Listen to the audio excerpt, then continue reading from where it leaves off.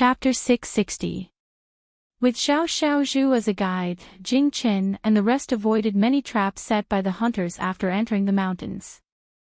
They did not waste much time on the road. Perhaps it was because Yu Shu, the big bait, did not follow them, or because there was a group of death warriors trailing behind them, but no thieves appeared along the way. If we go any further, we will reach the boundary of the princess tomb. The entrance is guarded by the mausoleum guards. We can't go through. Brother Jing, where is your mother buried? Do you know the way? Zhao Xiaozhu reined in his horse at the intersection. Jing Qin looked up at the two precipices and answered, "Let's go forward." Zhao Xiaozhu raised his eyebrows and looked at Shui Rui. The latter smiled at him and followed first. An hour later, Jing Qin held the token bestowed by the emperor and successfully passed through two shifts of guards. He left his horse outside and walked into the princess tomb. After Zhao Xiaozhu recovered from his initial shock, he pestered Shui Rui and asked in a low voice, "Brother Shui, where did you come from?" Shui Rui asked in return, "What do you think?" They were already here, what was the point of pretending? Zhao Xiaozhu scratched his ears and cheeks and said, "I really don't know. Tell me, didn't Brother Jing want to pay his respects to his mother? But this is the princess tomb. Oh, could it be that the princess buried here is his mother?" Shui Rui glanced at him and continued forward. Zhao Xiaozhu did not know that his acting skills were too weak in Shui Rui's eyes. The princess tomb was not big. From the outside, it looked like a small mausoleum. The lower chamber of the tomb was sealed, while the upper chamber was covered with a roof. The tombstone was erected on top. They brought incense, candles, and paper money with them. Jing Qin knelt under the tombstone and burned incense to pay his respects. This was the first time he came to the princess tomb since he came to the capital. It was the first time he was visiting his mother. If he looked into it, it was all because of that lie. If he did not find the person who destroyed his life, he could not love, hate, sorrow, or joy. If he did not calm his heart in forbearance, he would incur natural disasters. He had known about his parentage since he was a child. Later on, he practiced Taoism and martial arts, and read the books of the sages. Of all virtues, how could he not know that filial piety is the most important? But because of his sect leader Shifu's words, he didn't even dare to secretly think about his parents whom he had never met. Jing Qin faced the direction of the tomb and kowtowed 3 times. He said quietly, "Mother, I've been waiting for you. This child is unfilial and has only come to see you now." That was all there was to it. After he stood up, Shui Rui also stepped forward. He bowed and offered 3 incense sticks. Although he was an elder, he was not a relative, so there was no need for him to bow. Zhao Xiaozhu, on the other hand, came over when he saw that they had bowed. He asked for incense and candles. Jing Qin gave them to him without asking anything. Zhao Xiaozhu knelt down solemnly, muttered a few words to Princess Liu's tombstone, and kowtowed 3 times. He turned around and saw Jing Qin and Shui Rui staring at him. He pretended to be confused and said, "It's rare to enter the princess tomb. Can't I kowtow and pray for peace?" The 3 of them did not stay in the princess tomb for long. Shui Rui and Jing Qin were worried about leaving Yu Shu in the return residence. After a short rest, they set off. On the way back, Shui Rui secretly reminded Jing Qin to be careful of Zhao Xiaozhu. If he was discovered to be moving, he should be captured immediately. This was also a precaution. If Mr. Yenye really had any ill intentions towards Yu Shu, they would have Zhao Xiaozhu as a hostage and would not be too passive. But he had underestimated Zhao Xiaozhu's craftiness. Or rather, he had underestimated his familiarity with the terrain of this area. Just as they crossed the mountain ridge and reached the foot of the mountain, Zhao Xiaozhu, who was walking in front, suddenly cried out in fear. He had stepped into a trap. Jing Qin saw him and his horse fall into a pit. He quickly abandoned his horse and used his qinggong to catch up. But he was too late. By the time Shui Rui caught up, there was no trace of Zhao Xiaozhu in the deep pit that was covered with fallen leaves and withered wood. Shui Rui's eyes darkened. Jing Chen was about to jump down when he suddenly heard Zhao Xiaozhu's laughter coming from the bottomless pit. "I'll send you off, but we have to part ways.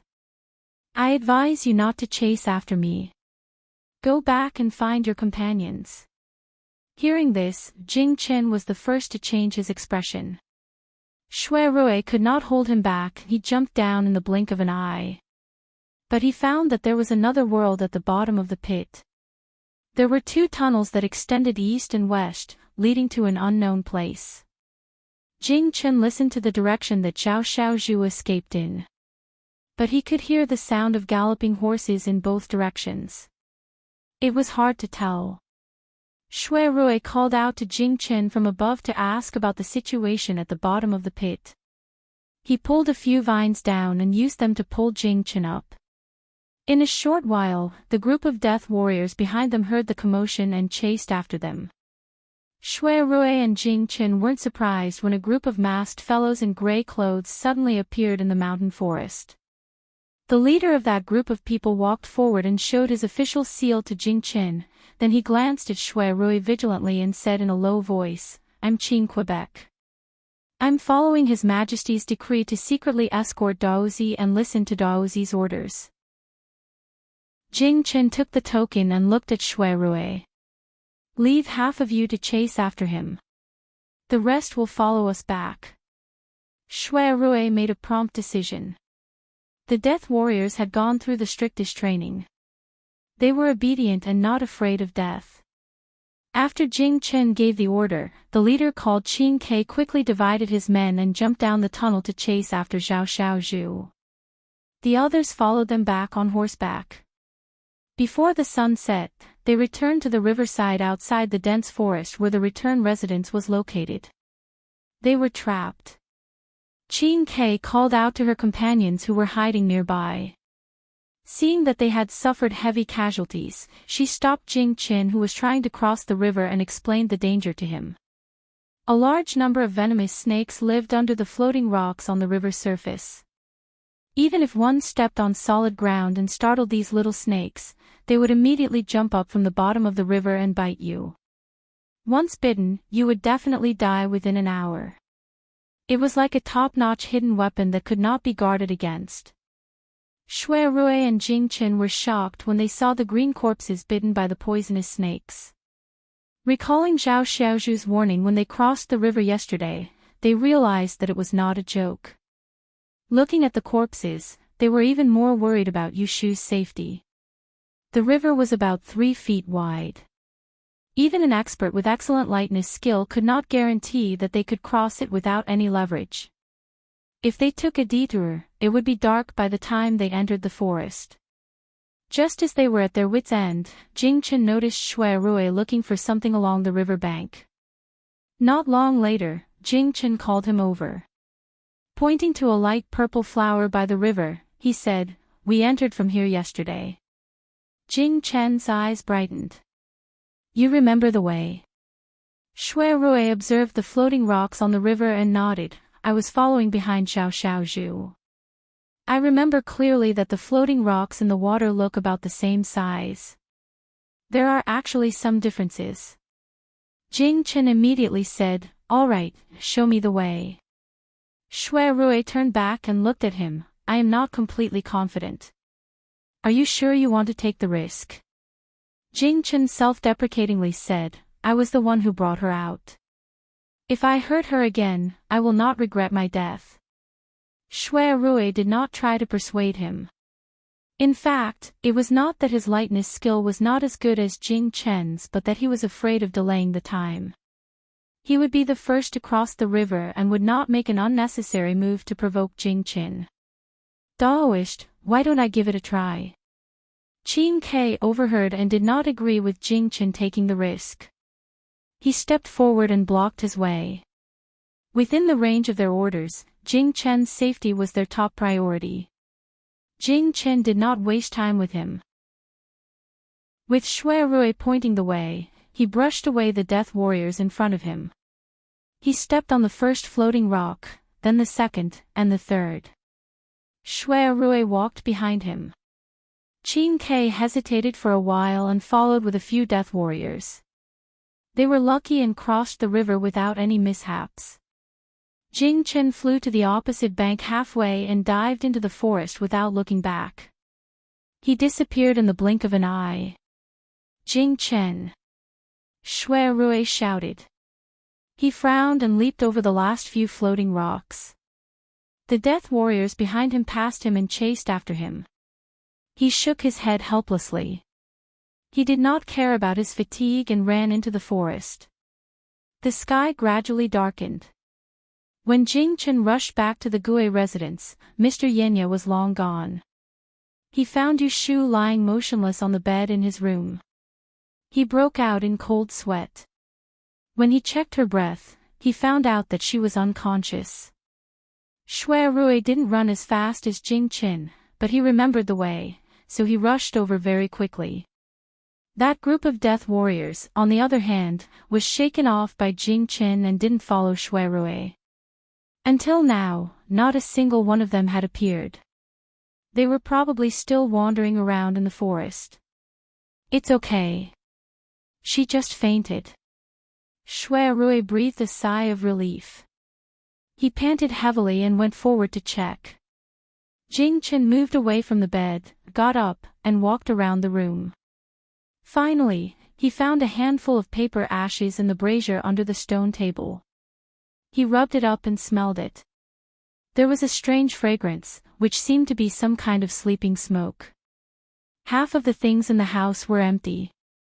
There were only a few winter and summer clothes left in the wardrobe.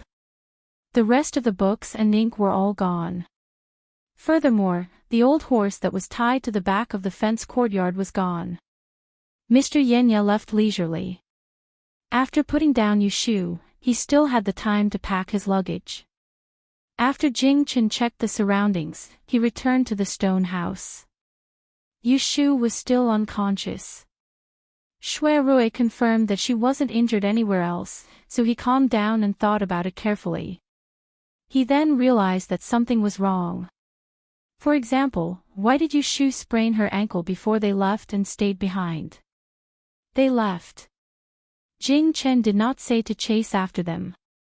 It was obvious that they could not catch up. Shui Rui said, "Wake Shu up first. She must know something." Jing Chen nodded. He went forward and poked a few acupuncture points on Yu Shu's shoulder. After a while, she woke up with a groan. He opened his eyes and looked at the two sweaty men standing by the bed in confusion. Big brother, Jing Chen." Shui Rui smiled at her and asked her gently, "Shu, does your foot still hurt?" Yu Shu was choked by his dazzling smile. She instantly woke up. She got up from the bed and looked around. Where was Yunhua? She was shocked and blurted out, "Where is Yunhua? Did he run away?" After saying that, she felt that something was wrong. She turned around and saw the dark faces of Shui Rui and Jing Chen. Her scalp went numb. She forced a smile at them and shrank into the bed. She stuttered, This, I can explain." "Ha!" Shui Rui winked at Jing Chen. The latter understood and retreated to the door, in case those men of sacrifice came over and heard something they should not hear. Shui Rui found a teapot in the room. He poured a cup of water and put it in Yu Shu's hand. He said kindly, "I ask and you answer. Make it short, okay?" Chapter 661. Yeno Mitsusiai is Yunhua Ez, right? Shui Rui had verified this point the most. Yes. Yu Shu glanced at the door. Jing Chen was staring at her. His bright and piercing eyes were no longer indifferent. "Why did you pretend to have sprained your leg and stay?" "Yunhua left a note in my room last night." She took out a crumpled note from her body and handed it to Shui Rui. Shui Rui glanced at it, and his eyes flickered. There were 3 of them, but Yunhua only managed to keep Yu Shu behind for a secret discussion instead of Jing Qin, who was his father. What did this mean? Does he know that you are the person who broke my life?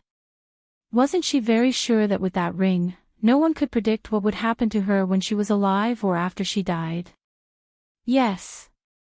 In the face of Shui Rui's questioning gaze, Yu Shu could only nod. She did not know how to answer. Yunhua's level was much higher than hers. The 2 of them were not on the same level at all. Yunhua, who held the Book of Fantasy Women's 6 Rens, was simply a big bug. Then you are really lucky. Shui Rui mocked her with a hidden meaning.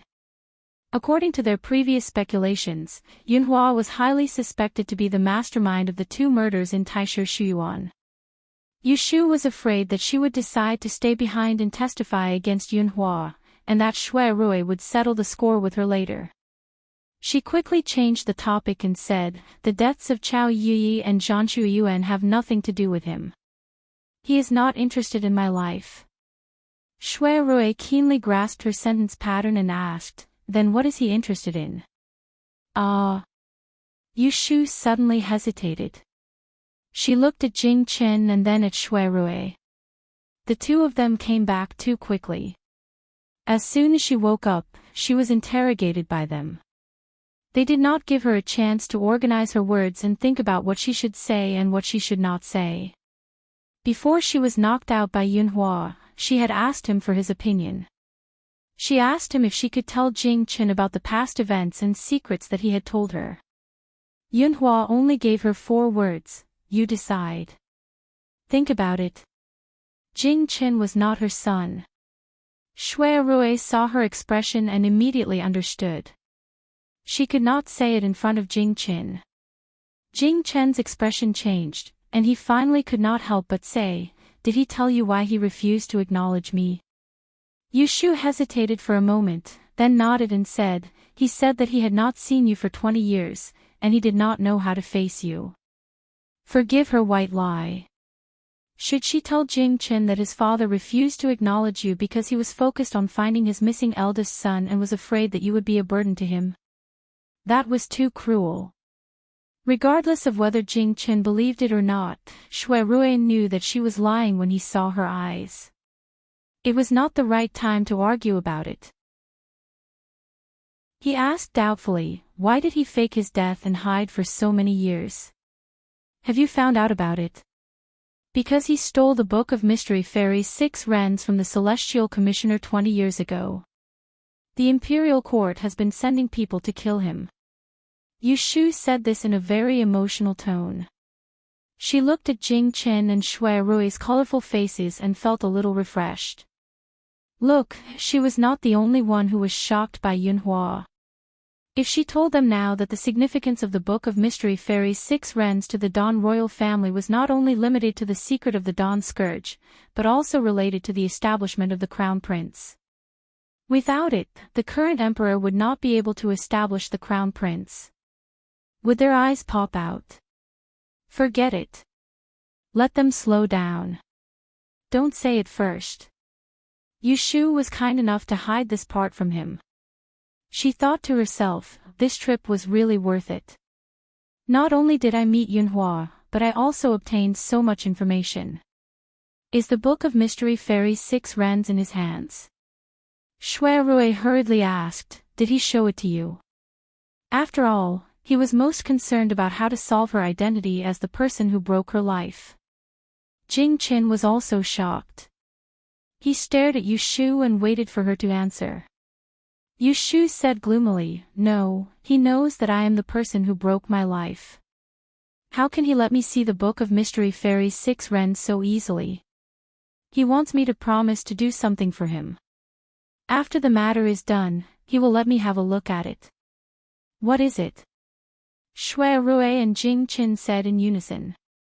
She was prepared this time and did not stutter. She said to them with a troubled face, he wants me to find a person. Who? Yu Shu shook her head and refused to say more. You are the bait. Don't ask me. This is an agreement between me and him. It has nothing to do with you. Seeing this, Shui Rui already had a plan in his heart. Jingchen did not give up, did he? Did he leave any message for me? Yushu hid the sympathy in her eyes and said to Jingchen, yes, he asked me to pass on a message to you. At this moment, Jingchen held his breath and waited. He said that you should take care of yourself. Don't think about him. When everything is over, you and your son will meet again one day. When she finished speaking, Yushu saw a rather complicated expression appear on Jingchen's fair face. It looked like he was smiling, but it also looked like he was sad. That's right, even though Yunhua did not let me read the book of Mystery Woman's 6 Rens, he told me one thing. Yushu said solemnly to Jingchen, he did not tell you the truth. If the person who breaks the destiny of the great in calamity is a man, he should be killed. If the person who breaks the destiny of the great in calamity is a woman, it is not necessary for the two to get married and have children. Upon hearing this, a hint of surprise flashed past Shui Rui's face. Jingchen was stunned, he mumbled, is that so? Yushu did not want to discourage him, but she clearly told him that this was necessary. She did not want him to think that as long as she promised to reconcile with him, get married and have children, he would be saved. It was raining heavily. Jingchen's lips moved. He wanted to say something but stopped. But when he saw Yushu's relaxed expression, as if she had unloaded a burden, he could not say the question that was at the tip of his tongue. How could she be sure that what his father said was true? She did not see the Book of Mystery Fairy's 6 Rens with her own eyes, did she? In the next moment, he was secretly ashamed of his own suspicion. He had never doubted the one-sided words of Detiao, but now he had to doubt his biological father. Yushu turned her head and did not look at Jingchen's lonely expression. She blinked at Shui Rui, whose eyes were hiding a smile. The two of them tacitly agreed to this good news. They talked for a long time. The sky outside was already dark, but the men of sacrifice who had followed them to cross the river were still nowhere to be seen. It could be seen that the reverse trace tactical array that Yunhua had set in this dense forest was really not easy to break through. If Shui Rui and Jingchen had not followed Zhao Xiaozhu back and forth, they were afraid that they would be trapped outside and walking in circles. Shui Rui lit the lamp in the house and discussed with Jingchen and Yushu how to explain it to the emperor when they returned. The three of them had almost the same opinion. Under Yushu's continuous brainwashing, Jingchen had long lost the trust he had in Emperor Zhao Qing and Detiao. He agreed without hesitation to Shui Rui's suggestion to hide the fact that they had seen Yunhua. After they got the information, Jingchen got up and went outside to look for the group of men of sacrifice who had traveled quickly. Shui Rui and Yushu stayed behind to see if there was anything in the kitchen that could fill their stomachs. They could not go back tonight, so they had to stay here for another night. Shui Rui still had many doubts about Yushu's words, but he did not choose this time to interrogate her in detail. There were still some leftovers from last night in the kitchen. There were a few steamed buns, which Yushu had steamed. It was cool in autumn, so eating them would not cause a stomachache. However, this amount was barely enough for them and Jingchen. When Jingchen returned with a few men of sacrifice, Yushu decisively pretended not to see the messy masked men and invited Jingchen into the house to eat. That night, Yushu actually had a good sleep. Most likely, Xia Yunhua had pointed out a bright path for her. With the Book of Fantasy Fairy's 6 Rens in his hands, her next step was to work hard to help him find his son. Although Yunhua left quietly after she fainted, he had left her a special way to contact him. As he had said, because Yushu was a life-breaker, who had a common interest with him, he dared to trust her so much and reveal so many deadly secrets to her to win her trust. Yunhua's grasp of people's hearts and his bold and thorough style made her admire him. Eldest senior brother was indeed senior brother Xia. The next day, they set off for the capital. On their way back, they were not in a hurry. They did not have to urge the horses on the way back. They just entered Anling City before the sky turned dark. Then, the three of them parted ways. Jing Chen and Shui Rui first sent Yu Shu back to Baochong Street. One returned to the princess's residence, while the other returned to the Shui family's mansion. The group of men of sacrifice also disappeared before they entered the capital. They must have gone back to report on the mission. When Yu Shu returned home, she took a hot bath happily. When she changed into clean clothes and came out, Zhou Hu, who was the supervisor in the front yard, had already found Lu Li and Su Qing. Yu Shu met them in the study. The two guards with sabers were chosen by her in person. She also asked Shui Rui to check the details and could be appointed. Tell me, did anything unusual happen when I was away for a few days? The two had made a draft on the way here. Lu Li first went forward to report, nothing important. Yesterday, I drank with my old colleagues. I heard that Prince Ning, who was grounded because of the headless case of the imperial envoy, was allowed to go out by the emperor. I specially went to the gate of Prince Ning's mansion to take a look. The gate was indeed open. Yu Shu suddenly heard the news. Her good mood instantly flew away. But she did not show it in front of her subordinates. She answered with a and asked Su Qing. Where is the celestial commissioner? Su Qing was a little immature. He scratched his ears and did not dare to say anything. Yu Shu glared at him. Say what you want to say. Su Qing stood up straight with a whoosh and said, Master, you and the right commander Milord went to Dantian together. There are some rumors in the prison that the right commander Milord went to visit the eldest princess grave and you went with him. Obviously, the two of you have decided to marry each other. Maybe a good thing is near. Yu Shu was speechless.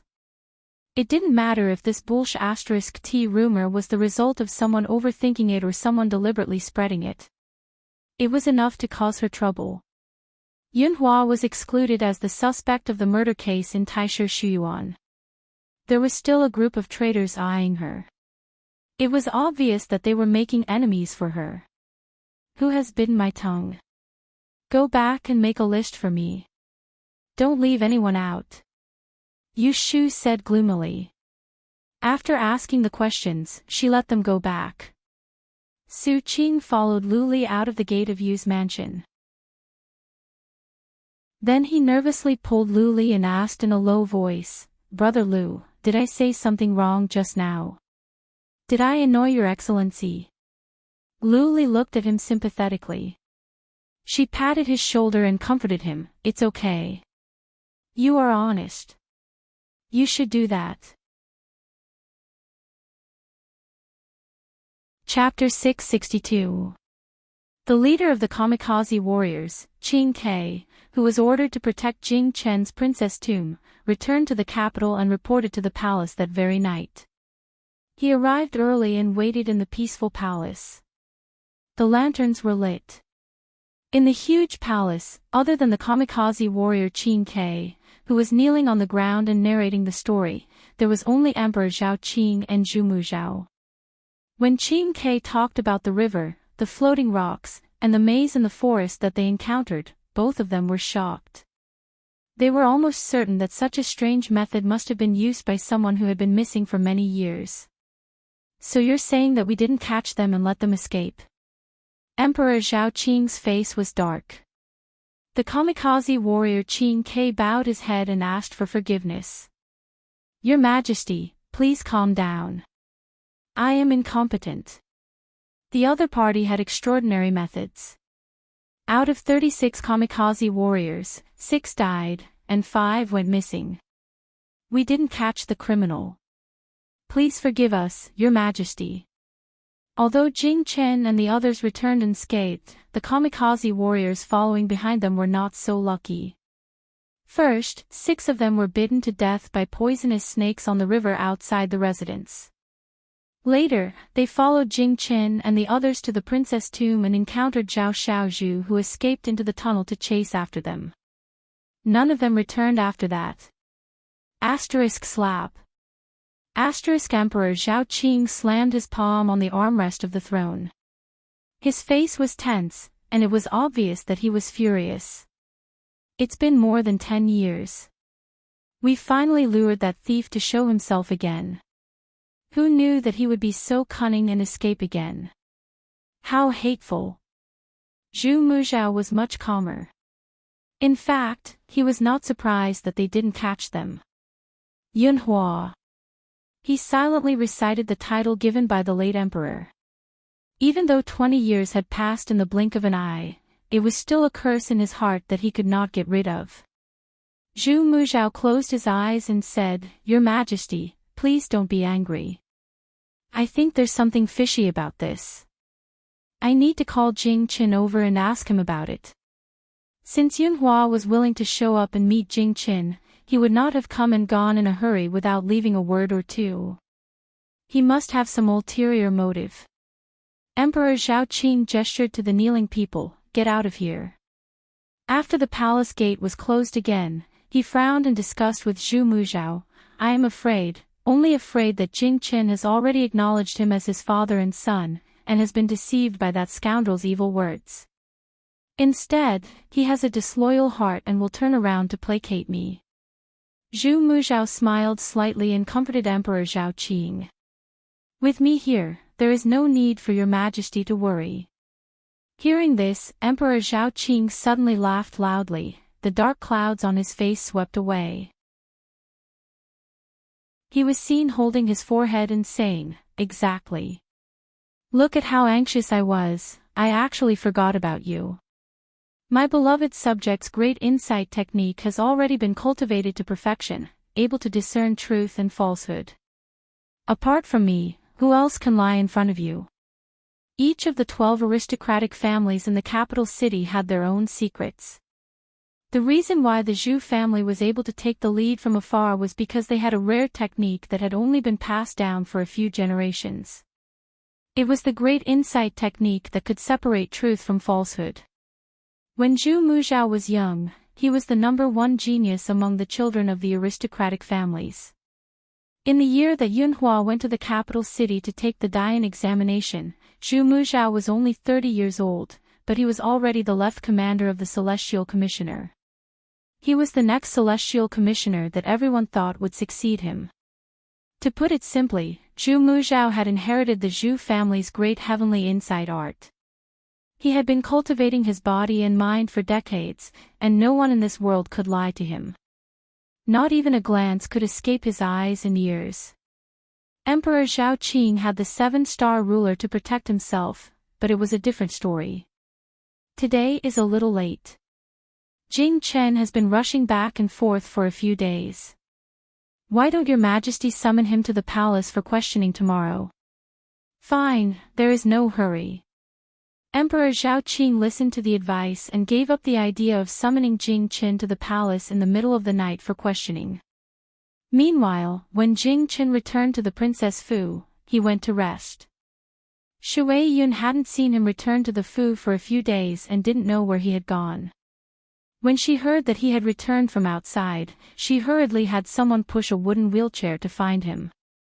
However, Jing Chen had someone stand guard outside Sushi Pavilion and had the guard tell her that he had fallen asleep and didn't want to see her.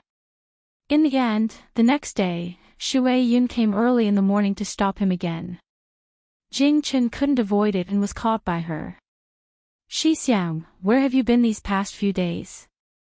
Ever since Shui Yun had suffered a calamity at the Double Sons meeting, the tendons in her hands and feet had been picked off by Ning Wang's subordinates. Until now, she couldn't walk. She could move her hands, but she couldn't lift them. She couldn't even vainly think about divination. Otherwise, with her innate heart of 7 orifices and the treasure of Mount Longhu, the black iron book of directions, she could calculate where Jing Chen had gone. "You don't need to worry about where I've gone." Jing Chen's mind was full of worries and he was tired of dealing with Shui Yun. He wanted to go around her, but she grabbed his sleeve. When he turned around and saw her haggard and aggrieved expression, Jing Chen helplessly said, "I've said before, don't interfere in my matters." If you don't listen, I can only send you back to Mount Longhu. When Shui Yun heard this, her heart sank. She immediately let go of him and didn't wait for Jing Qin to go far before she raised her voice behind him. Yesterday, the great tipping point sent someone to visit me. He asked if my injuries were better and if I could go out. He invited me to visit the Celestial Commissioner as a guest. I agreed. Jing Chen's figure froze. He turned around to look at her and then left in a huff. Do as you wish. Shui Yun originally thought that she could force him to submit, but she didn't expect that he wouldn't be threatened. She immediately became suspicious. Wasn't he afraid that she would cause trouble for that Miss Yu? In the Kunling bureau, Yu Shu sneezed and a few drops of saliva splashed onto the marriage invitation in front of her. When Xiao En, who was sitting in the corner helping her sort out the documents, looked up at her and suggested, "Milord has just recovered from his illness, so it's not good to work. Why don't you rest in the wing room?" Yu Shu followed Jing Qin to the princess tomb. Naturally, she had to hide it, so she took a sick leave before leaving. It's okay. Yu Shu took out a handkerchief and rubbed her nose. She wrote that this was a pair of children from an official's family and didn't make things difficult for them. She put it in a box on the side and stamped it later. At this time, someone came from outside the door. It turned out that there was a message from the palace. A steward of the harem personally came with Imperial Consort Shue's waist token to invite her into the palace to talk. Yu Shu had been busy all morning. When she heard the name of Imperial Consort Shue, she remembered an important matter that she had put at the back of her mind. Not long ago, Imperial Consort Shue was diagnosed to be pregnant. Shui Rui privately asked her for help and asked her to protect Imperial Consort Shue's safety in times of disaster. At the same time, she plotted against those villains with evil intentions. When Yu Shu agreed to this matter, she officially stood on the side of Imperial Consort Shui and helped Lu Tan obtain the throne. Now that she thought about it, her mood was quite strange. If nothing else, she could only blame the big secret that Yunhua had told her at the end. Emperor Anwu had left an ancestral teaching that the crown prince of each generation would be chosen from the Book of Fairy Maiden. Yunhua didn't say clearly how to choose the crown prince, but it was obvious that without the Book of Fairy Maiden, none of these troublesome princes would be able to become the crown prince. They would all go to the side and play. Yu Shu smiled and followed the eunuch away. Thinking about the concubines in the palace and the princes who were fighting fiercely outside the palace, she felt a sense of detachment, as if she was the only sober person among the crowd. She felt light as she walked. Chapter 663. Not long after Yu Shu entered Zhongcui Palace, the news reached Empress Rui's ears. Today, the Empress also had a guest. At the mid-autumn banquet on the 15th of the 8th month, Wei Guo Furen had claimed illness and hadn't appeared. Yesterday, she had invited herself into the palace. With this person's status, Rui Empress couldn't ignore her, so she summoned her in the morning. Wei Guo Furen had come to the palace for official business, not to chat with the Empress out of boredom. Next month was Wei Guo Furen's birthday, and it was a birthday. As the old mother of Dong Jing Wang, this birthday banquet had to be organized. But she had other ideas about how to do it. Thanks to the Holy One and Nyang Nyang's favor, this subject's wife was able to return to Jing to recuperate. At this age, I should have children and grandchildren around me and enjoy my later years. But my disappointing son's fortune is too strong and I haven't been able to fulfill my wishes. Sigh, this subject's health has been deteriorating in recent years. If I delay any longer, I'm afraid I won't be able to see the day he has both a son and a daughter. Rui Empress looked at Wei Guo Furen, who was only a few years older than her, flaunting her age in front of her. She didn't feel comfortable, but she still responded, "It's your standards that are too high. Ben Gong came to make this connection and you refused. I really don't know what kind of daughter-in-law you are looking for." Empress Rui grumbled inside. Emperor Zhao Qing had given her this good job to matchmake the Prince of Dongjing, Jiang Huaying. But it wasn't so easy to choose someone that satisfied the emperor and the other liked. Nyang Nyang must be joking. This subject's wife came to the palace today to ask for a favor. Next month, I will be giving birth. Since it's only us mother and son going to Jing, it would be too lonely. So for the liveliness, I want to invite more young children to the Wang Fu to play. Nyang Nyang, do you think it is possible? Rui Empress could see that Wei Guofuren wanted to use the excuse of the birthday banquet to invite all the girls of suitable age to the Fu and personally look at the talents. But she was afraid the commotion would be slandered, so she specially came to the palace to report to her. It had to be said that she had come at the right time. Because of Shui Guifei's pregnancy scare, Emperor Zhao Qing had flared up and she was worried that she wouldn't have a chance to resolve it. If she could resolve the marriage of Dongjing Wang, wouldn't it make up for her mistake? Therefore, when Madame Wei mentioned it, Empress Rui gave her the green light. Why not? You just have to send out the invitation. How about this? After all, you haven't been back in the capital for long, so it would be inappropriate for you to invite some people.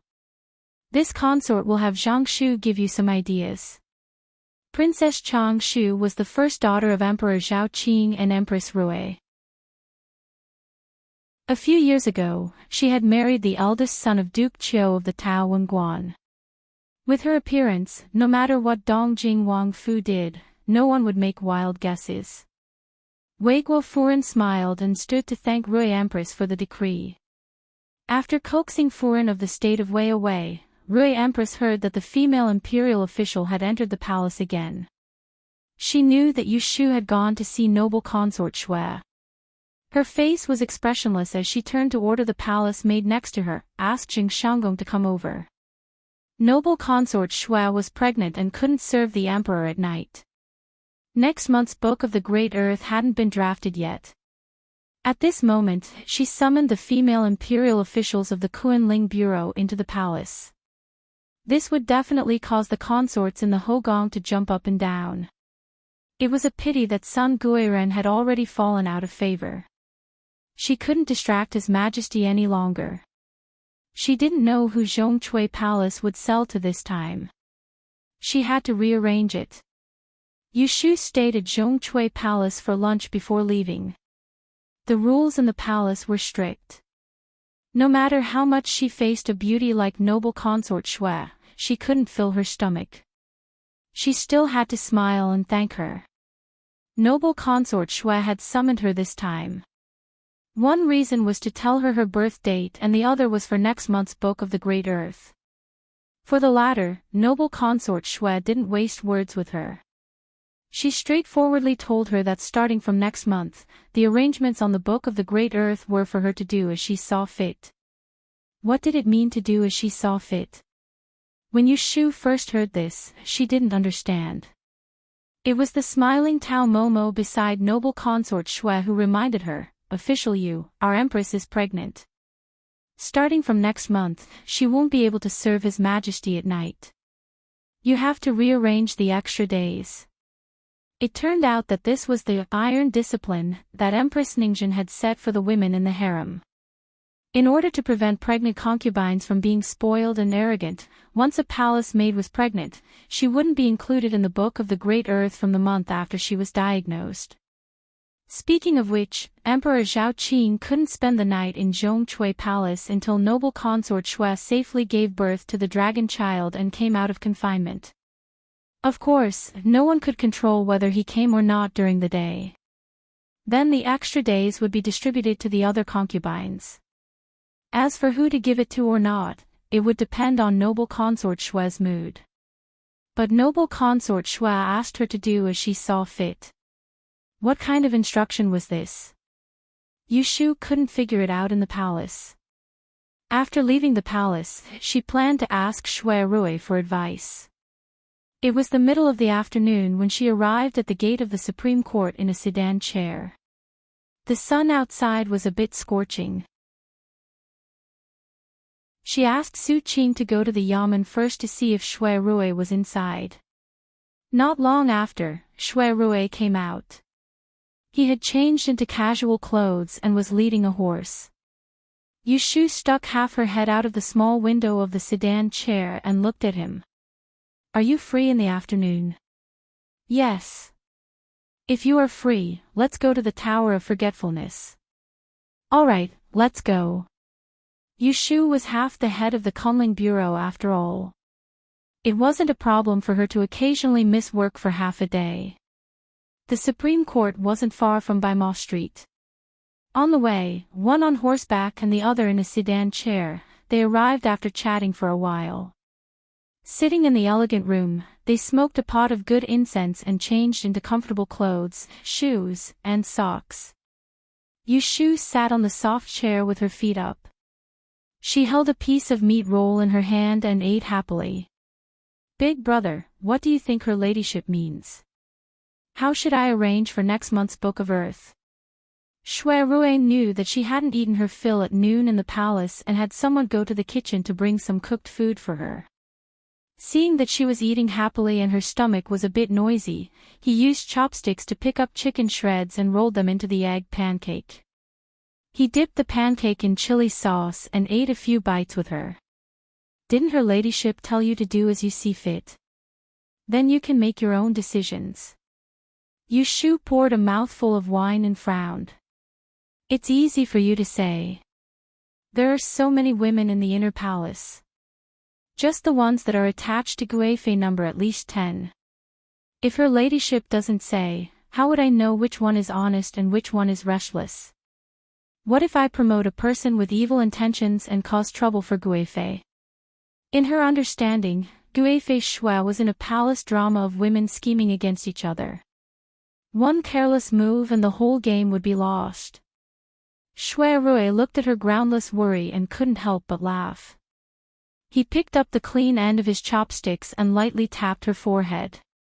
He said in a sweet voice, "You're smart, but you're thinking too much. Let me tell you this, her ladyship is giving you a chance to fish for benefits." Guifei Shui's pregnancy couldn't be listed in the Book of Earth. The entire inner palace was watching. Today, Yushu was called into the palace. It was equivalent to giving everyone a signal, if you want to show your face in front of the emperor, come and find the imperial lady. It was much easier for Shui Rui to translate Guifei Shui's meaning. You don't have to worry. Just wait. Whoever is sincere will naturally send them to you. You just have to do as you see fit. If anything happens, her ladyship in the palace will take care of it for you. Chapter 664. Emperor Zhao Qing had been on the throne for 14 years. How many women were there in his palace? When Yushu had just taken office, she had done a calculation. 3 palaces, 6 courtyards, and 72 imperial concubines. This was all fake. Under Empress Rui, there was 1 first-grade Guifei, 2 second-grade palace concubines, 8 third-grade palace concubines, 32 fifth-grade and above nobility. Below them were talented women, beautiful women, and virtuous women. Speaking of the Yin dynasty's concubine selection system, it was usually once every 3 years. Young women were chosen from the 13 provinces and counties and sent to Jing after layers of selection. Even if less than a tenth entered the palace, it was still a significant number. The most pitiful were the palace women that these places offered. If they had some family background, they could find someone to rely on in the palace. Maybe they could show their face in front of the emperor. If they were lucky, they could become a talented woman, a beauty, and a master. Otherwise, they would basically be a widow for the rest of their lives. Every month, Kunling Bureau would redraw the next month's Book of Great Earth. There were 30 days in this month. It was fixed that the Empress needed 3 days, the Guifei needed 3 days, and Shu Fei needed 3 days. That was 1/3. Other than that, the emperor also needed to rest. Every month, there would be 3 to 5 days to cultivate. If he slept alone, there would only be half of the 30 days left. There were at least 80, if not 100, people lining up to sleep with the emperor. 15 days wasn't enough. That would depend on the arrangements of Kunling Bureau. Yu Shu had studied it. The original purpose of setting up the Kunling Bureau was probably to limit the influence of the imperial harem on the emperor and the previous dynasty. She gave this right to change officials instead of being controlled by the empress. It was for public affairs and private affairs. This also prevented direct conflicts between the emperor and the empress. That was why this rule, which clearly interfered with the emperor's personal freedom, could continue to this day.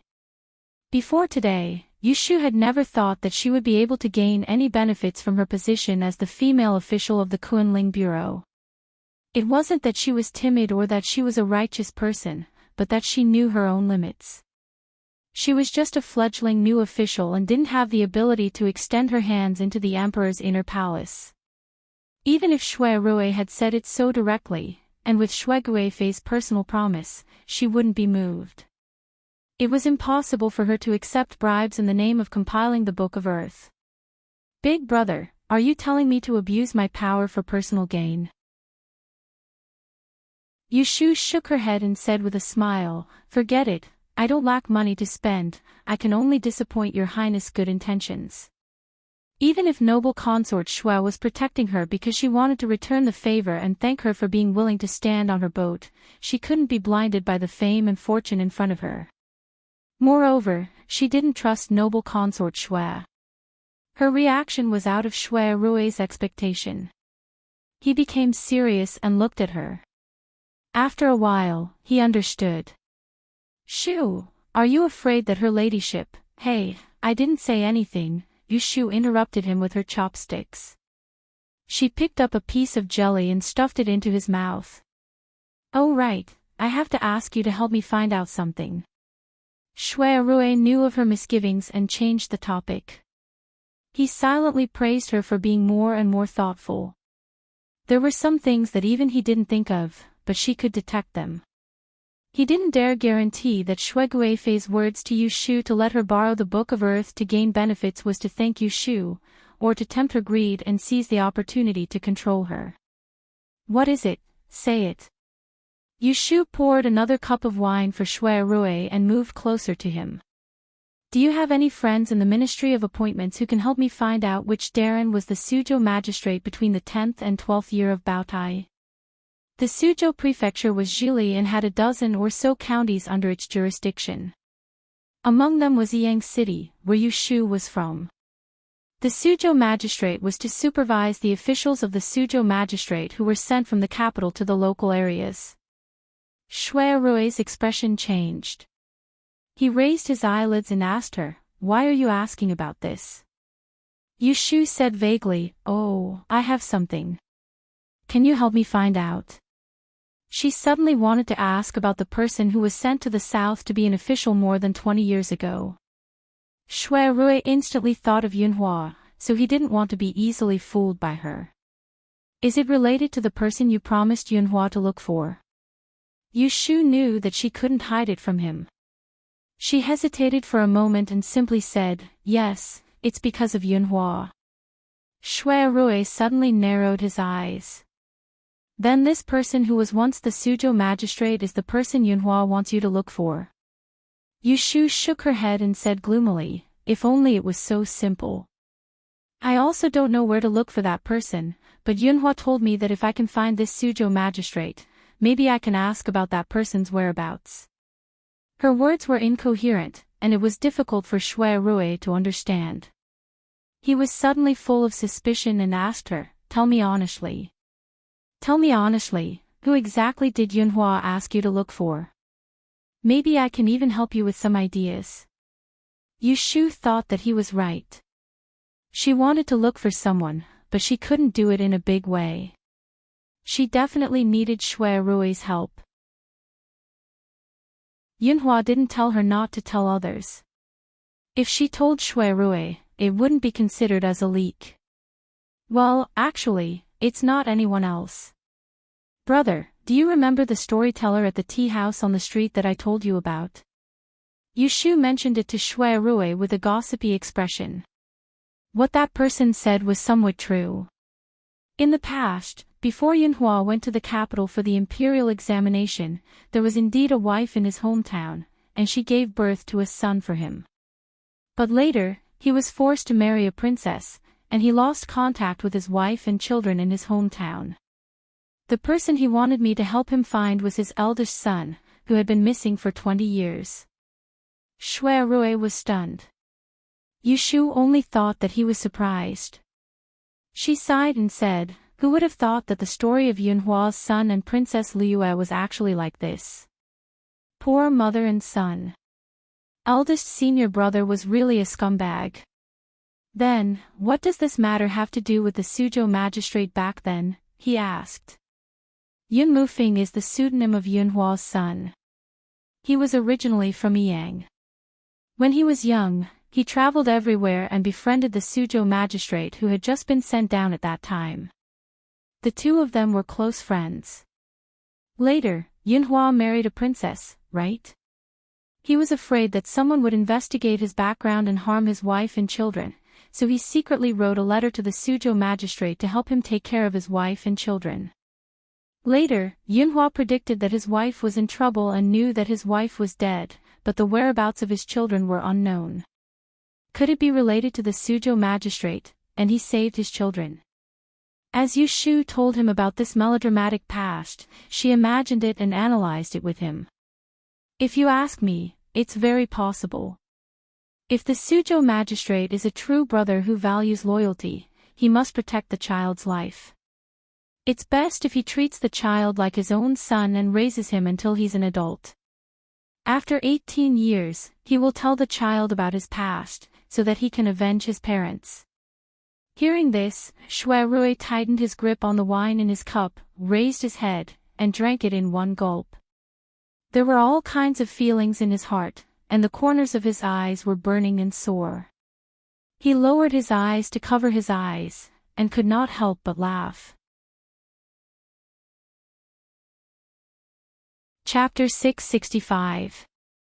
In the evening, when Jing Chen found Wang Ji Tower, Yushu was taking care of Shui Rui, who was drunk, in his room in the backyard.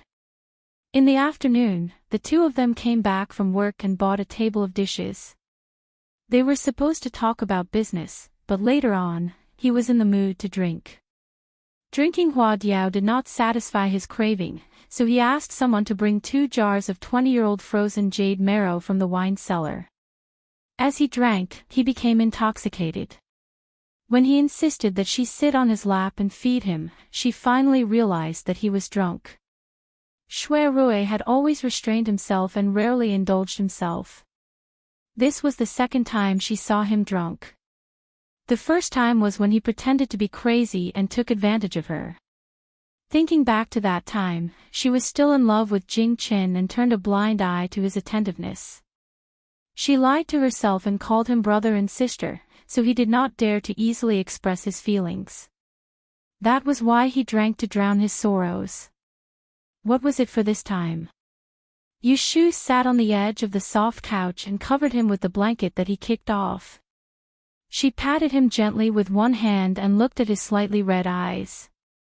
His thick eyebrows were furrowed. He had just fallen asleep, but he looked restless. She felt a little distressed and a little puzzled. As she was thinking, she heard Xiaoqing reporting in a low voice that Jing Chen had come. Yushu stopped thinking and asked Gue Qi to guard outside the bedroom. She went out to the tea hall in the backyard to see Jing Chen. You just came out of the palace. Yushu handed the tea to Jing Chen and sent the maid out. Yes. Jing Chen nodded and said, the emperor asked me to go over for questioning. The emperor was there as well. Yushu immediately became spirited. What did he ask you? You didn't spill the beans, did you? The three of them had agreed to keep the fact that they met Yunhua on the outskirts of Ancien a secret and would never mention it to a fourth person. However, Jing Chen was not good at lying, which made her very worried. If he spilled the beans, she would be the unlucky one in the end. Jing Chen hesitated and told her uncertainly, I told them according to what you made up, but I don't know if they believe me or not. Hearing this, Yushu was relieved. She waved her hand and smiled. As long as you didn't spill the beans, it doesn't matter if they believe it or not. Let them guess. As long as we don't say anything, they won't believe us even if they guess something. This lie was made up by her. After they met Zhao Xiaozhu in the Ancien restaurant, the emperor said that they entered a hermit's residence. The hermit was an old man in his 60s with a white beard and was good at disguise. He asked them to stay for a night, and the next day, and kindly asked his disciple to show them the way to the princess's tomb. Yushu Xiaozhu did not make it, so she stayed. Yushu.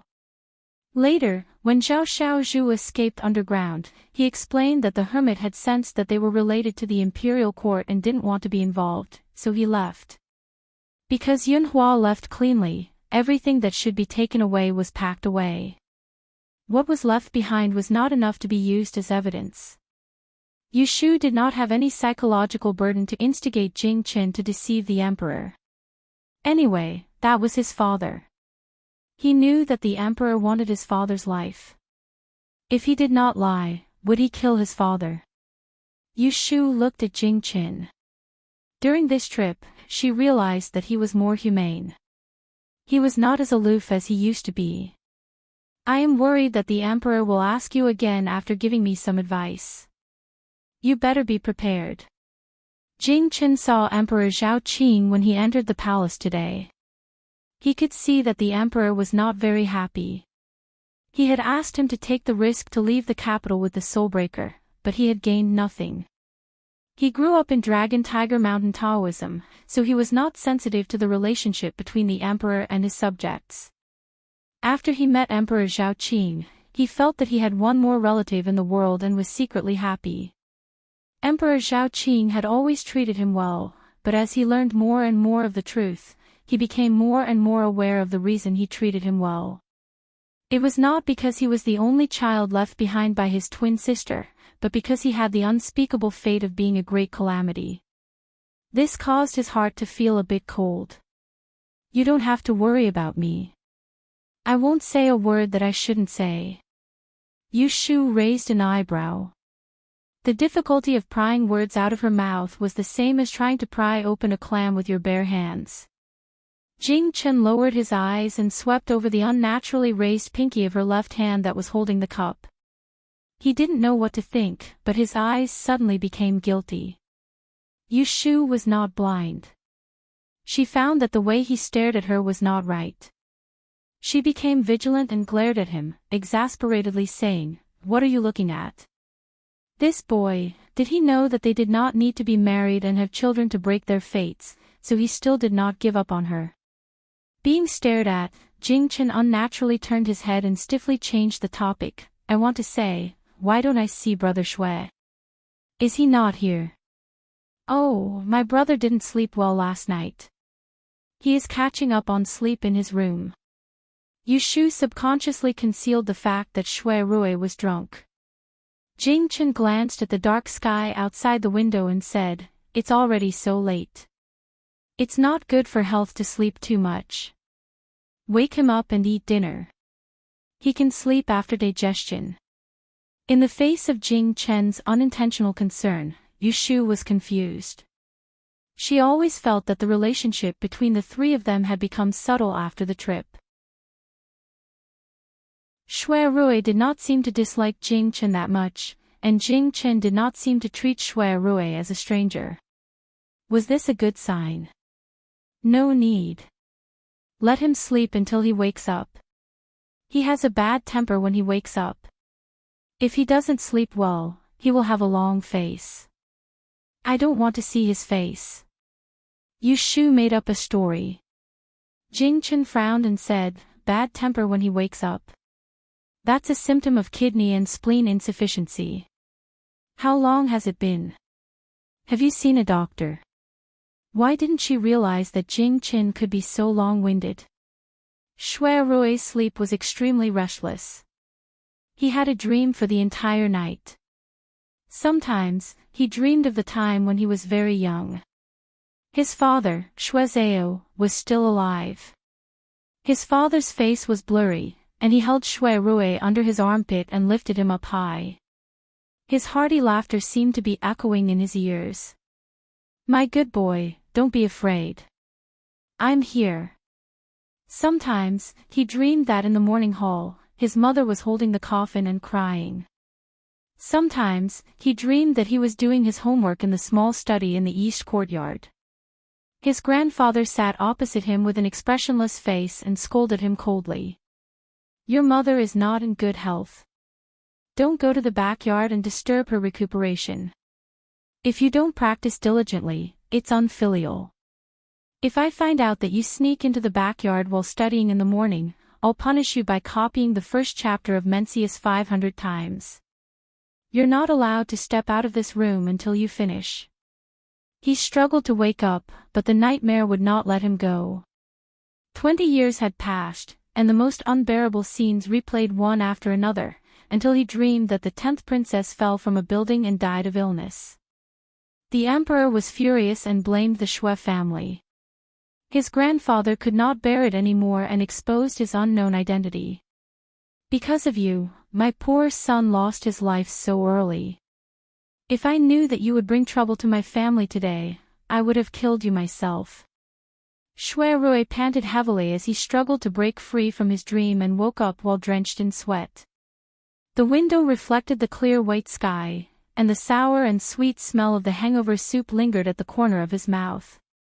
There was a cold fragrance drifting in the room, and it wasn't the warm fragrance that he was used to. At this moment, when he smelled it, there was a kind of refreshing and comfortable feeling that allowed him to slowly calm down from his dream.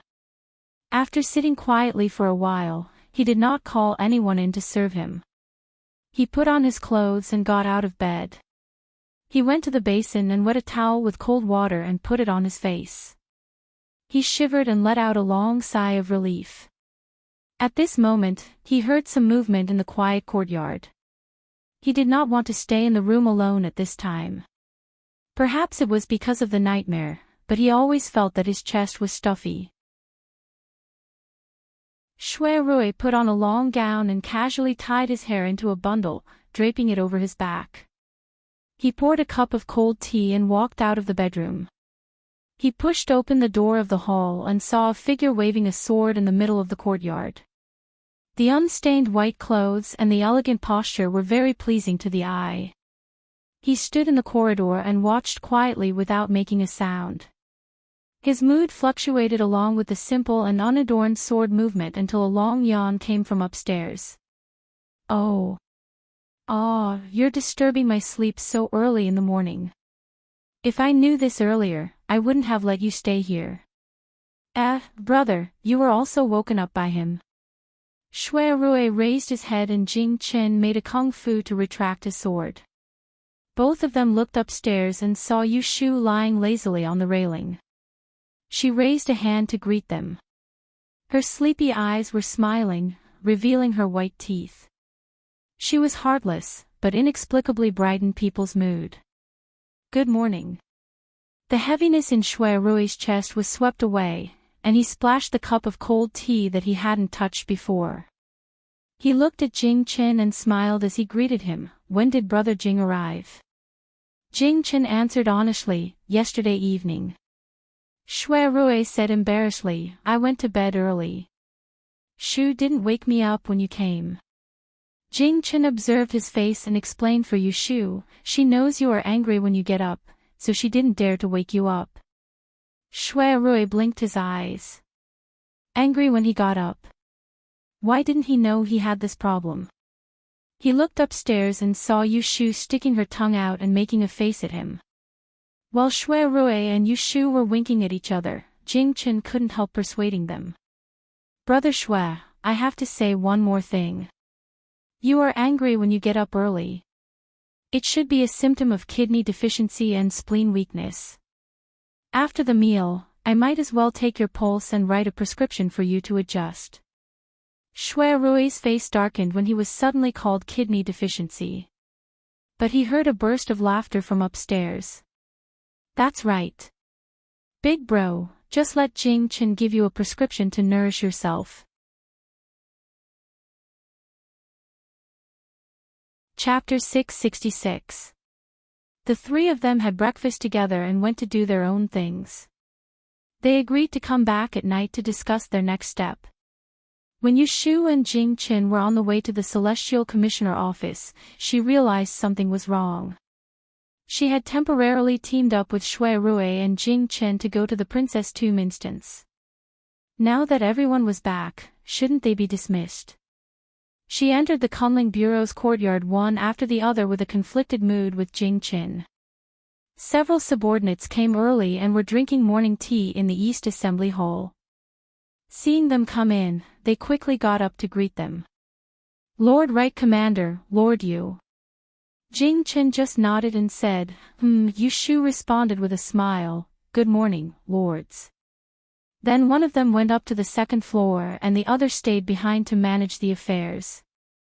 After a month, the people of the Kunling Bureau had long been used to Jing Chen's not doing anything and his indifference to them. They didn't care and just surrounded Yushu to report the recent errands. Not long after, someone came in from outside to pass on a message from the Great Master, inviting Yu Nuyu to Taishi Tavern. Yushu heard Jing Chen mention it last night, so she should have known this and was already prepared. She unhurriedly ordered her subordinates to do what they needed to do and then followed the person. When Yushu arrived at Taishi Tower, she saw Master Ren and was surprised to see that Junior Supervisor Ren was also there. Master Ren chose to meet Yushu in the tea room of the East Pavilion instead of the very dignified hall. Except for Ren Qiming, there was no one else around. Taishi Tower had always been quiet inside and outside. The 3 departments and 2 bureaus of the Celestial Commissioner office had their own duties. It had been going on for nearly 300 years. Unless it was a major event, there was usually no need to ask for his permission. Sit down. I asked you to come because I have something to ask you. It's about Daozi and His Majesty is a little worried. Just say it, no need to be reserved. De Tidian raised his hand and gestured for Yushu to take a seat under the window. Ren Qiming was there too. He always had a straight face, as if someone owed him money. She wanted to sit on the same level as Ren Qiming. Yushu hesitated for a moment before cupping her hands towards Junior Supervisor Ren and said, I apologize for my lack of manners. It was true that she was the famous meowing messenger, but in terms of official position, she was a 5th-rank official, while the other was a 2nd-rank official. Even if she had a title bestowed by the Emperor, she was still inferior to him. It was better for her to play her part. Ren Qiming's expression softened slightly and he nodded at her, Official Yu, please sit. As soon as Yushu sat down, she asked a question. Without any preamble, she went straight to the point. It is said that a few days ago, Dozi went to the Princess Tomb to worship. Did you go with him in the Lotus Room? She listened to De Tidian talk about her nickname in a friendly manner. It was the pseudonym that Shui Rue gave her as a joke. She felt a little awkward, but she quickly got used to it and focused on answering his question. Yes, I have a good personal relationship with Jing Chen. He doesn't have many friends in the capital, so he invited me and my sworn brother to go with him. She took the initiative to mention Shui Rue because she wanted to explain in one go why Shui Rue would appear in their group as well. She wanted to avoid him asking about it later, and it would seem as if she was intentionally covering it up. Oh, did you encounter some accidents on the way? Yushu frowned and glanced at Ren Qiming, who was sitting next to her as a judge. She nodded and told him about their encounter with Zhao Xiaozhu at the inn. Finally, she added, we felt that there was a person who appeared out of nowhere to fight for us, so we wanted to follow him to see what he was up to. We didn't expect that we would go to a hermit's place. As she said this, she looked at the Grand Secretary. The other party was also staring at her. This was truly a little pressuring. It had to be known that for a powerful minister, especially such an enigmatic figure, even a gaze would have an inestimable deterrent power. She did not insist on looking him in the eye. In just a few breaths of time, she lowered her eyes. The Titian seemed to be listening to her very carefully. After she finished, he asked the next question: what does the hermit look like? What are his characteristics? Describe it to me. He was almost 70 years old, healthy, white eyebrows and white beard. I heard that he called himself Mr. Yenya and was proficient in the art of Chiman Dunjia. Daozi and Mr. Shui went to the princess' tomb together, and you stayed in seclusion because you sprained your ankle, right? Yes. What happened next? Mr. Yenya asked me to go and chat with him. Then I didn't know why I fainted. When I woke up, he had left. What did he say to you? Nothing much. Not long after I entered his room, I was drugged by him. His questions came one after another, but after each question, he would give her time to answer.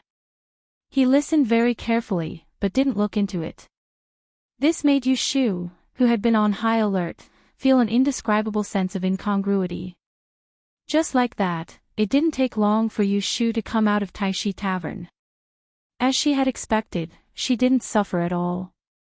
They clearly suspected her, but they couldn't interrogate her, not even a little harsher. Yu Shu tried to figure out their minds. They thought that she didn't know the secret of the great disaster and the life breaker, or they weren't sure if she knew it or not, so they were afraid that she would find out something she shouldn't know. Ren Qiming stood by the window of the small veranda and watched Yu Shu's back as she walked across the Nine Bends Bridge. He turned around to look at the great tipping scholar, who was deep in thought with his eyes closed. He wanted to say something, but stopped himself. Say what you want to say. Yu Shu is young, but she's quite scheming. I think she's hiding something. Did the Grand Secretary notice anything?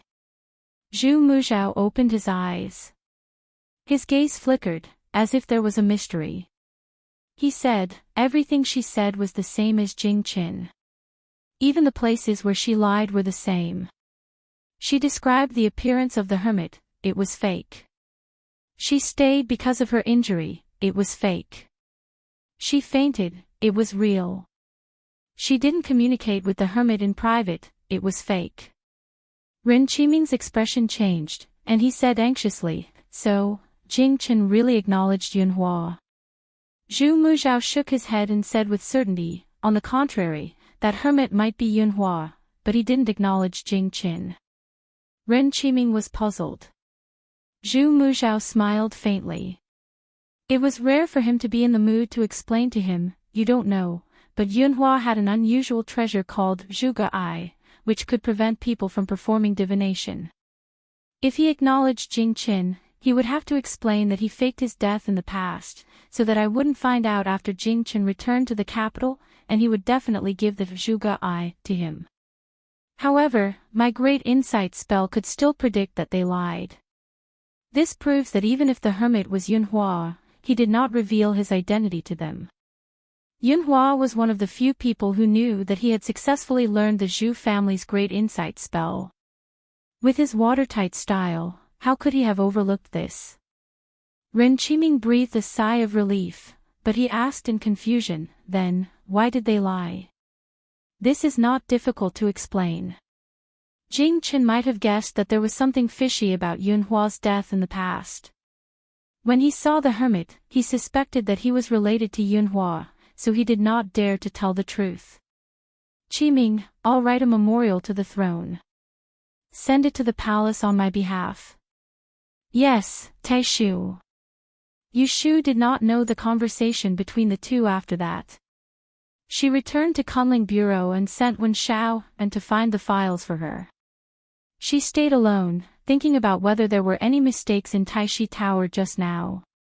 After confirming that she did not say anything wrong, she relaxed and poured a cup of tea to drink. Then, she reached out to take out 2 rings from the secret compartment under the table and put them on her hand again. This was what Shui Rui told her in secret before she went out in the morning. Chapter 667. After taking attendance at the Supreme Court, Shui Rui returned to the estate. He summoned his personal manservant, Hotaku, and learned that Shui Lingnan had not returned from morning court.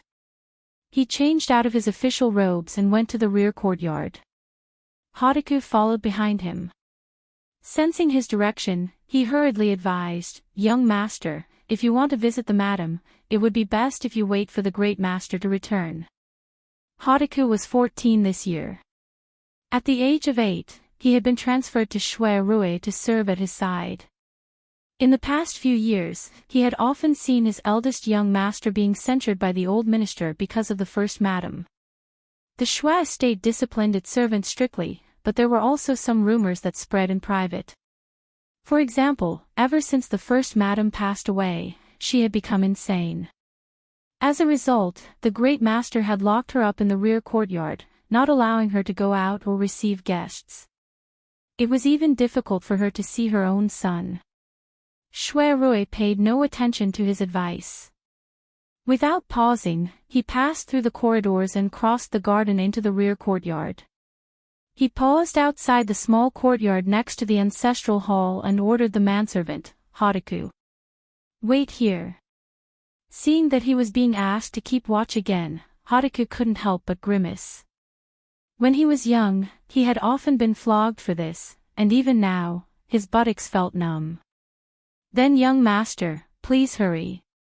He could almost foresee that he would not be able to escape a round of physical pain today, but what could he do? Who asked the young master to treat him so well? Otherwise, how could a fatherless, motherless servant like him be able to eat well and wear well, with no one daring to bully him? Madame Shui's complexion seemed fine today. Although she was still thin, there was not much of the smell of medicine in the room. Shui Rui knew that her illness had not recently flared up. "My son has gotten thinner again. Is it because the yamen is too busy and he hasn't been eating properly?" Madame Shui was blind and could not see Shui Rui clearly, so she took his hand and groped about. As always, she did not ask him why he had not come to see her in so many days. Shui Rui looked at her wrinkled eyes and could vaguely make out the gentleness and beauty she had when she was young. But now that she was in her 40s, she looked old and her hair was white. It was these years that had not seen the light of day that had wasted her. In the past, he didn't understand what kind of stimulation his mother had suffered to cause her to go crazy and have a look of hatred towards him. Now that he understood, he knew that the truth was so unbearable. Half of her life's tragedy was caused by him, this evil creature. He felt bitter in his heart, but he chatted with Madame Shui for a while as if nothing had happened. He naturally brought the topic to the deceased Shui Zhao. "Mother, I remember you said that I was born when mother followed father to the south." Madame Shui's lifeless eyes stared at his shoulder. As if thinking back, she nodded and faintly smiled. "Yes, you were born in the south." Ever since she had lost her sight, Madame Shui's memory had become very poor. Many of the things that had happened in the past were either forgotten or hazy. For example, 3 years ago, when the 10th princess died of illness and the disaster that had befallen the Shui family, she could not remember a single thing. What position did father hold in the south at the time? He then asked.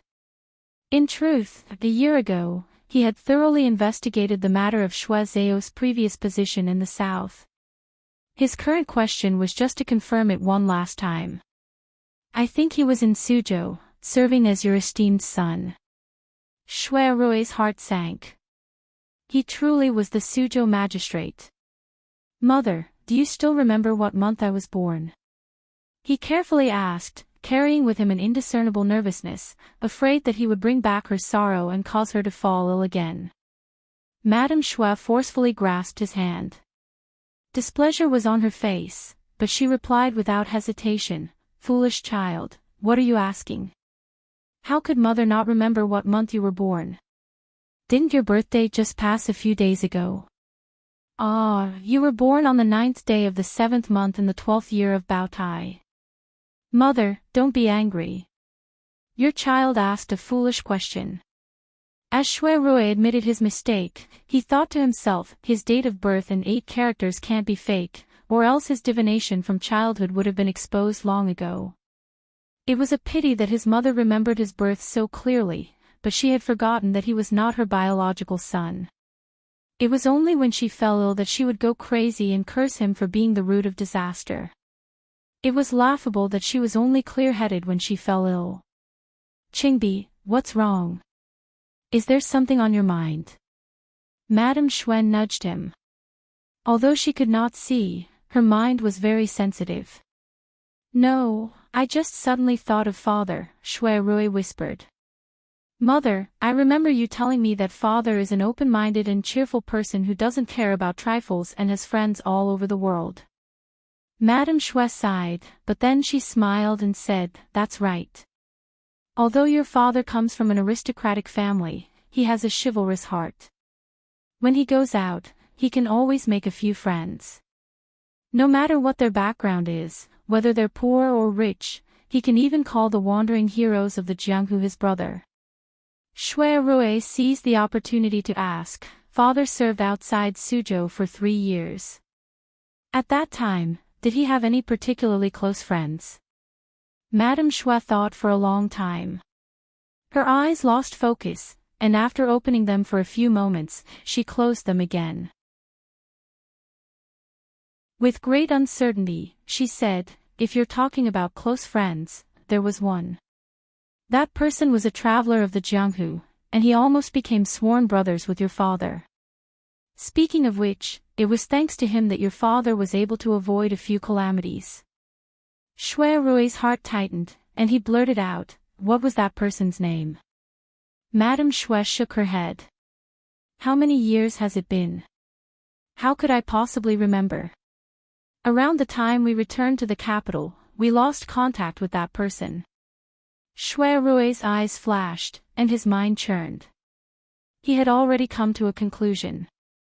3 years ago, when he discovered the secret of his birth, Shui Lingnan only told him that he wasn't a child of the Shui family, and refused to reveal a single word to his birth parents. He suffered a blow and first traveled to the north. After pulling himself together, he went to the south to investigate his birth.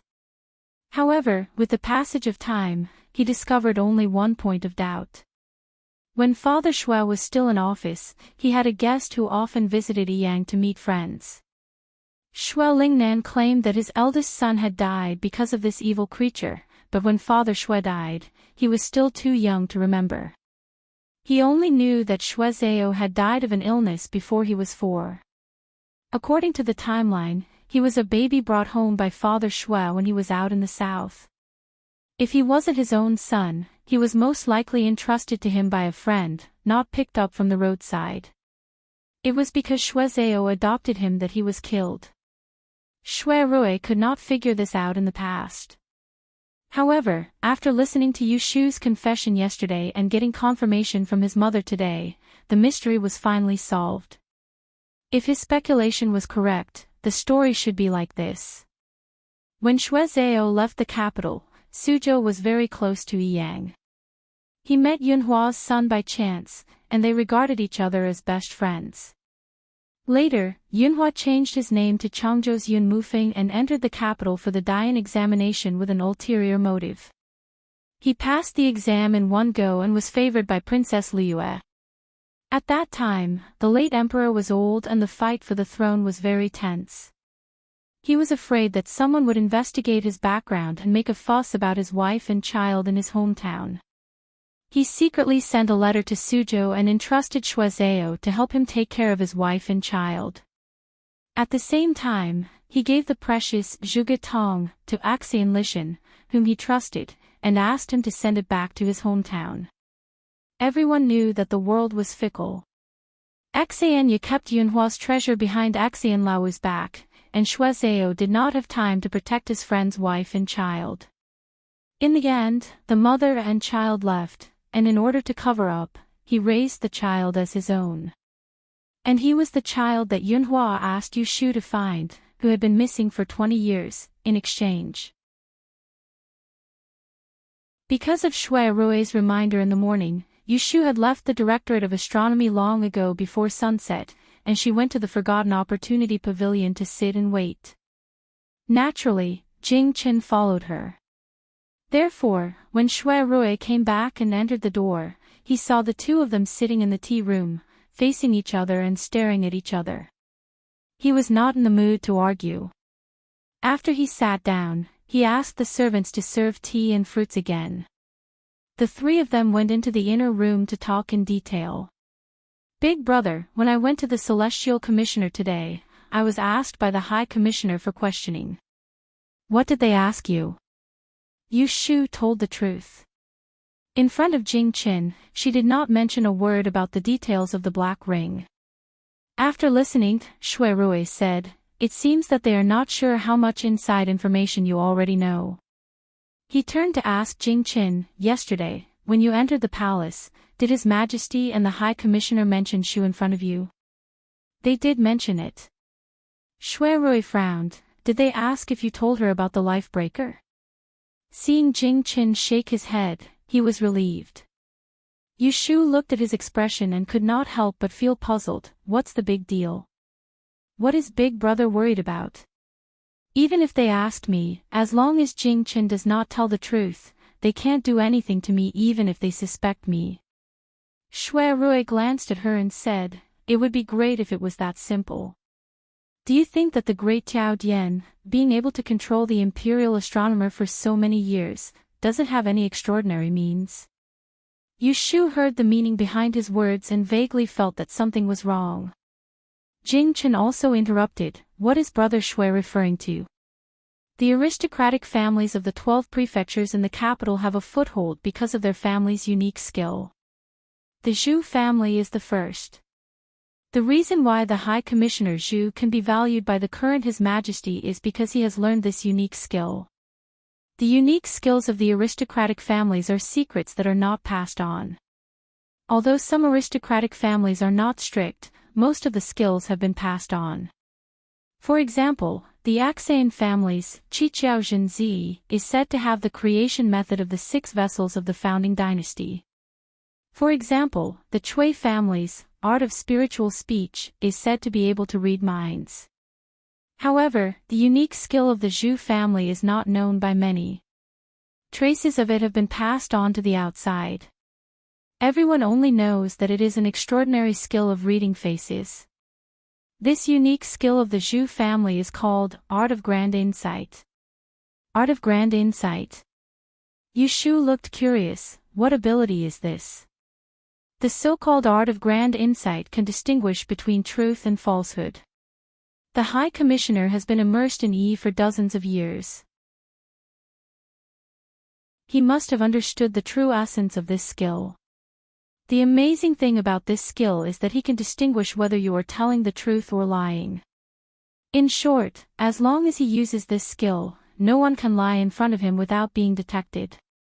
As Shui Rui explained, a mocking smile appeared on his face. The reason why he knew such a secret was because of his grandfather, Shui Lingnan. Not long ago, the old man had warned him that the Celestial Commissioner Zhu Zi had this ability and told him to be careful with his words in front of Zhu Muzhao.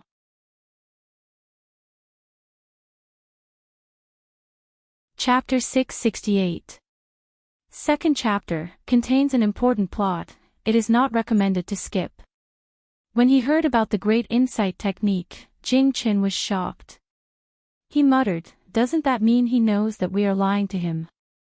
Yushu was deep in thought.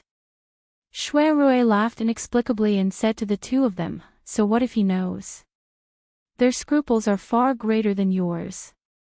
They have to prevent you from reuniting with your biological father and prevent Shu from finding out the secret, so they can't interrogate you directly. Even if they know that you are lying, they can only be suspicious at most, but they can't be sure." Jing Chen understood immediately. When he heard Shui Rui's words, he found them familiar. He suddenly remembered that when he left the palace yesterday, he went to look for Yushu and told her about his worries. He was afraid that the emperor and the great Tiandi would suspect that he was not telling the truth. At that time, she also dismissed it with a smile. Yes, even if they have doubts, it is impossible for them to confront us. Yu Shu was not worried about this. She looked at Jing Qin and said, but from now on, it is better for you to be more cautious in front of the great Tiandi. Yes.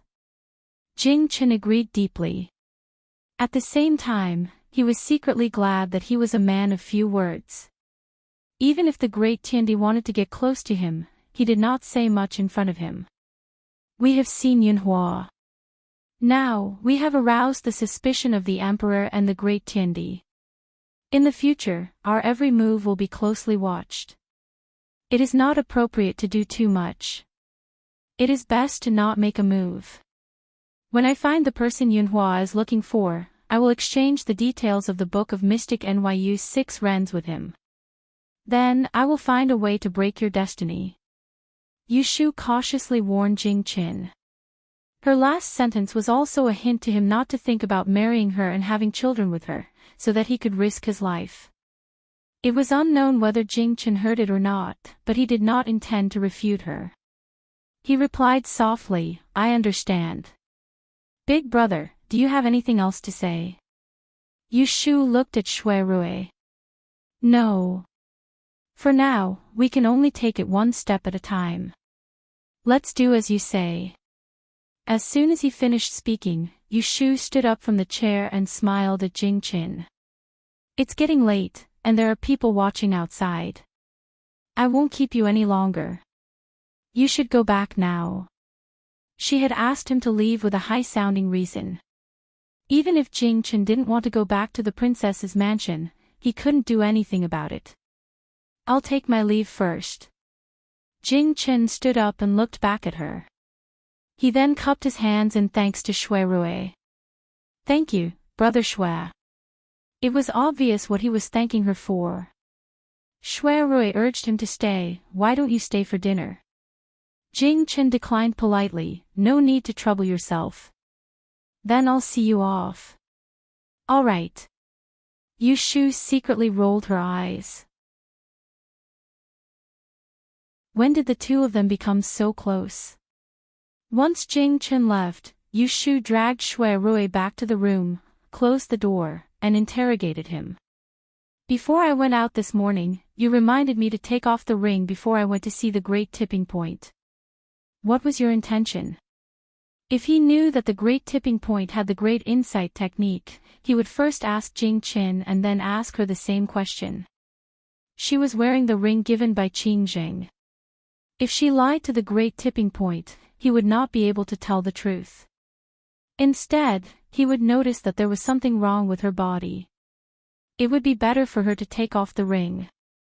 This explanation made sense, but she felt that Shui Rui's thoughts were not that simple. Shui Rui took the opportunity to take her hand and sit down on the soft couch. He moved his long legs on the couch and leaned his back against the cushion. He held her slender fingers and played with them while he asked her. Do you think that the great tipping point doesn't know that Yunhua has the treasure Zhuge Ai to protect himself? I don't think, he doesn't know. Yu Shu was not sure. Maybe he knew. Then, do you think that Axianya secretly hid the Zhuge Ai that Yunhua gave to Axian Lishan, so the father and son became enemies? Do you know about this? I don't know. Yu Shu answered quickly. Regardless of how unkind it was for Axianya to do such a shameful thing, it was impossible for the father and son of the Axian family to let the matter leak out because it was related to Yunhua. Shui Rui looked at Yu Shu as if she was worth teaching. His dark eyes were attractive. Alright, let's assume that the great tipping point knows that Yunhua has a treasure called Zhuge Ai, but he doesn't know that it has fallen into the hands of the father and son of the Axian family. Yu Shu nodded. Her gaze urged him to speak quickly. If I am the great tipping point, I suspect that you and Jing Qin have met Yunhua. The smartest way to confirm whether you have acknowledged him and covered up for him is not to ask for the truth from your mouths, but to determine whether you are lying or not. If Jing Qin has met Yunhua, but is unwilling to reveal information about him after returning to the capital, there will be two possibilities.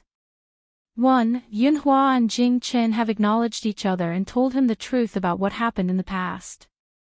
Then, Jing Chen will deliberately protect him, so he lied to cover up for him. The other possibility is that Yunhua has not acknowledged Jing Chen, but Jing Chen is suspicious of his identity, so he lied. Then, how do we determine whether Jing Chen and Yunhua have acknowledged each other? From Yunhua's point of view, if he met his son, but he was afraid that he would reveal his identity, he would definitely hand over the Zhuge Tong to Jing Chen, and then remind him about the Zhu family's great cave illumination skill, so that he would not give himself away after returning to the capital. So, the emperor first met Jing Chen, and the great tipping point found out that he was lying. Then, he looked for you, and found out that you were also lying. The two of you told the same lie, which proves that you do not have the Zhuge Tong. Of course, Yunhua did not acknowledge Jing Chen. Yu Shu felt dizzy as she listened. After a while, she understood his reasoning, and she also knew why Shui Rui asked her to take off the black ring this morning. She felt a lingering fear in her heart, and she was so shocked that she broke out in a cold sweat. She squeezed his hand tightly and said, "Fortunately, I listened to you and took off the ring. Otherwise, the great tipping point would have used the great cave illumination skill to examine me today, and he would not have been able to tell whether I was telling the truth or not. Wouldn't that have been terrible? I'm just assuming that." Shui Rui comforted her. Maybe he did not know that Yunhua had the precious Zhuge Tong. Yu Shu put on a long face and said, "That's even worse, okay?" He could tell that Jing Chen was lying, but when it was my turn, he could not tell that I was lying. That's what you call the 300 taels of silver that would reveal the truth. She thought that she was smart and thought that nothing would go wrong, but compared to Shui Rui, she was like a retard. Ha! Shui Rui could not help but laugh. He grabbed her small hand, raised it to his lips, and gave it a light peck. "I helped you escape this disaster. How are you going to thank me?" Yu Shu said weakly, "Don't make fun of me. It's annoying." "What's annoying?" Yu Shu pursed her lips and said, "How can a smart person like you understand the troubles of us mortals?" When Shui Rui heard that, he knew that she was being petty again. He sighed and said, "Don't say that I'm smart. There are many people who are smarter than me." "Who? Why haven't I seen him before?" "Yunhua." Shui Rui uttered these two words softly. He had an unspeakable feeling in his heart. What he hypothesized were only thoughts that came to his mind this morning. However, Yunhua's actions after he met them made it seem as if he had already predicted what would happen in the future. He did not acknowledge Jing Chen by surprise. Instead, he kept Yu Shu, the person who destroyed his life. This was something that the emperor and the great tipping point would not have thought of. He told Yu Shu about his personal experience in exchange for her trust and sympathy. He made her willingly help him search for Jing Chen, but he did not remind them to be careful of the great tipping point's great insight technique. It was not because he did not know the details of the great tipping point. It was because he had thought it through and understood the mentality of the emperor and the great tipping point. That was why he took such a risky move. Yunhua and Shui Zhao were best friends. They knew each other when Shui Zhao was still in office. How could he not know Shui Zhao's name? However, he only told Yu Shu that he had a friend who was once the magistrate of Suzhou and asked her to go back and investigate. He did not mention Shui Zhao's name. Why was he neglecting the essentials? There was only one explanation. Yunhua confirmed that he was his son. He asked Yu Shu to look for him because he wanted to use her to let him know the truth. Therefore, there was only one choice in front of Shui Rui. Should he confess his identity to Yu Shu and acknowledge Yunhua as his biological father? Shui Rui was not a coward who liked to avoid problems. However, the truth of his identity came too suddenly. He was caught off guard and could not accept it for a while. In fact, he did not admire Yunhua, his biological father who descended from the sky. Even if he was Ez, who was once admired by thousands of people, and even if he endured humiliation and went into hiding until now just to find his whereabouts. After all, it was the Shui family who raised him for 20 years. The person who sacrificed his life for him was his adoptive father, Shui Zhao, and the Shui family who were implicated by him. This was the debt he owed and the responsibility he needed to bear. He could not force himself to acknowledge him as his biological father. Therefore, it was difficult for him to talk about it with Yu Shu. He did not even know where to start or how to start. "Are you talking about Yunhua?" Yu Shu replied. "You don't say. He is indeed inhumanly smart." He is just like you." When he heard her words that did not mean what she said, Shui Rui did not know what expression to make. He smiled at her and moved her soft hand to his chest. He thought to himself, "I'll allow him to be selfish for once. When I think it through, I'll confess everything to her. I'm different from him." At least, he could not abandon the woman he loved just to repay the kindness of raising him. He could not do anything to achieve his goal. Yu Shu paused and immediately nodded. "Yes, you're different from him. You can't be like him." She glared at him and grabbed his collar. She lowered her head and narrowed her eyes to warn him. "If one day you let me down because of some *T righteousness, I won't forgive you." Shui Rui nodded with a smile. When he saw her angry look, he could not help but put his arm around her shoulders, pressed her into his arms, and hugged her tightly. It was rare that Yu Shu did not struggle. She quietly snuggled up to him for a while. Her face was pressed against his chest, so she could not see his expression. "Yesterday, you asked me to help you find the Suzhou magistrate from 20 years ago, right?" "Yes, I almost forgot about that." Yu Shu quivered. She wanted to sit up, but he pressed her back down. "Don't ask about it yourself. The Emperor and the Great Tipping Point are already suspicious of you. There are spies everywhere. There are people watching your and Jing Chen's every move. Don't act rashly in case they find out. Leave this matter to me to investigate. However, it has been a long time. It is not convenient for me to go directly to the Ministry of Personnel to find someone to look through the files. I can only send my trusted people to investigate in secret in Suzhou."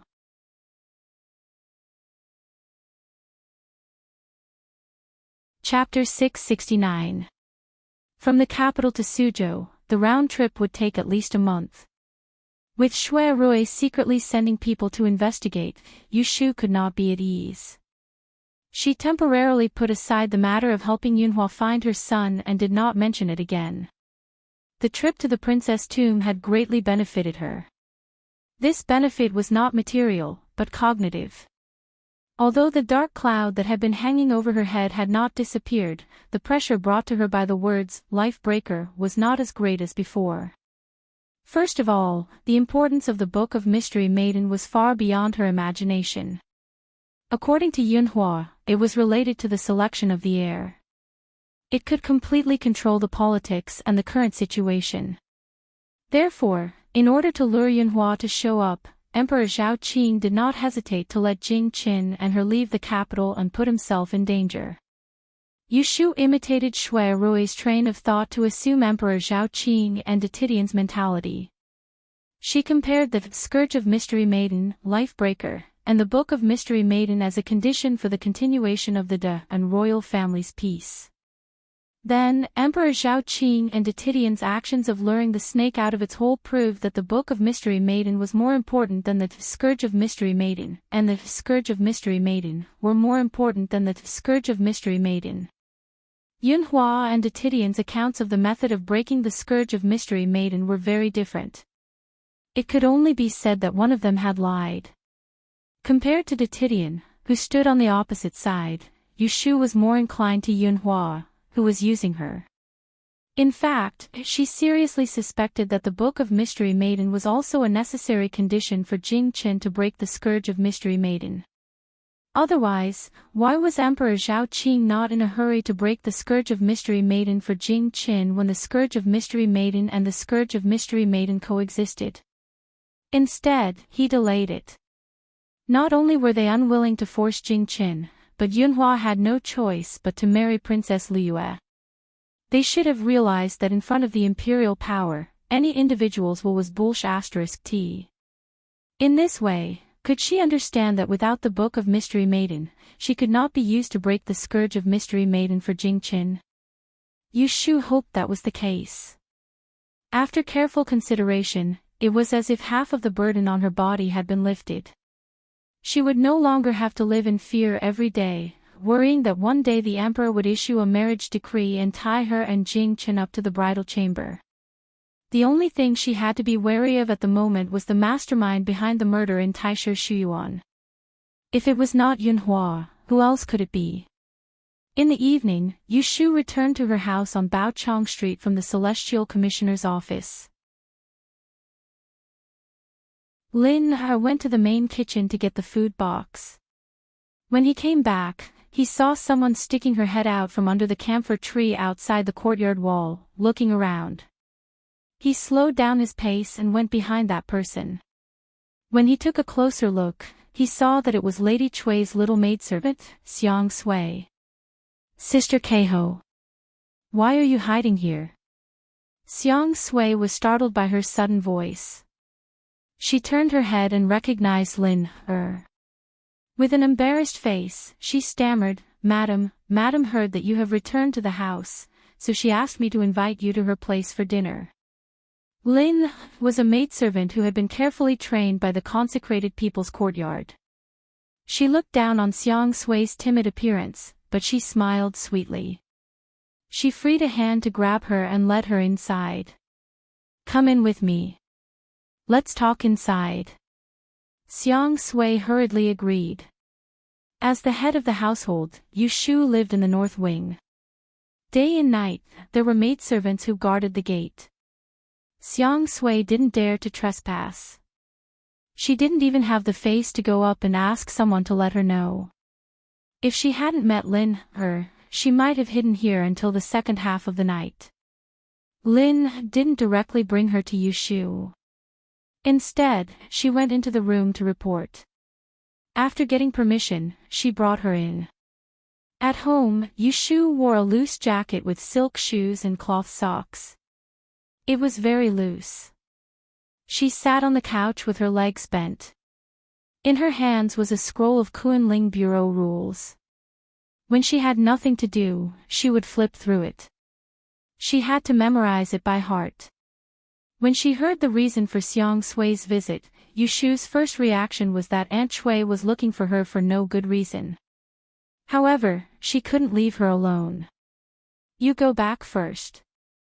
Tell my mother that I will go see her after dinner." Xiang Sui felt as if she had been granted amnesty. She ran out the door and left. Lin Er flattened her lips. Xin Er, who was serving the dishes, saw this and secretly glared at her.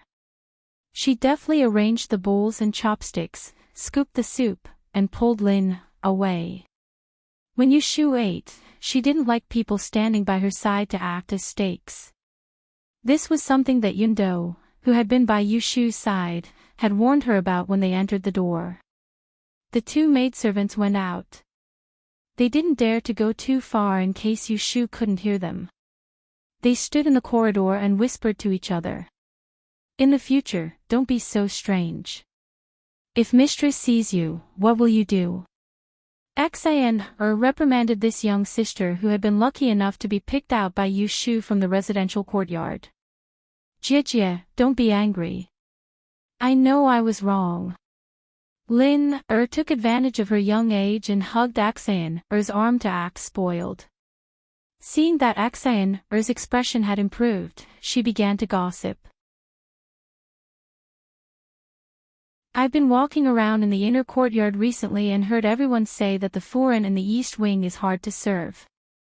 Every day, she has to set out a table full of dishes for her 3 meals.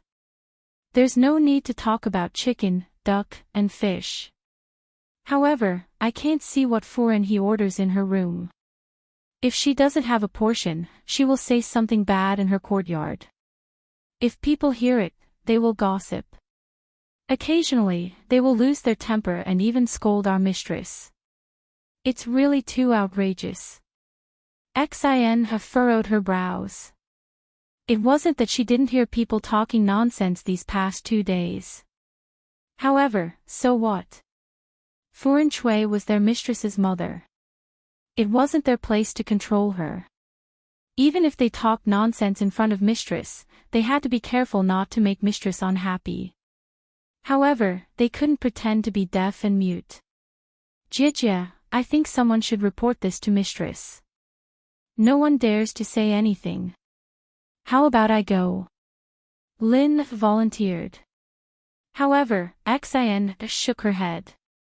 I know you have a sharp tongue and want to show your loyalty. However, it's not something we should learn. I'll go discuss it with Yundo tonight. She has been with mistress longer than us, so she has less scruples when speaking. Even if she wants to curry favor, it's not our place.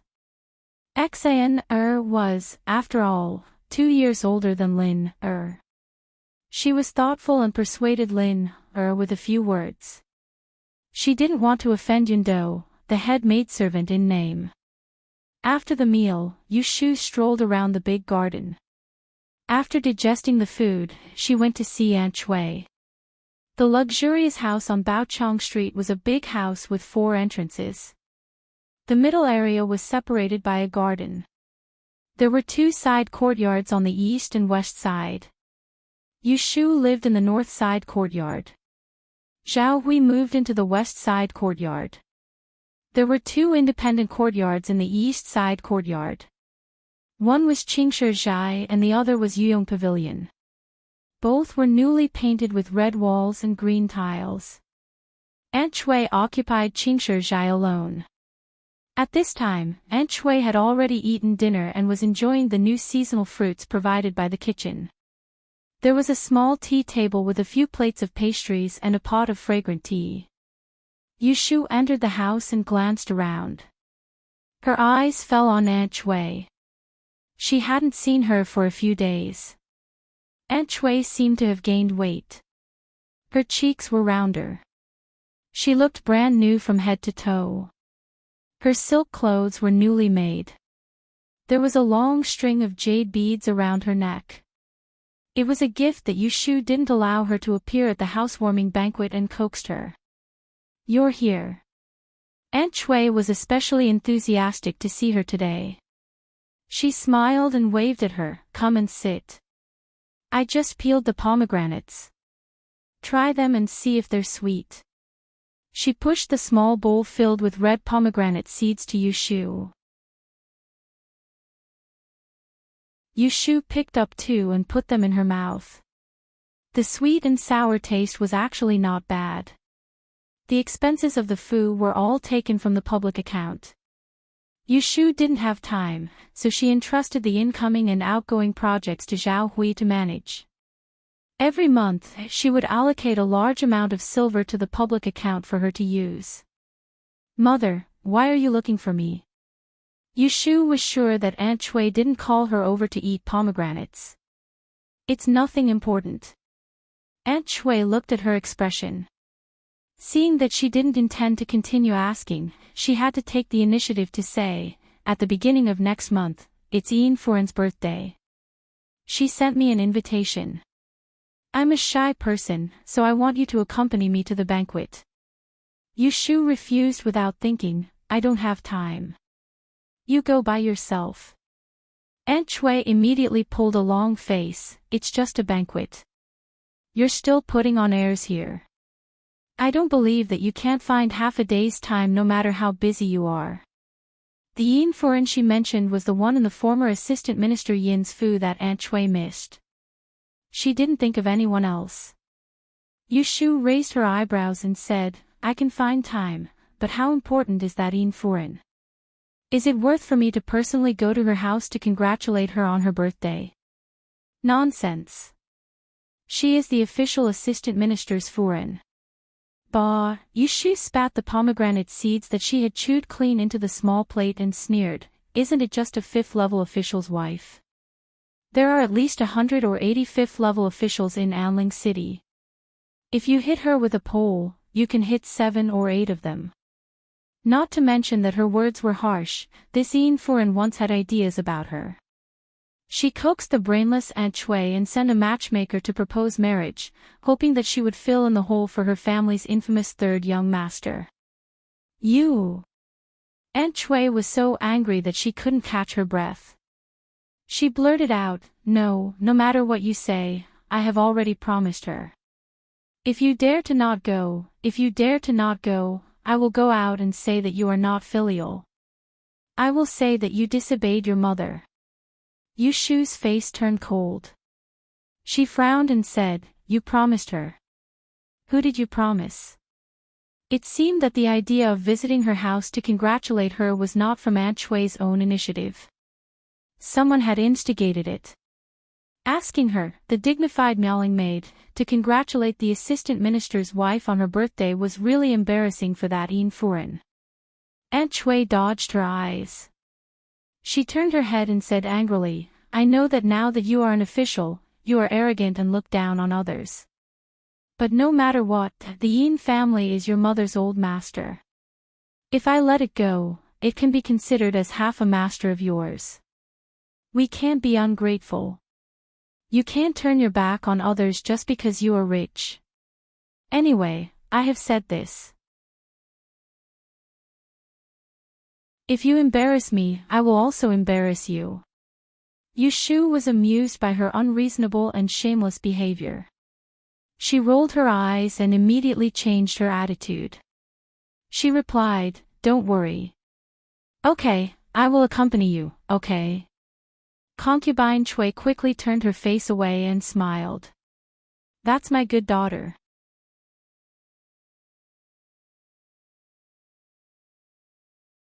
Chapter 670. In the blink of an eye, it was the end of the month. In the span of a night, Yushu became busy. For some reason, the secret book of the Moon Palace was delivered to her hands 5 or 6 days late. Because she had to rush to make the September book, she stayed up for a few nights and didn't even return home. Yushu knew that this was probably because the Empress didn't like her hugging noble Fei Shui's thigh, so she started to give her small shoes to wear. Yushu wasn't afraid of this. If Empress Rui didn't care about her, that would be abnormal. What was worth mentioning was that in the last few days of the month, people came to her fu to send invitations and gifts under all sorts of pretexts. Without exception, they were all families that had daughters in the palace. Yushu didn't have any greedy thoughts, so she wasn't surprised or happy. Previously, after she had shown her skill at the Gentleman Hibiscus banquet, she had experienced what it was like to receive gifts. Also, the crystals that were delivered to Beijing were always in high demand. Each month, there would be a large amount of silver coming in. She really didn't care about normal gold and silver. She ordered the steward of the front yard, Zhou Hu, to guard the gates and not allow a single copper coin to roll into her fu. She accepted all the invitations so she could know when someone had the intention to curry favor with her. At the end of the month, the next month's Book of the Earth was delivered punctually from the Kunling Bureau into the palace. This time, there was no need to remember noble Fei Shui. There was no need for favoritism. She methodically followed the rules of the Kunling Bureau to arrange the days that the palace Fei would serve her. She was meticulous and didn't miss a single detail. Perching Tree Palace, Empress Rui was surprised when she received the freshly made Book of the Earth. This Yunuyu is very cautious. Fine. She was the female envoy that the emperor had bestowed upon her. She was in the limelight and it wasn't good to move against her. Since she was smart and knew her place, she wasn't in a hurry to deal with her. She would let her stay in that position that attracted others' eyes. She gave the September Book of the Earth to Jing Gong, who was waiting in front of her, to read. Empress, is this next month's book of the universe? While the Book of Kun was divined by the Kunling Bureau, as the head of the 6 palaces, the Empress had the right to question it and could complain to the Emperor at any time. As long as there was a problem with the Book of Kun, she could reject the Kunling Bureau, make a new decision, or punish the person concerned. Do as I say. The 2nd day of the 9th month was the birthday of the wife of the assistant minister's residence. Aunt Chui woke up early in the morning and ran to the north courtyard. She watched as Yu Shu ate her breakfast and urged her, "It's still early. You should go wash up quickly, change into some decent clothes, and dress up well." Yu Shu was too lazy to pay attention to her. It just so happened that she was off today and didn't have to go to the Celestial Commissioner's morning roll call. She had already arranged her time. In the morning, she would look through the books on Yi Shui that she had recently collected. In the afternoon, she would go to the Yin residence with Aunt Chui. In the afternoon, she would go to Baichuan Academy to see Yu Xiaoxiu. "I just washed up yesterday. What's there to do? I still have business to attend to. Mother can go back to your courtyard and wait. There are carriages and horses at home. Don't worry about not being able to make it in time. It won't be too late to leave at noon." After sending Aunt Chui away, Yu Shu ignored her protests and turned to go to the study. Aunt Chui chased after her with quick steps. Just as she reached the corridor, she was stopped by Axayan, and Lin, who coaxed her away. Aunt Chui waited anxiously for the sun to rise. Before Yu Shu could send someone to call her, she ran over again. Just then, Yu Shu came out of the moon gate, dressed neatly. After all, Yu Shu was an official and couldn't be mentioned in the same breath as before. When she went out, she couldn't dress too casually. It was fine at home, but when she went out, she had to wear a deep dress with a silk belt around her waist and a skirt with rings. Her hair was combed into a bun and she had pearl hairpins and earrings. Her current clothes were the standard for female Celestial Commissioner officials. Most of her regular clothes were green and blue. The color was fair but not seductive. In this way, she appeared dignified and immature. This was not the delicate appearance that Aunt Chui wanted to see. She immediately said with dissatisfaction, "No, no. Go back and change quickly. Mother remembers that you used to like those bright pink colors the most, right?" Yu Shu didn't argue with her. She nodded and said, "Okay, I'll go change now. Please wait for me for another hour." After saying this, she was about to go back. When Aunt Chui heard this, she quickly grabbed her. If she waited for another hour, it would be too late. "You little girl, can't you listen to me for once?" Aunt Chui gritted her teeth. "If you don't want to change, then don't change." Yu Shu snorted. "Then let's go." She couldn't wait to see what trap that Madame Yin had set for her. The assistant minister of the Ministry of Revenue, Yin Zhurong, was the illegitimate son of the current left prime minister, Yin Tianho. He became an assistant minister before he was 30 years old. Moreover, he held the position for 7 or 8 years. He was mediocre but could be reappointed. No one would believe that it wasn't because of his family name. Madame Yin was also the daughter of a civil official. She had a prime minister as her father-in-law. She worked hard and gave birth to 3 sons in a row. She was flattered all day, so it was hard for her not to be arrogant. However, since ancient times, doting mothers often spoiled sons. None of the 3 sons of the assistant minister's official wife were presentable. Some of them had a bad reputation, like third young master Yin. Just because his family name was Yin, he couldn't find a good marriage. This was what Yu Shu knew about Yin Zhurong's family.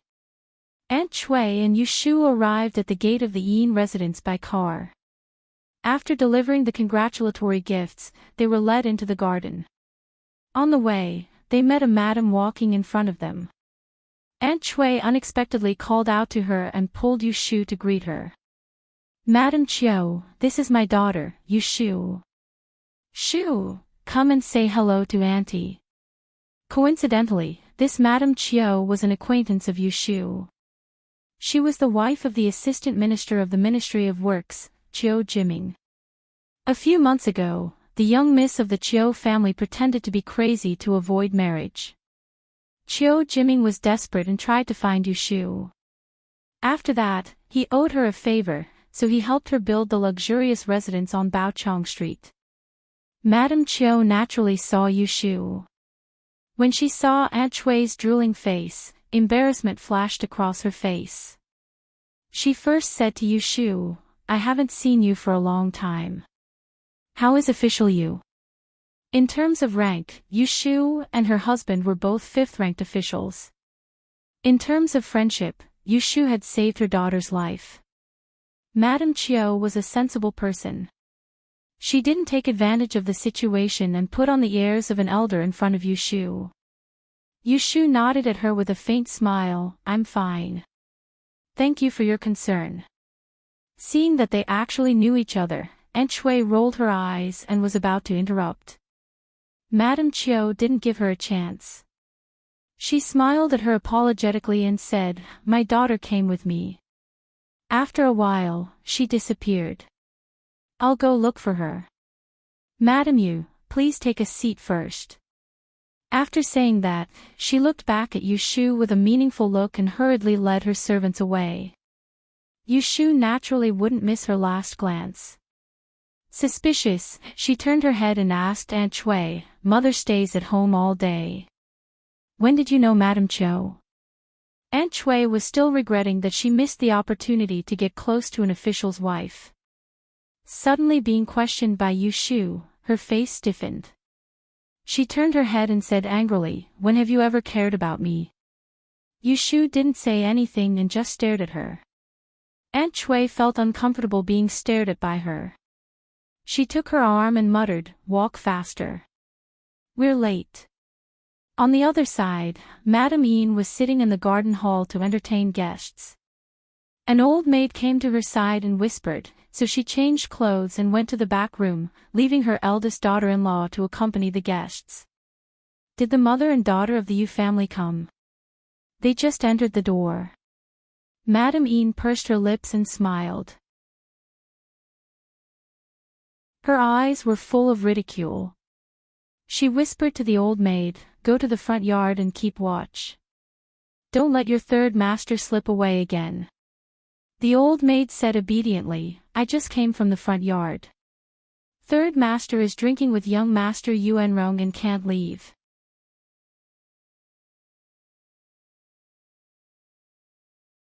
Chapter 671. One update, Yu Shu sat on a table near the window. The gallery outside the window was filled with a group of music and bamboo artists. The lively tunes could not drown out the chatter and laughter in her ears. There was a room full of women, so it was needless to think about the scene. Aunt Chui, who was originally sitting next to her, went to the host's table with a glass of wine in her hand. The golden partridge buyao in her hair danced in her eyes. She could not stay idle at all. There was no lack of curious gazes and whispers behind her back. From time to time, words like female official and female fortune teller came into her ears.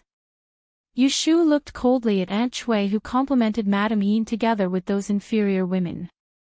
Since she did not feel ashamed, she did not restrain her. There was a saying that mud could not support a wall. Yu Shu had long given up on Aunt Chui to have much tolerance. As the star of today, Madame Yin was surrounded by many people. After a few glasses of wine, her face was slightly red. She smiled and asked someone to fill her empty glass again. She stood up slowly with the help of a maid's arm and looked around. When she found Yu Shu at the nearby tables, the smile in her eyes became colder. I'm really happy today. You guys always say nice words to coax me, saying that I don't look old at all and that you can't tell my age.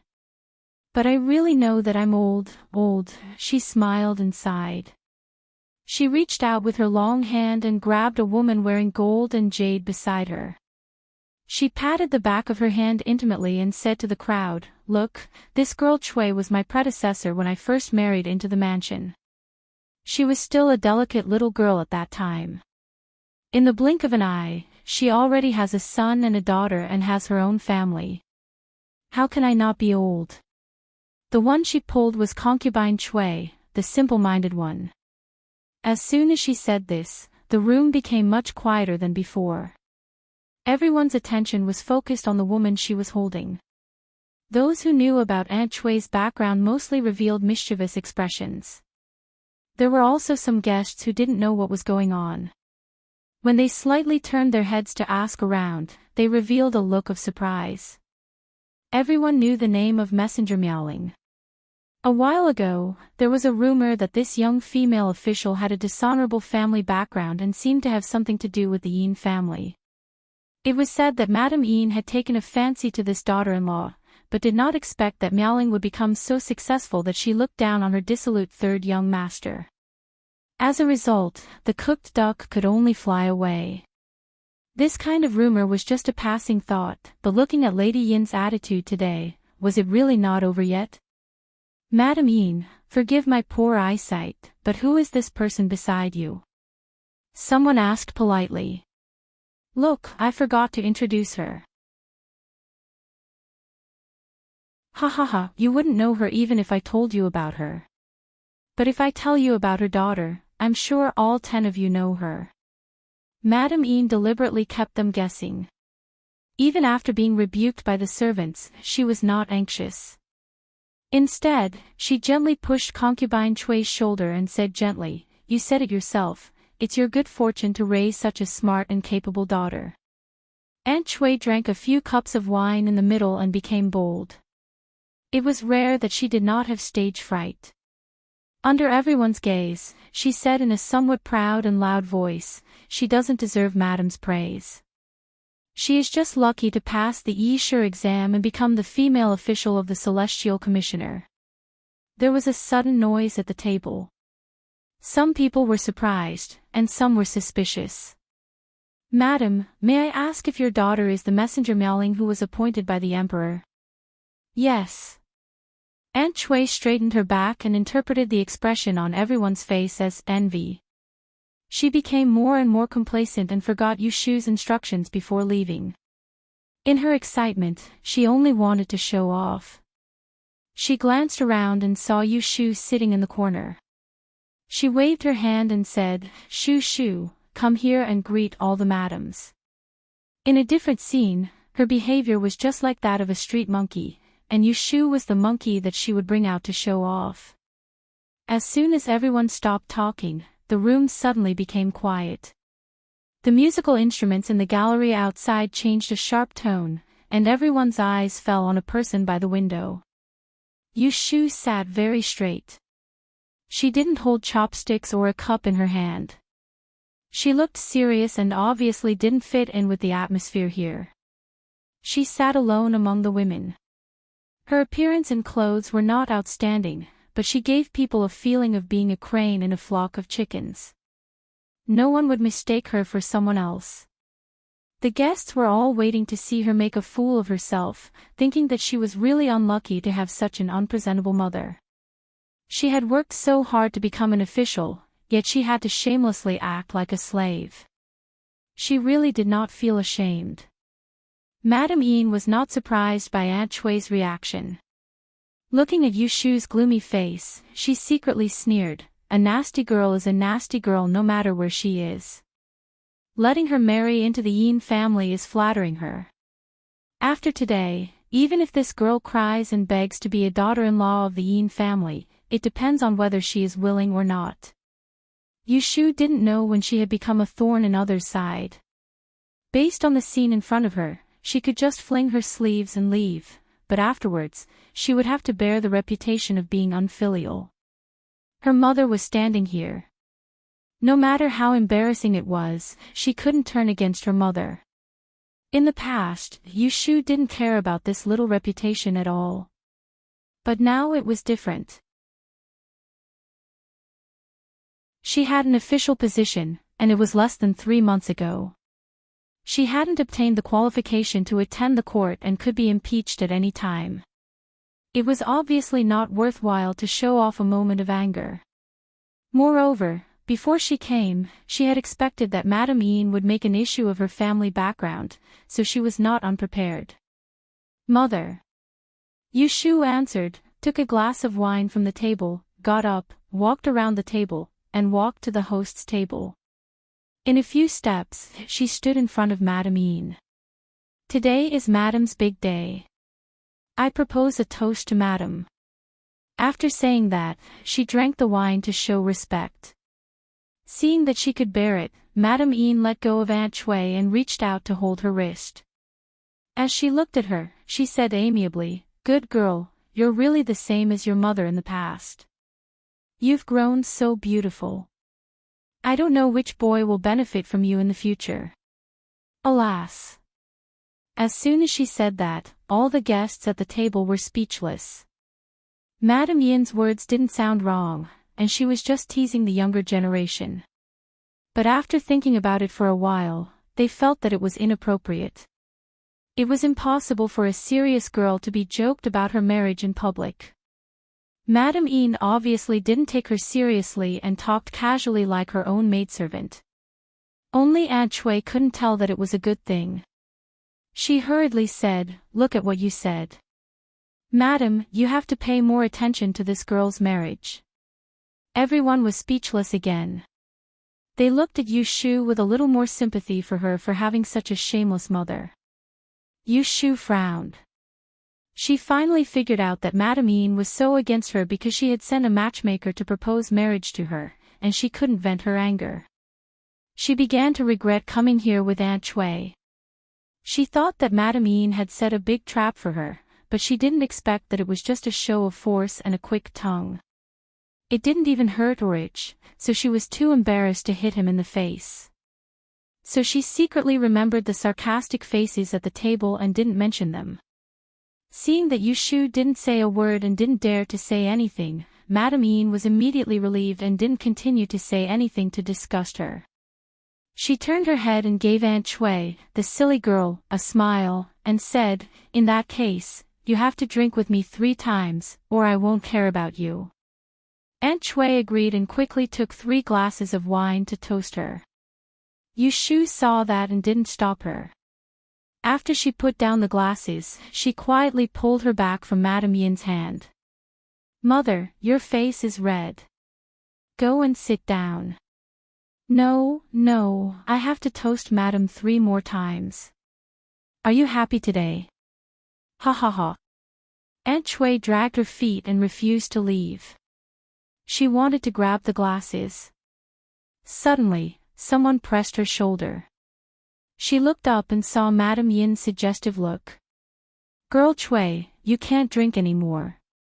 Take a rest." Aunt Shui was a little sober. She looked back at Yushu and remembered the business today. She was a little flustered. She responded to Madame Ian and took her daughter to their seats. After sitting down, Yushu kept a straight face. Seeing this, no one dared to come forward to talk. Aunt Shui's eyes darted around. After a while, she whispered to Yushu, "Mother has drunk too much. I want to go out to relieve myself. Come with me." Yushu glanced at her and said, "We'll go back when we're full." Aunt Shui didn't want to leave. She pulled her and said, "I can't hold it in anymore." There were people staring at them. Yushu didn't want to pull her, so she left the table and the two went outside. At the bottom of the corridor stood a line of servant girls. When they saw them come out, they went forward. Aunt Shui waved her hand and said, "Take her to change." "Madam and Miss, this way please." As soon as they left, the room became lively. It wasn't good to talk when there were people here, but now, there were all kinds of talk. Was that really a female messenger appointed by His Majesty? She can't be a fake, right? They say she's a descendant of an immortal, but she doesn't look like one at all. She doesn't have 3 heads and 6 arms. He, it's really rare to see her today. Hearing about her is better than meeting her in person. This female imperial official is really born from the lower realm. Hey, who said that Madame Ian has her eyes on her as a daughter-in-law? If it were me, I wouldn't let my son marry her even if she gave birth to an immortal. That's too insulting. Look at her mother, she's really, pfft. The assistant minister of the Ministry of Works, Madame Chiu, sat in the middle of the table. Listening to the gossip and ridicule, she kept her head down. When someone tried to pull her over to say a few words, she just smiled back and didn't join in the fun. Listening to the people's words getting fiercer and fiercer, to the point that Yushu and her daughter were about to be flattened to the ground, Madame Chiu looked at Madame Ian, who couldn't stop laughing, and thought, a group of stupid women. Don't they know what position Yu Lianfang is in now? What's the point of offending a female imperial official of the Kunling Bureau? You'll all go back and cry. On the other hand, Yushu and her daughter were led out of the back garden by the servant girls of the Yin residence. They walked along a quiet path and were brought to the elegant room where the guests changed clothes. When they entered, it was actually a suite. There were tea chairs and snacks outside, and the room was filled with a faint fragrance. If the windows weren't closed, it really didn't look like a place for people to pee. Where's the toilet? Aunt Chui couldn't find the place and asked the servant girl. She really wanted to pee. The servant girl pursed her lips and smiled. She lowered her head and said, "Madam, please follow me." Aunt Chui followed her for 2 steps and suddenly stopped. She turned to look at Yushu and opened her mouth hesitantly. Yushu turned back and saw her expression. She raised her eyebrows and asked, "What's wrong?" Aunt Chui smiled guiltily and said, "I'm going to pee. You have to wait for me. Don't go too far." Yushu acted as if she didn't see anything wrong with her. She waved her hand and said, "Go quickly. I'll wait for you here. I won't go anywhere." When the servant girl led Aunt Chui to the back of the room, Aunt Chui turned around and her expression darkened. She sat down on the chair and muttered to herself.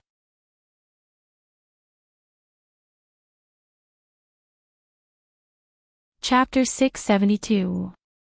Guild Master. Congratulations to Myriad for having a new Guild Master, KDSS, scattering flowers. Although Lady Ian only invited women for her birthday, she had 3 sons after all. Some of the female guests who came to congratulate her brought their children with them. The young ladies stayed by her side, while the young masters were all in the front yard, entertained by the young masters of the Yin family. Yin Yuanbo sat at the table in boredom. As the 3rd young master of the assistant minister Fu, he was being neglected at this moment. The reason for this was the other 3rd young master, who was being surrounded by people trying to persuade him to drink. Yin Yuanbo was also ranked 3rd in the family, but compared to his famous cousin, Yin Yuanbo was not worth mentioning. One was the legitimate son of a concubine, while the other was the legitimate grandson of the first wife. They both liked to visit brothels, but Yin Yuanrong was incompetent and elegant. They were both called 3rd young master. When Yin Yuanbo was mentioned, everyone would shake their heads and raise their fingers. When Yin Yuanrong was mentioned, everyone would raise their fingers and praise him. Because of this, Yin Yuanbo was teased by many people. Even the prostitutes in the brothel joked that if it was another 3rd master Yin, they would rather not accept the prostitutes. Therefore, Yin Yuanbo had long hated Yin Yuanrong. Although he called him 3rd brother affectionately, he always felt indignant in his heart. Humph, what's so great about him? He's just reincarnated better than me. Drink, drink, drink. It's good to drink too much. I'll make a fool of myself today. Yin Yuanrong was also wronged. He shouldn't have come today. Not to mention that the birthday girl, Madame Yin, was his aunt in terms of seniority. He didn't even take Yin Zhurong, his uncle, seriously. It was true that Madame Yin sent the wedding invitation to the old residence, but according to usual practice, it was enough when the gift was delivered. Even his mother wasn't willing to lower herself to join in on the fun, let alone someone as proud as him. He could only blame himself for not having any official work today. He went out to have fun and happened to meet his cousins in this residence, so he was forcibly dragged over to drink.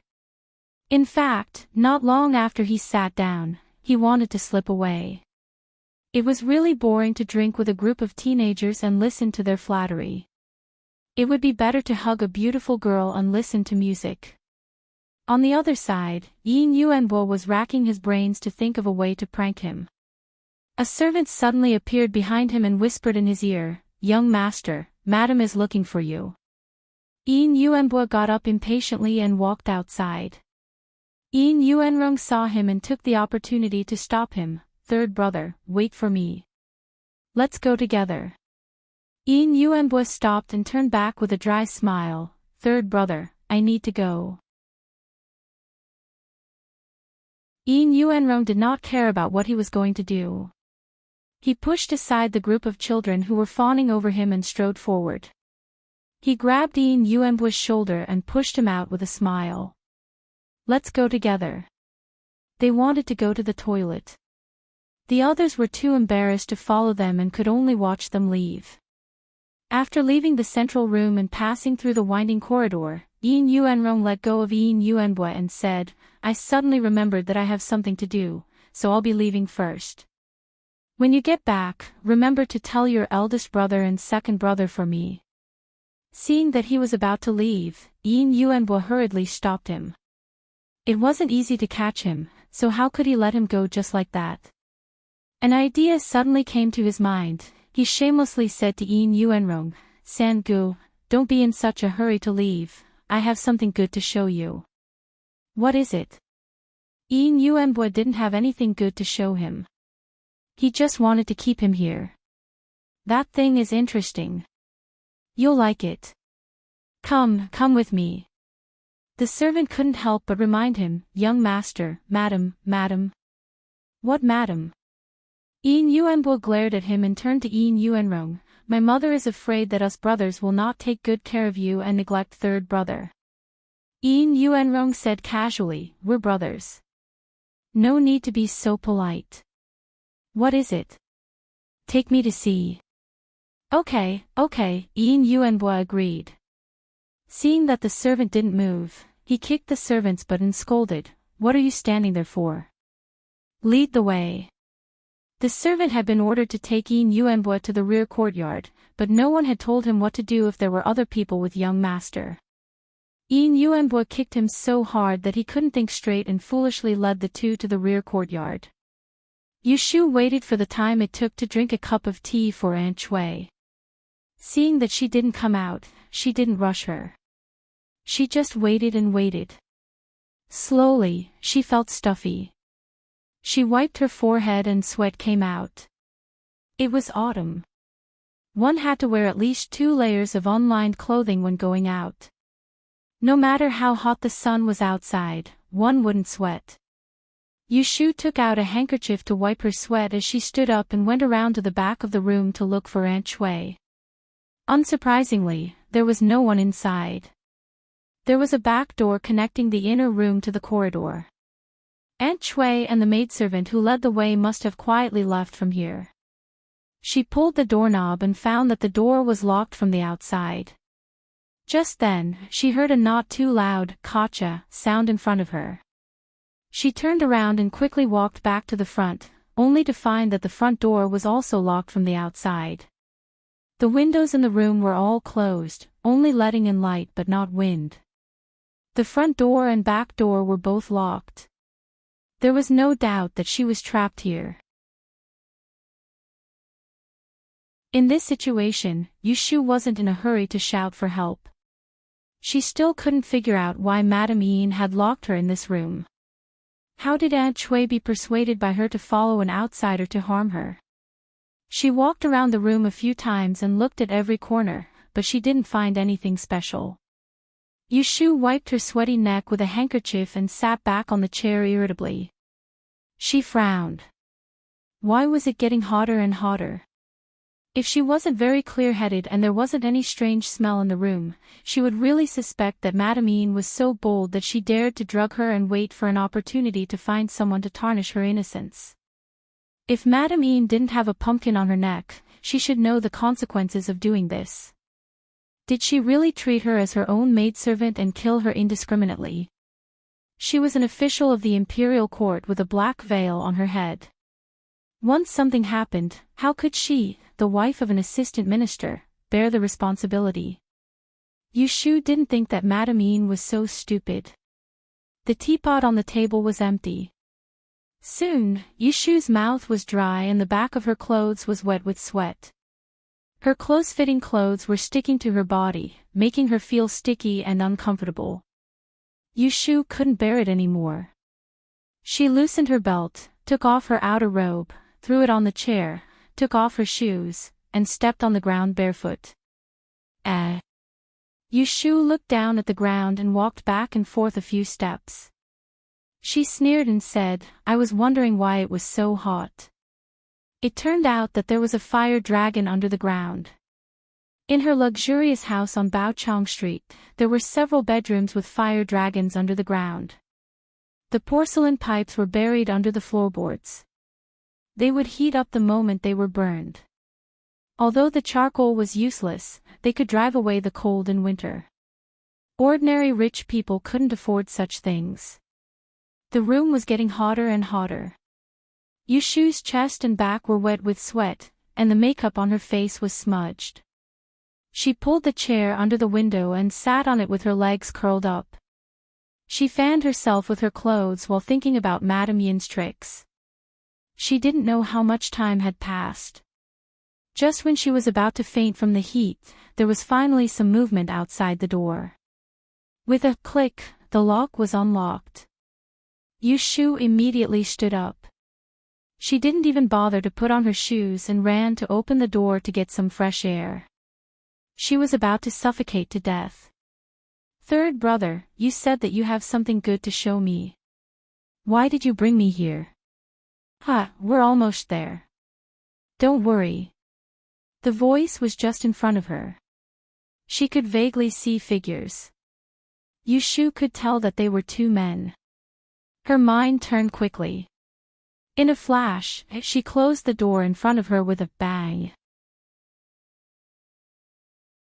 Such a loud sound alarmed Yin Yuanrong and Yin Yuanbua, who were not far away.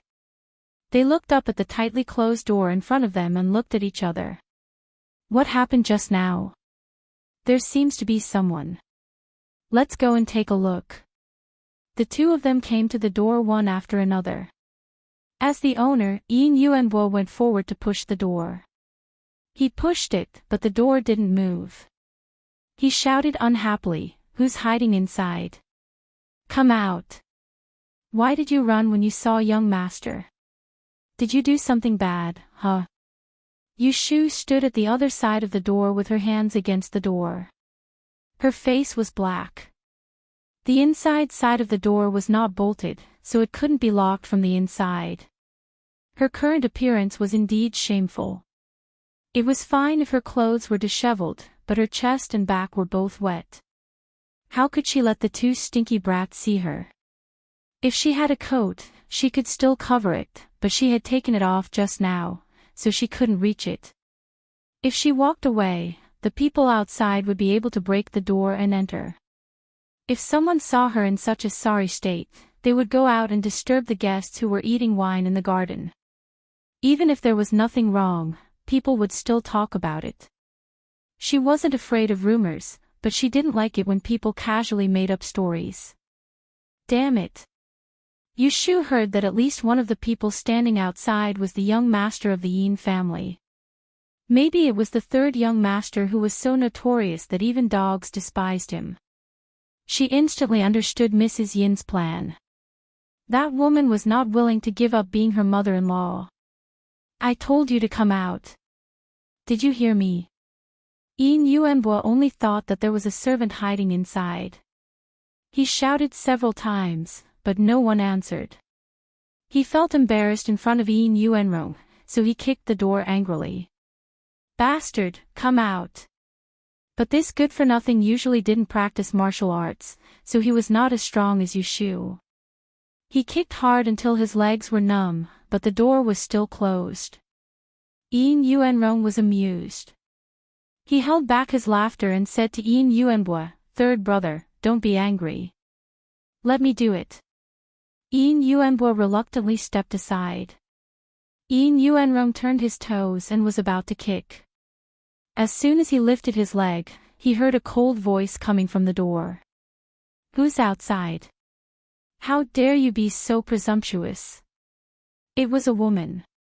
Ian Yuenrong's ears pricked up, but his legs didn't move. He stared at the crack of the door and asked, "Who are you? Why are you hiding? Are you a thief?" Yushu took a deep breath and suppressed the anger that was about to erupt. She said, "I am the lady messenger Miaoling who was personally bestowed the title by the emperor. I am now a guest in your residence and am changing here. As men, how can you intrude into the backyard? This is ridiculous." Ian Yuenrong's eyes lit up when he heard the woman's angry and cold tone. He was not shocked by Yushu at all. Instead, he laughed at her. "What messenger Miaoling? You're hiding. I think you're a fake. Open the door and let me know who you are." After saying that, he pressed his hands on the door and pushed it forward. Ian Yuenrong was able to become the left deputy commander of the Yulin Royal Guards at the age of 20. In terms of martial arts, he was much stronger than Ian Yuenbua, who was always at a disadvantage in fights. The resistance of Yushu on the other side of the door was almost nothing to him. He exerted a little force and the door bounced open. Yushu staggered 2 steps back and fell to the ground. She crossed her arms in front of her chest and bent her legs. She raised her head and met Ian Yuenrong's piercing eyes with her angry almond-shaped eyes. She gritted her teeth and said, "Don't look at indecent things. If you look again, I'll poke your dog eyes blind." Ian Yuenrong was a little disappointed. He thought that the person behind the door was a stunning beauty. He didn't go to the Hibiscus Gentleman's Banquet on the 6th of June. Later, he heard people talking about this female fortune teller. They all praised her and always thought she was a special beauty. But as soon as Yushu spoke, he narrowed his eyes and the disappointment in his heart was instantly replaced by excitement.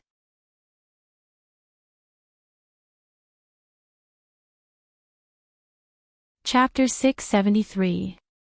After the feast, some guests took their leave. A few of them left in 2s and 3s. Madame Ian couldn't sit still anymore. It had been almost an hour since the mother and daughter left. There should have been some movement. She didn't want any accidents to happen. Just as she was thinking, a person rushed in from the corner door of the reception hall. Lady Ian saw that it was old maid Zhao, who she had sent to keep an eye on. From her expression, it seemed that something had happened. She was delighted and pretended not to see her. She turned her head away and waited for her to come forward. Unexpectedly, old maid Zhao didn't follow her previous instructions and shouted. Instead, she moved closer to her and whispered, "Madam, it's bad." Lady Ian thought that she was confused and frowned. However, when she heard the next sentence, she froze. Young Master Yuenrong went to the backyard with the third master. They saw Miss Yu's untidy appearance. Lady Yin's expression couldn't help but change. The people around saw it and asked, "What happened?" Lady Yin held her breath and swallowed it. She stood up and smiled at them. "It's nothing. There were a lot of guests today, so the gatekeeper didn't check carefully. A little thief sneaked in and was caught just now. I'll go see what happened. You guys sit first. Don't leave in a hurry. Wait for me to send you off when I come back." The guests didn't know the truth, so they all agreed. Lady Yin left with her people. As soon as she went out of the door and down the corridor, she turned her head and questioned old maid Zhao, "What did you do? Why did young Master Yuanrong go to the backyard?" She had been planning for today's matter for many days. After all, Yu Shu was an official, so it wasn't easy to control her. Fortunately, her mother, Xiao Tsue, was a silly girl. After she introduced a few madams to her, she really thought that she was sincerely looking for a son-in-law from a noble family. According to her original plan, Xiao Tsue coaxed the girl into that room and trapped her.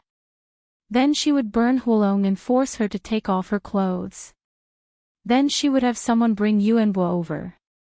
When Yuanbo saw her untidy appearance, with his temper, he definitely wouldn't let it go. After that, old maid Zhao would go to the garden to find her and expose the matter in front of the guests. Half of the plan would be accomplished. It was a fact that her son had seen her in such a disgraceful state. As long as Yuanbo insisted that it was the lass who seduced him on purpose, the guests today would be biased towards the Yin family when the news got out. It would be the lass's fault for being indiscreet. With this in mind, no matter how important that lass's official position was, she would not be able to marry into a good family. She would not even be able to become a legal wife. Now that she had succeeded, all she had to do was wait for the storm to blow over, then she could coax and scare Xiao Cui. In the end, this famous female fortune-teller might even cry and beg to marry into her family. Lady Yin had made a good plan, but she had never expected that Yin Yuanrong would interfere. With the appearance of such a person, her entire plan was ruined. Old maid Xiao said timidly, "This servant also doesn't know. I clearly only asked third master to come to the back courtyard, so why did young master Yuanrong come along? This servant followed your instructions to lock and open the door, but third master didn't manage to kick the door open. Instead, young master Yuanrong broke through the door. Both of them saw Miss Yu's sorry state. Madam, what should we do now? Should we make this matter public?" Lady Yin clasped her hands together and twisted her fingers. After thinking it over again, she knew that she couldn't do it. She slapped old maid Zhao's face and angrily said, "Useless thing, shut up. Let's go, quickly take me there." Make it public. How could she make it public? Since Yin Yuanrong was involved, this matter could only be hidden. The third young master of the West residence was her eldest sister-in-law's favorite grandson. The old lady was extremely biased towards him. If she really did something dirty in her residence, even if she didn't do it on purpose, would the Prime Minister's estate believe her? They would definitely think that she had deliberately schemed against them. Just that powerful eldest sister-in-law alone wouldn't forgive her. When Lady Yin rushed to the backyard, Yin Yuanrong hadn't left yet. Yu Shu hadn't left in anger either. Together with Yin Yuanbo and the other two, they were sitting in the elegant room where the fire dragon had been burned, waiting for her, the mastermind. There were originally only 2 chairs in the room. Yu Shu had pulled one to the window earlier, and she was sitting there. She had already put her coat back on, covering her almost soaked inner clothes. Apart from her hair being a little messy, no one could tell that she had just been in the sauna for an hour. On the other chair, Yin Yuanrong sat with his legs crossed and one hand supporting his chin. He stared at Yu Shu without any scruples. Yin Yuanbo stood at the door and asked someone to bring a chair from next door. The room was too stuffy, and he couldn't stand the heat. Yu Shu's face was cold from beginning to end. She ignored everyone. Yin Yuanrong teased her for a long time, but she didn't even give him a cold look in return. However, he didn't give up. After a while, he took the initiative to strike up a conversation. "Are you really the female official who attracted the rain at the Water and Land Conference?" "I don't think so." "How old are you?" "Are you 15? Are you of marriageable age?" Yu Shu had washed her face with sweat and wiped off her makeup. Her curved eyebrows and flushed face made her look very young and tender. "Still angry?" I told you I didn't do it on purpose. If you had said you weren't wearing clothes, I definitely wouldn't have barged in. He deliberately emphasized the words, not wearing clothes, hoping to provoke Yushu. Even if she quarreled with him, it would be more interesting than him talking to himself. Say something. Why aren't you saying anything? Are you mute? Sigh, how about this? Tell me clearly why you're hiding in this room without clothes. I won't tell anyone. If you won't say, then I'll just make a random guess. Are you admiring my reputation? Did you know that you would meet me today, so you didn't wear clothes in an attempt to seduce me? Isn't that right? Aha, I guess I'm right. You tacitly agree. Yushu didn't say anything, but in her heart, she silently slapped the mouth of this shameless man 100 times. Lady Yin walked to the door and happened to hear Yin Yuanrong's last 2 sentences. Her eyes flashed. Mother! Yin Yuanbo jumped up from his chair to greet her. Lady Yin pulled him back and pinched his palm hard, hinting for him not to speak. She stopped outside the door and muttered, "Why did you call Mother over in such a hurry? Didn't I tell you to stay in the front courtyard to entertain the guests?" As she spoke, she stepped into the room and looked around first. She looked at Yin Yuanrong and then looked at Yushu. She forced out a surprised expression. "Miss you, I didn't see you two return to the banquet in such a long time. I thought you two had left long ago. Why did you come here?" Yushu looked at her coldly, pretending to be ignorant. She didn't move from her chair and slowly said, "Shouldn't Madam know best why I'm here?" Lady Yin pretended to be confused. "What do you mean?" "What do I know? Miss you, where's your mother? Why don't I see her?" Yushu closed her eyes, took a deep breath, and said, "Lady Yin, I just want to ask you. Does your family want to become enemies with me today?" It wasn't that she didn't do a divination before she left, but she didn't expect that a good divination would make her suffer a loss. She was careless. If she had known earlier, she wouldn't have saved that bit of Tihu incense and wouldn't have made a fool of herself today. Right now, she was in someone else's territory, so she would be the one at a disadvantage if she caused trouble. She should leave first and then argue later. Hearing this, Lady Yin's face instantly turned serious and she said unhappily, "I asked you what happened, but you refused to tell me. Why are you questioning me like this? I treat you as a guest, so don't go too far."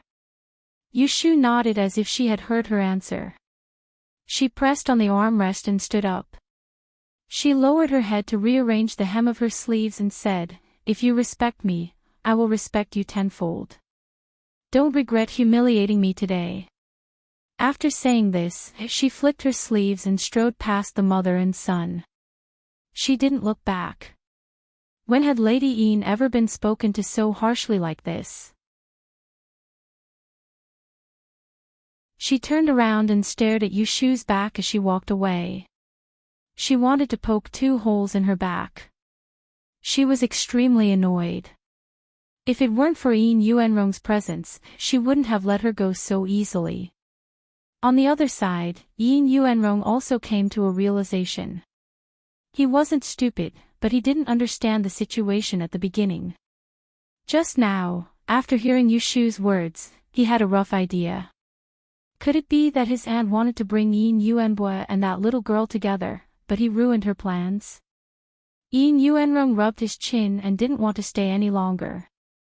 He got up and bowed to the gloomy Lady Yin. He chuckled and said, "There's nothing for me to do here, so I won't disturb you anymore. I'll go back first." What else could Lady Yin say? It couldn't be better that Yin Yuanrong didn't ask about it.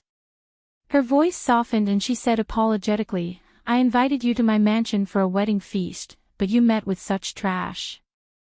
I don't have the face to keep you here. You should go. Yuanbo, see your cousin off." Yin Yuanbo followed Yin Yuanrong reluctantly and left.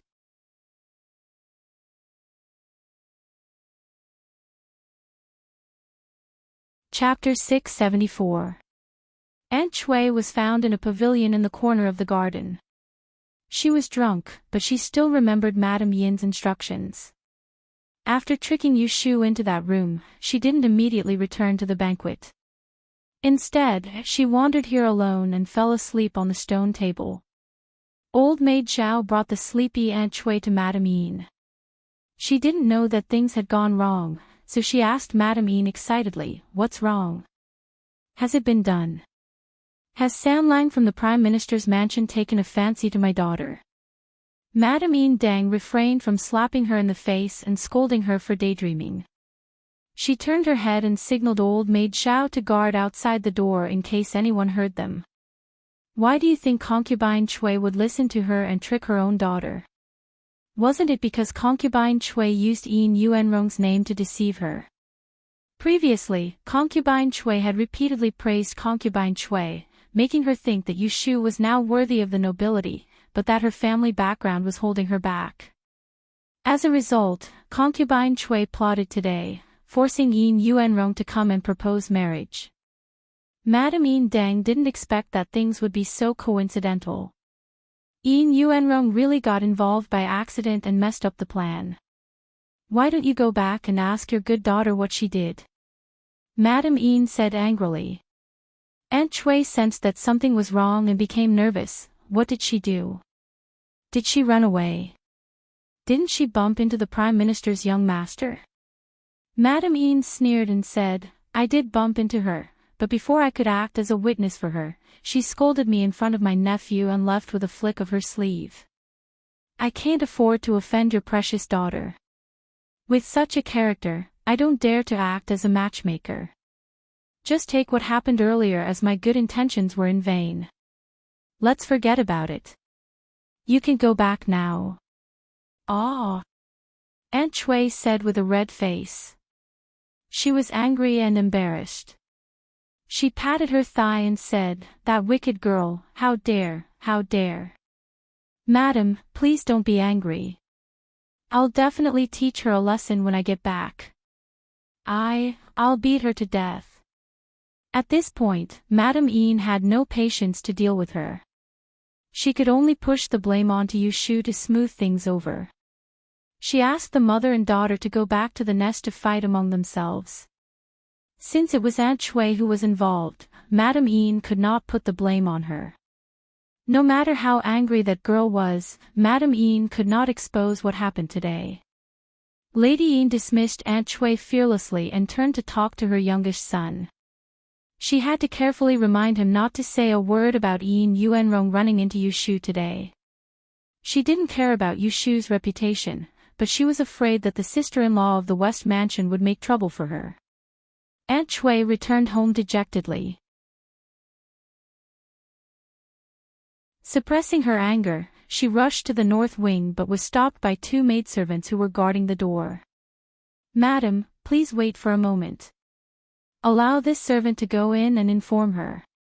"Get away from me. I'm her mother. Do I need you to inform her if I want to see her?" Aunt Chui pushed them away. It was the first time that the two little maidservants encountered such a thing. They were a little helpless and didn't dare to stop her. Then she broke in. It was funny that Aunt Chui had lived in this mansion for many days, but it was the first time that she took the initiative to come to Yu Shu's place. There were 2 suites in the north wing and more than 10 rooms. She didn't know which room was the one guarded by the maidservants. It was rare for her to be smart. She rushed to the one guarded by the maidservants. "Get out of the way." Akiko Abe was standing outside the door. Since she recovered, she was called by Yu Shu to serve her. Yu Shu was not afraid of her strange things because she was very obedient. She liked her more than the 2 sisters who were bought from the supply house at a high price. Akiko Abe stood in the middle of the door and stopped Aunt Chui. Akiko Abe bowed and said in a low voice, "Master is taking a bath in the inner room. Madam, go next door and drink some tea to calm down. Wait for Master to come out." Aunt Chui didn't listen to her. She reached out and pulled her. "I'm her mother. Why haven't I seen her? Akiko Abe hugged her arm and knelt down in front of her. Then she whispered, "Madam, please calm down. This servant deserves to die." No matter what mother she was, her master told her to guard the door. She had to guard it. She wouldn't let anyone go in. Aunt Shui was firmly held by her. No matter how hard she tried, she couldn't break free. In a fit of anger, she slapped Akiko Abe's face. "You little bitch, get out of my way." After being slapped, Akiko Abe's face was burning. But she didn't say anything and didn't let go. The noise in this room alarmed the busy servants in the courtyard. Some were washing clothes, some were cleaning, and some were taking a nap. They all ran out to see what was going on. When they saw concubine Chui's posture, they all knelt down and tried to persuade her to calm down. However, they were not as stubborn as Abe Kizo, who dared to pull their master. With such a noise, Yushu, who was in the room, heard it. She closed her eyes and sat in the bathtub. Then, she rubbed the sticky discomfort on her body. After washing, she wrung her hair dry and wrapped it with a towel. Then, she put on a dry and soft silk dress. She stepped on the wooden clogs and walked outside. There was a teapot and a pair of round peach blossom porcelain cups. The temperature of the water was just right. She poured a cup and sat cross-legged on the couch. Then, she slowly drank it. After that, she let out a long sigh of relief. Then, she aimed at the door. She raised her hand and threw the empty cup at the door. Bang! The outside of the room was quiet for a moment. Yushu stared at the door with a blank expression and said, "Akiko, let her come in." Then, the door was opened. Aunt Shui almost fell in. Her mouth was cursing, "You are a group of slaves. You should be killed 1,000 times. You don't take me seriously. Each and every one of you should die." Bang! Yushu also threw the other cup. Aunt Shui was stunned. "Go back to what you should do." The servants outside the room scattered like birds and beasts. In the blink of an eye, only Akiko Abe was left. "Akiko, close the door and come to me." Akiko Abe obediently closed the door and quickly moved to the couch. Then, she silently knelt at her feet and bowed her head. Yushu lifted her chin and looked at her swollen face. This child was born with a fairer skin than ordinary people. The fingerprints on her face were particularly obvious. Fortunately, there were no scratches.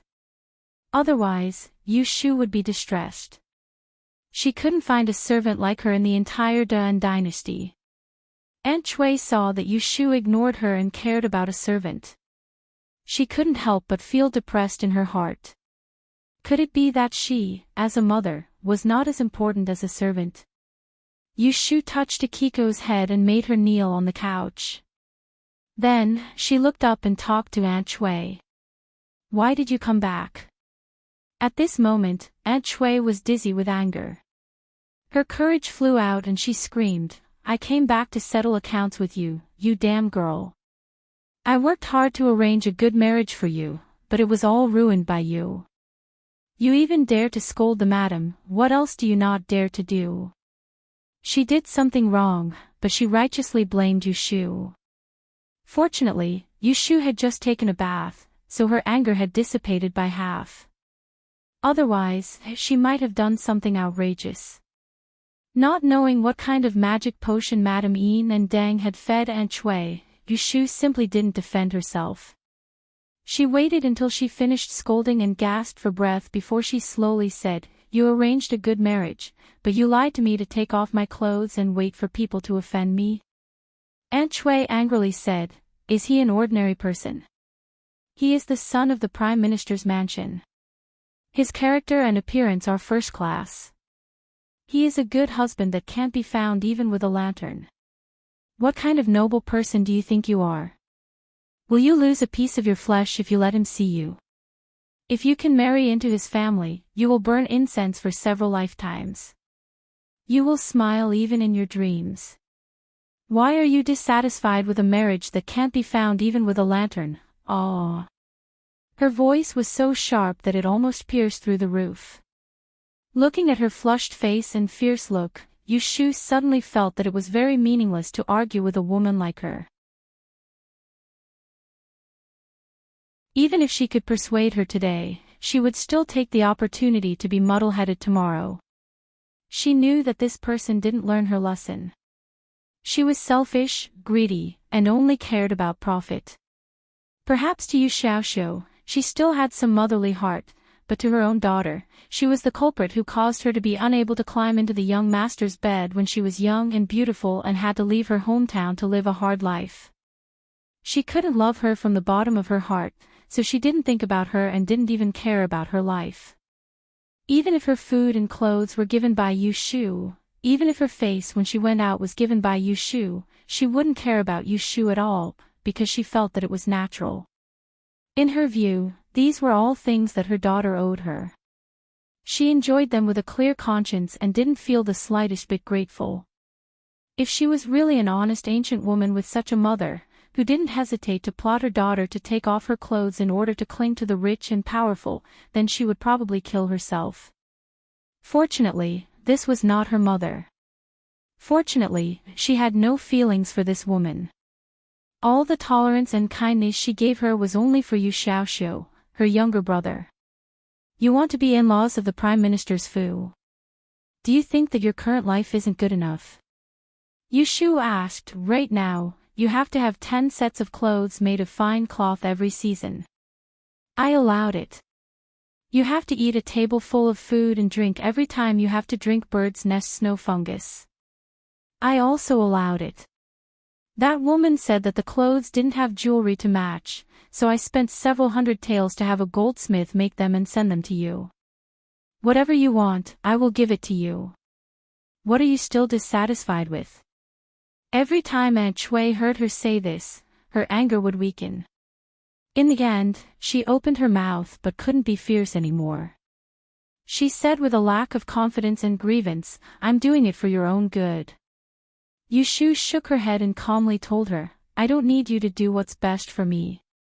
Let me ask you, today at the assistant minister's Fu, have you ever thought that if I was forced to take off my clothes and the person I saw when I opened the door wasn't the young master of the Prime Minister's Fu, but a random manservant or a guest who accidentally barged in, and that person already has a family background, would I still want to protect my reputation and become someone else's servant or concubine? If this gets out and my reputation is ruined, there will be an imperial censor who will report me for misconduct and become a celestial commissioner. I will lose my salary and no one will curry favor with me. Think about it, will you still be able to live such a luxurious life? Aunt Chui was stunned and her face slowly paled. People were like this. Rather than scolding and harming others, it was better to let her know that she almost harmed herself. Only then would she panic and know that she was wrong. I let you go out to relax and make friends, not to cause trouble for me. This time, you almost harmed the entire family. If I don't care about you, sooner or later, you will implicate us and we will all have to beg on the streets. For the sake of the entire family, from now on, you don't need to leave this door. It's best to stay in your small courtyard and live the rest of your life in peace. Today's matter had finally exhausted Yushu's patience with Aunt Chui. From now on, she would not tolerate her even a little for Yu Xiaoxiu.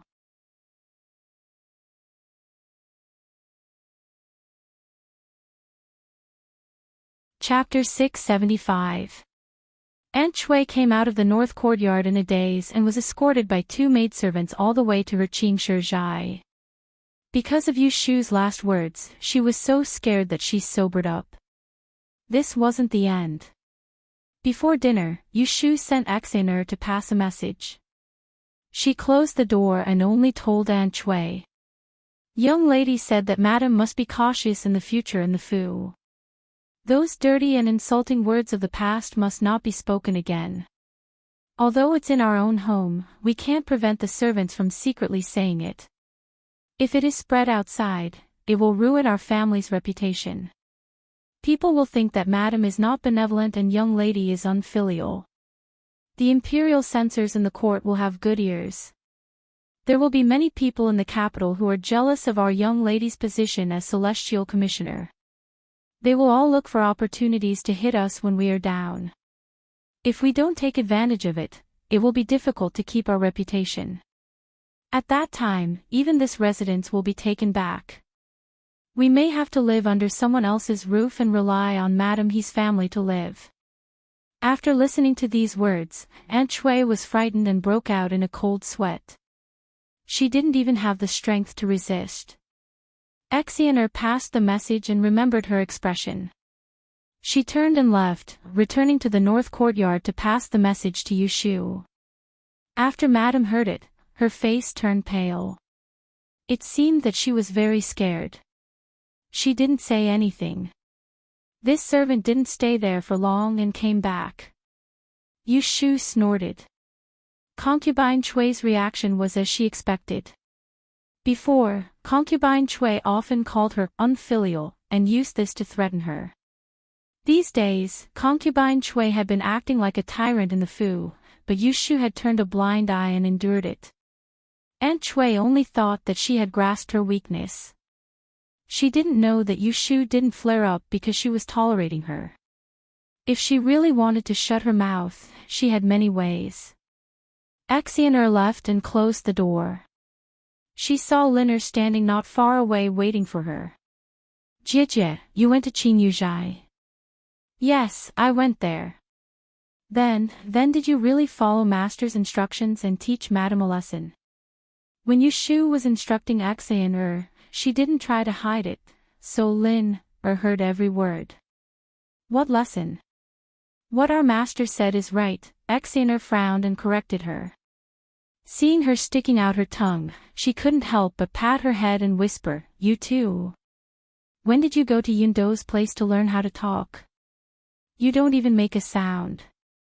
A few days ago, the two sisters had heard that Aunt Shui was behaving inappropriately and wanted to report it to Yushu. However, it was not good to bypass Yundo, the most senior servant in the North Xiang, so they decided to first tell her about the matter and let her decide how to report it to the master. Lin Er was confused. I didn't say that. Didn't Big Sister say it? Xin was startled. It wasn't her, nor was it Lin Er. Then when did Mistress know that Aunt Chui's actions weren't dignified? Was it Yundo who said it? Or was Master already aware of it and kept quiet? Thinking of the latter possibility, Xin's face burned. She grabbed Lin Er's hand and couldn't say a complete sentence for a long time. Jie, what's wrong? Don't scare me. Xin smiled bitterly and shook her head. She didn't know how to tell her. She didn't know if the two of them had seen how smart they were before. It was really a case of being too smart for one's own good. Speaking of which, these past few days, Mistress didn't like having the two of them serve closely. Instead, it was Kuei Zi who followed closely. Did Mistress think that they were slippery and didn't like them? The more Xin thought about it, the more she felt that it was the case. It was too late for regrets. It would have been better to listen to Lin Er and go to Mistress to curry favor. Compared to offending Yundo and making Mistress hate them, that would be worse. Xin thought about it and pulled Lin Er back to the room to tell her not to mention it. It was said that Assistant Minister Chiu Furen of the Ministry of Works went to Madame Yin and Dang's wedding banquet and returned home. In the evening, she received a message from Yushu, asking her to make a list of the madams who went to the Yin mansion with her today. Yushu didn't say the reason, but Madame Chiu guessed that Madame Yin had offended her. She hesitated again and finally didn't refuse. One reason was for friendship, and the other was to protect herself. So after dinner, on the table in Yushu's study, there was a list of the guests of the Yin mansion, including relatives and friends. She copied it down and burned the list. Tonight, many families sneezed in their backyard. They didn't know which immortal they had offended and were going to be unlucky. The next day, Yushu came to the Kunling bureau. The first thing she did was to ask Wen Shaoan to take out all the official marriage documents that had been issued last month. Then she found several thick pedigrees of surnames in the library and asked Wen Shaoan to look through the list she had copied last night. Assistant Minister of the Ministry of Revenue, Yin Zhurong, check the children of his family who are waiting to be married. If there are none, check the close relatives of his family for 3 generations. Wen Shaoan was very skilled. He flipped through the genealogy of the Yen family with one hand and copied it with the other. In a few minutes, he clearly remembered how many children of Assistant Minister Yin's family were waiting to be married and how many were waiting to be married. Zhuo Lang of the Ministry of Revenue, the Yen family. Yushu read them one by one. In the whole morning, Wen Shaoan had made a list of nearly 100 people. After reading it, Yushu nodded with satisfaction. She waved her hand and ordered him, follow this list and find the relevant ones from the official marriage documents I approved. Remember the rest. If you see them in the future, separate them and give them to me separately. Wen Shaoan did not ask any nonsense. He immersed himself in sorting. Not long after, he brought more than a dozen documents to her table. These were all approved by her last month. They were all stamped with a big seal. They would be sent to each mansion in the middle of the month. Yushu checked them and confirmed that there were no mistakes. Then, she tore them one by one in front of Wen Shaoan and threw them into the spittoon. She called Lu Hong, who was outside the door, to come in. Find a corner and burn them. Lu Hong left with the spittoons. Yushu turned around and saw Wen Shaoan looking at her. She thought for a moment and explained to him, these people offended me. Wen Shaoan turned around and went to work. Yushu felt strange. She stopped him and asked, aren't you going to persuade me? Wen Shaoan said blankly, persuade what? Persuade me not to take revenge in public, or something like that. Wen Shaoan glanced at her with a hint of mockery. Although this guy was respectful to Yushu, he was never timid in front of her. He still had the same bad temper that she didn't like. Whoever offended Lord deserves it. It has nothing to do with me. Since Lord has done it, you must be able to handle it. There is no need for me to say anything. Yushu asked for a rebuff. She touched the bridge of her nose and let him go. After a while, Lu Hong came back with a clean spittoon. Lord, it has been burned clean. Well, put it away. After finishing this matter, Yushu felt comfortable all over. Yesterday, she was bullied in Yin's mansion and her liver was irritated. When she woke up this morning, there was a blister on the corner of her mouth. If she was not feeling well, others would not feel well either. These official marriage documents were usually issued once every 3 months. They didn't need to be examined by the right commander. Yushu had the right to decide when to issue them and whether or not they were married. She, the female imperial official, had the final say. Which Yamen didn't have a few layers of secret channels. In the past, most of the female imperial officials made their fortune through this way. It was an old rule for many years to withhold the documents. If a family couldn't wait for the official to issue the documents, they would pay for it. If they met an ignorant family, they would even delay it for a year or so. Yushu had just entered the officialdom, so she had not been infected by the custom of taking people's money to eliminate disasters. When the previous batch of official marriage documents, she said that she would rather destroy 10 temples than destroy 1 marriage.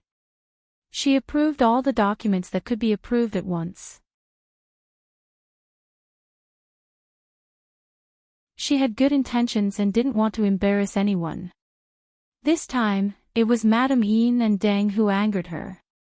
She burned the official marriage documents and waited for it to happen in the middle of the month. Anyone with eyes would know who she had offended, including the families close to Assistant Minister Yin's mansion. Although it was said that she was venting her anger, she actually wanted to slap Madame Yin and Deng in the face. If she dared to instigate concubine Cui to deceive her, she would make all her relatives and friends avoid their family from now on. Whoever was close to Madame Yin and Madame Deng would not be able to marry smoothly. In the evening, Yu Shu went to Wangji Tower. She was in a bad mood and wanted to find Shui Rui to drink to relieve her boredom. She didn't meet Shui Rui, but she ran into Jiang Mia. Jiang Mia had lived in Wangji Tower for a few days. The shopkeeper, Lin Fu, knew her identity and didn't dare to neglect her. He invited an old friend to the backyard and had tea in a private room downstairs. Hualan. Yu Shu called her by her little name. The two of them had gambled wildly at the Cui family's gambling house and became friends. Yu Shu liked her straightforward personality. She didn't look unfamiliar after not seeing her for a long time. Are you looking for my eldest brother? He's not here. Jiang Mia smiled and said, why are you looking for him? I'm looking for you. Yu Shu stood next to her suspiciously and asked, what's the matter? Yes, a happy occasion. Jiang Mia took out a gilded invitation from her sleeve and handed it to her. It's my mother's birthday in 3 days. Please come as a guest. Yu Shu frowned. She felt uncomfortable when she heard that someone else was having a birthday celebration. She had just suffered a loss at Madame Yin and Deng's wedding banquet. Her anger hadn't subsided yet, and now she was here again. To tell the truth, she didn't want to go. Jiang Mia saw that her expression wasn't right and stopped smiling. She said unhappily, you don't want to come. Are you looking down on me? What are you talking about? Yu Shu said, it's you who is looking down on me. Jiang Mia sneered, how am I that snobbish? I invited you here because I like you as a friend. All the girls in Shangjing are lovey-dovey. Only you and I have the same taste. That's why I personally came here. If you don't want to come, then so be it. There's no need to say such self-deprecating words. Yu Shu was speechless. How was she self-deprecating? Wasn't it just a casual remark?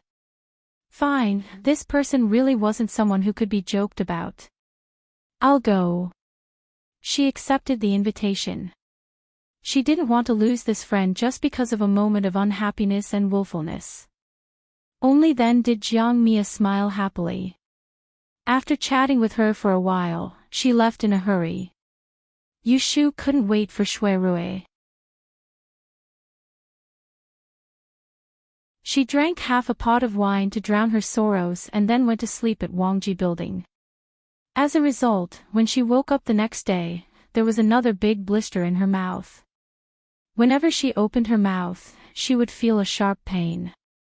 Yu Shu was very depressed. In the morning, she went to the Celestial Commissioner's office to check in. After handing over a few official matters to Wen Shaoan, she patted her butt and left. The people in the office pretended that they didn't see her slip away. Jing Chen, the chief officer, was very secretive all day long. For a high-ranking official like Yu Shu, who could say anything bad about her? Yu Shu didn't take a sedan chair. When she went out, Su Qing brought a horse. She mounted Little Red and led 2 bodyguards to parade through the street. She didn't even change her official robe. She only untied the top of her black muslin hairpin. The people on the roadside all bowed their heads to make way for her. They didn't recognize the patch on her shoulder, but they knew that she was a female master. When they came to Qianyuan Street, it was crowded and lively. The shops along the street were bustling with business everywhere. Peddlers and servants were peddling to and fro. When Yu Shu saw something interesting, she asked Lu Hong to buy it. However, she didn't visit the shops. She didn't get off the horse until she arrived at the treasure house under the name of the Tai Hing Chamber of Commerce. There was a fair-skinned young shop assistant standing outside the treasure house. When he saw Yu Shu get off the horse, his eyes lit up. He hurriedly went forward and bowed to invite her in. This lowly one greets official Yu. You're early today. Yu Shu had come to see Pei Jing several times, so the doorman recognized who she was. Yu Shu threw a silver coin at him and walked into the hall with her sleeves tucked up. She went directly to the second floor. The shopkeeper left the customers who were looking at the goods, picked up the corner of his robe, and trotted to catch up. Lord Yu, you have time to come and play today, ah. Coincidentally, head steward Pei isn't in the shop today. How about I accompany you to take a look? In this day and age, there were several levels of difference between businessmen and officials. Only people like Pei Jing, who came from the Department of Mathematical Analysis, had a better situation. Everyone else had to smile and salute when they saw an official. It's not a problem. I'm just looking around. If you're busy, then go do what you need to do. The shopkeeper smiled. What's there to be busy about? Aren't I idle right now? A new batch of treasures arrived from the south. They haven't been recorded yet. Can you take a look? If there's anything that catches your eye, then I'll keep it for you. Once it's recorded, I'll send it to your residence. He knew this young mistress. Right now, she was the one who was in charge of the crystal stone business in their shop. Every month, they received tens of thousands of strings of credit. All of it depended on this young mistress's support. She was the god of wealth, so how could he not serve her carefully? All right, go and get it. Yu Shu's mouth hurt as soon as she opened it, so she tried to say as few words as possible. There were several rooms on the second floor, some big and some small. Each room had a tea table. There was no door, only a bamboo curtain to cover it. Not only did it respect the customers, but it also showed that the shop had windows in the north and south, so it was spacious and bright. Yu Shu was naturally invited to the innermost room. As soon as she sat down, good tea and water were served. There was a plate of sweet fruits and a plate of peeled walnuts and almonds. It wasn't much, but it was very considerate. However, Yu Shu had blisters in her mouth, so she couldn't eat anything. She only took the fragrant tea and took small sips to moisten her throat. The shopkeeper slipped away quickly. Yu Shu walked around the room with her hands behind her back. She looked at the things on the treasure-snatching grid. Gold carvings, jade horses, drinks, they were all real things. When she came a month ago, these things weren't there. It seemed that they were all newly added. This treasure house had made a fortune from selling crystals, but it was all on Pei Jing's account. The profit was also their own. After waiting for a while, the shopkeeper did not return. Instead, someone came in from the next room. It was quite a commotion. The wall was not soundproof, so when the customer who just came over spoke, she could hear it clearly. I heard that your shop sells a crystal stone that can attract wealth and ward off evil spirits. Bring it here and let me have a look. It was a woman. Yu Shu found the voice familiar. She took a few steps towards the foot of the wall. This time, it was the shop assistant who served the customers who replied, Miss, if you want to appreciate the crystal, you have to wait until the 15th of this month to come to the shop. It was the woman's soft voice again. I'm not looking at you for nothing. Just bring it here, I'll buy it. The shop assistant said, if you want to buy crystal, you have to place an order first and pay half of the deposit first. At the end of the month, you can come back to get your queue number. But I have to say, the latest queue number will be 3 months later. I don't know if you can wait that long. The woman paused and then said, do you have ready-made crystals? I'm willing to pay 5 times the price.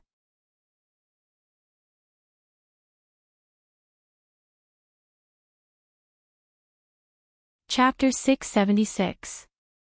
The crystals in the treasure house were very popular. Pei Jing sent his confidant to the south to purchase a large number of raw crystal stones and returned to the capital last month.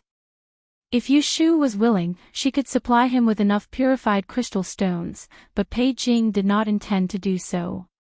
He and Yushu agreed to receive the orders first, and then use 50% of the total orders of the month as the output. The remaining 40% would be delayed to the next month, and the month after that.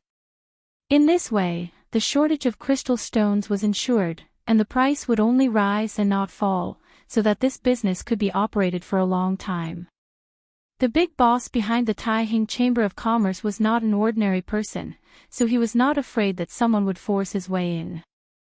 There was never a lack of rich people in Anling City. Now there was one next door who was willing to pay 5 times the price to buy the crystal stones. The assistant who accompanied the guest could not make the decision, so he asked the guest to wait for a while and asked the shopkeeper. Hearing this, Yushu could not help but feel suspicious. Just then, the shopkeeper came in with a few trays. Seeing her standing at the foot of the wall, he was about to say something, but she raised her hand and stopped him. She whispered, "Put down the things, I have something to ask you." The shopkeeper understood and asked the servant to put down the trays quietly. He waved his hand and left, following Yushu to the other side of the compartment. "Who is the person next door? Go and ask, and then come back to me." "Okay, I'll go now." The shopkeeper hurried out, and about a moment later, he came back and reported to Yushu, "My lord, there is a girl next door with 2 servants. The carriage is waiting outside the door. This girl seems to have a bad leg, so they made a soft frame and carried her up." Yushu asked about her appearance and confirmed that it was Shui Yun. She could not help but guess her purpose. If she only wanted to buy crystal stones, she could have asked the servants to do it. Why did she drag her 2 broken legs and go through a lot of trouble to come here personally? For some reason, Yushu always felt that Shui Yun was vaguely coming for her. That lady is willing to pay 5 times the price. "I want to see the goods today." "Sir, do you want to sell them?" The shopkeeper asked Yushu for instructions. Although there had been many customers who were willing to pay a high price to buy the goods, Boss Pei had stipulated that they could only sell them in private. However, if Yushu asked, they could make an exception. The shopkeeper thought that Yushu knew the people next door, so he was trying to be clever. Yushu understood what he meant. She snorted and said, "I'll sell it." "Why wouldn't I sell it?" "But 5 times is not enough. You go and tell her that if she wants the stock, she has to pay 10 times the price. Otherwise, she has to wait for 3 months. How about this? If she agrees, don't give her anything big. Just pick a few yellow and white crystal bracelets and let her choose." He was not afraid that she would buy it, but he was afraid that she would not be able to afford it. The shopkeeper was also a smart person. Hearing this, he knew that he had misunderstood. It turned out that the neighbor next door was not this lady's friend, but her enemy. After thinking for a while, he agreed to it. Yushu sat and waited for the sound next door. When she heard someone talking, she walked to the foot of the wall. The shopkeeper raised the price to Shui Yun according to what she said. Shui Yun agreed without much hesitation. In the end, she took the 2 yellow and white crystal bracelets at 10 times the price. The white crystal bracelets were priced at 300 taels.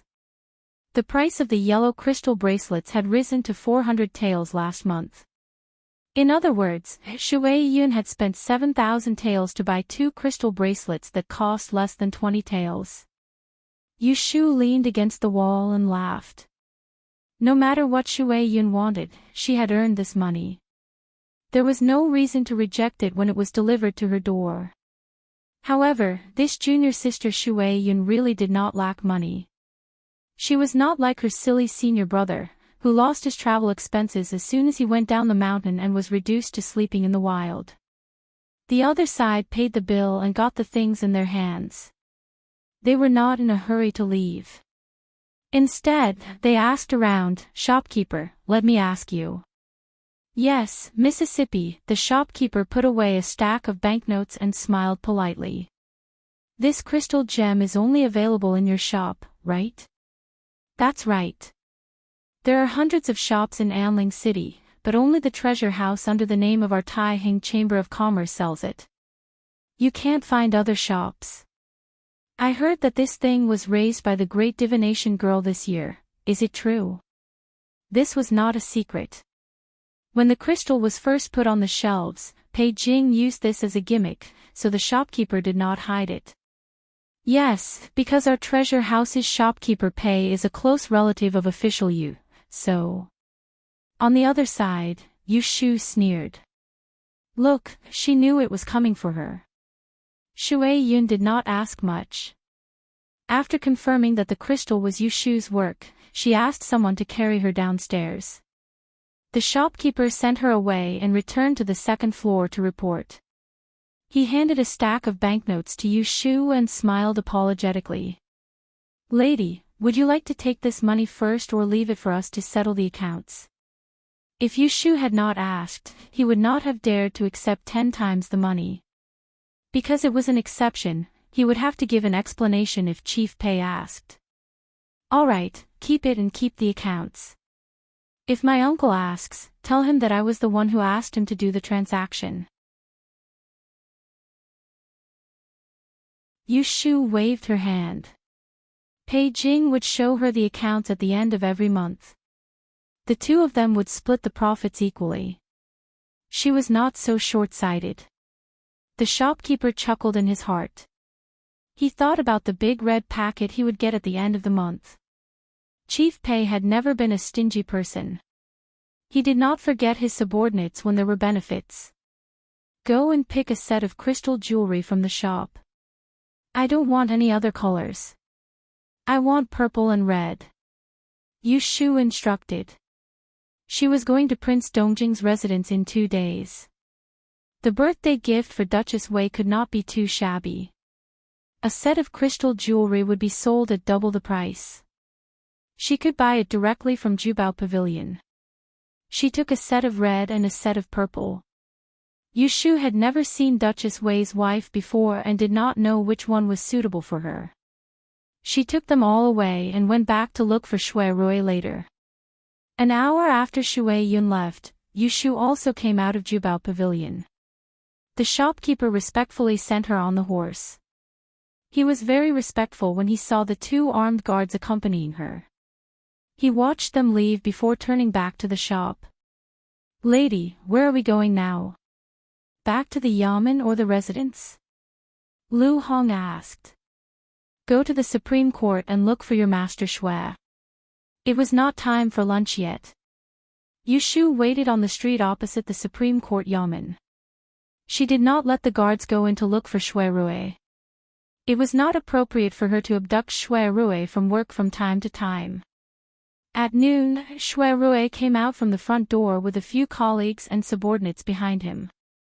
They had changed into casual clothes and looked like they were going for a drink.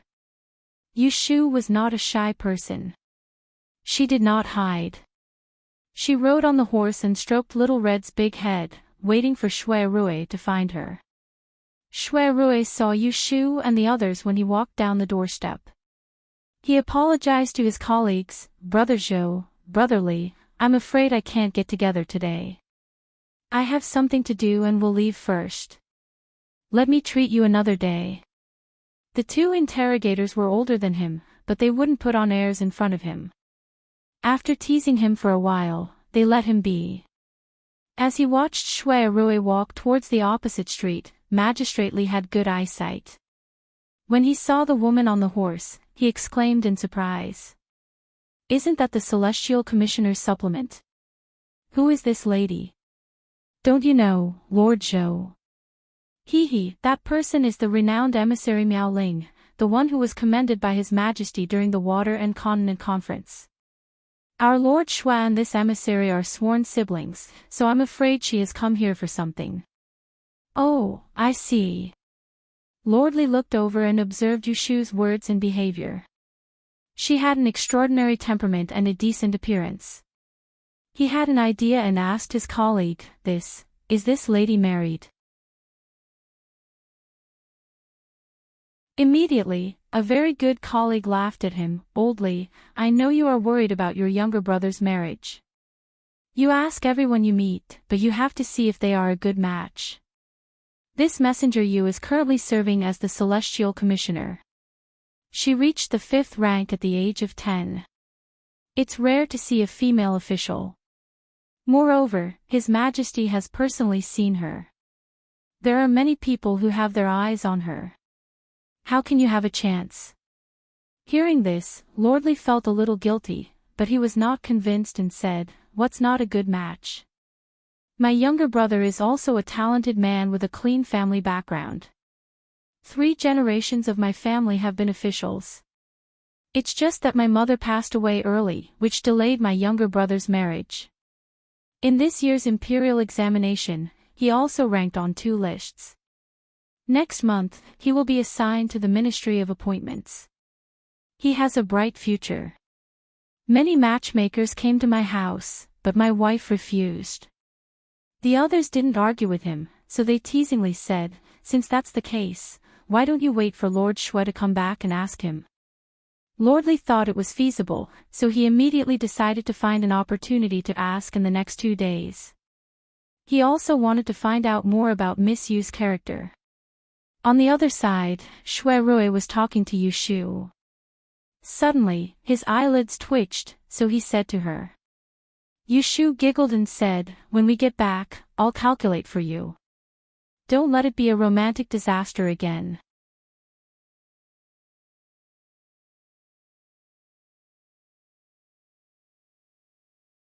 Chapter 677. When Shui Rui heard that Jiang Mia personally sent an invitation to Yu Shu, his expression was a little strange. Seeing that she specially went to pick out a gift today, he didn't know how to explain it to her.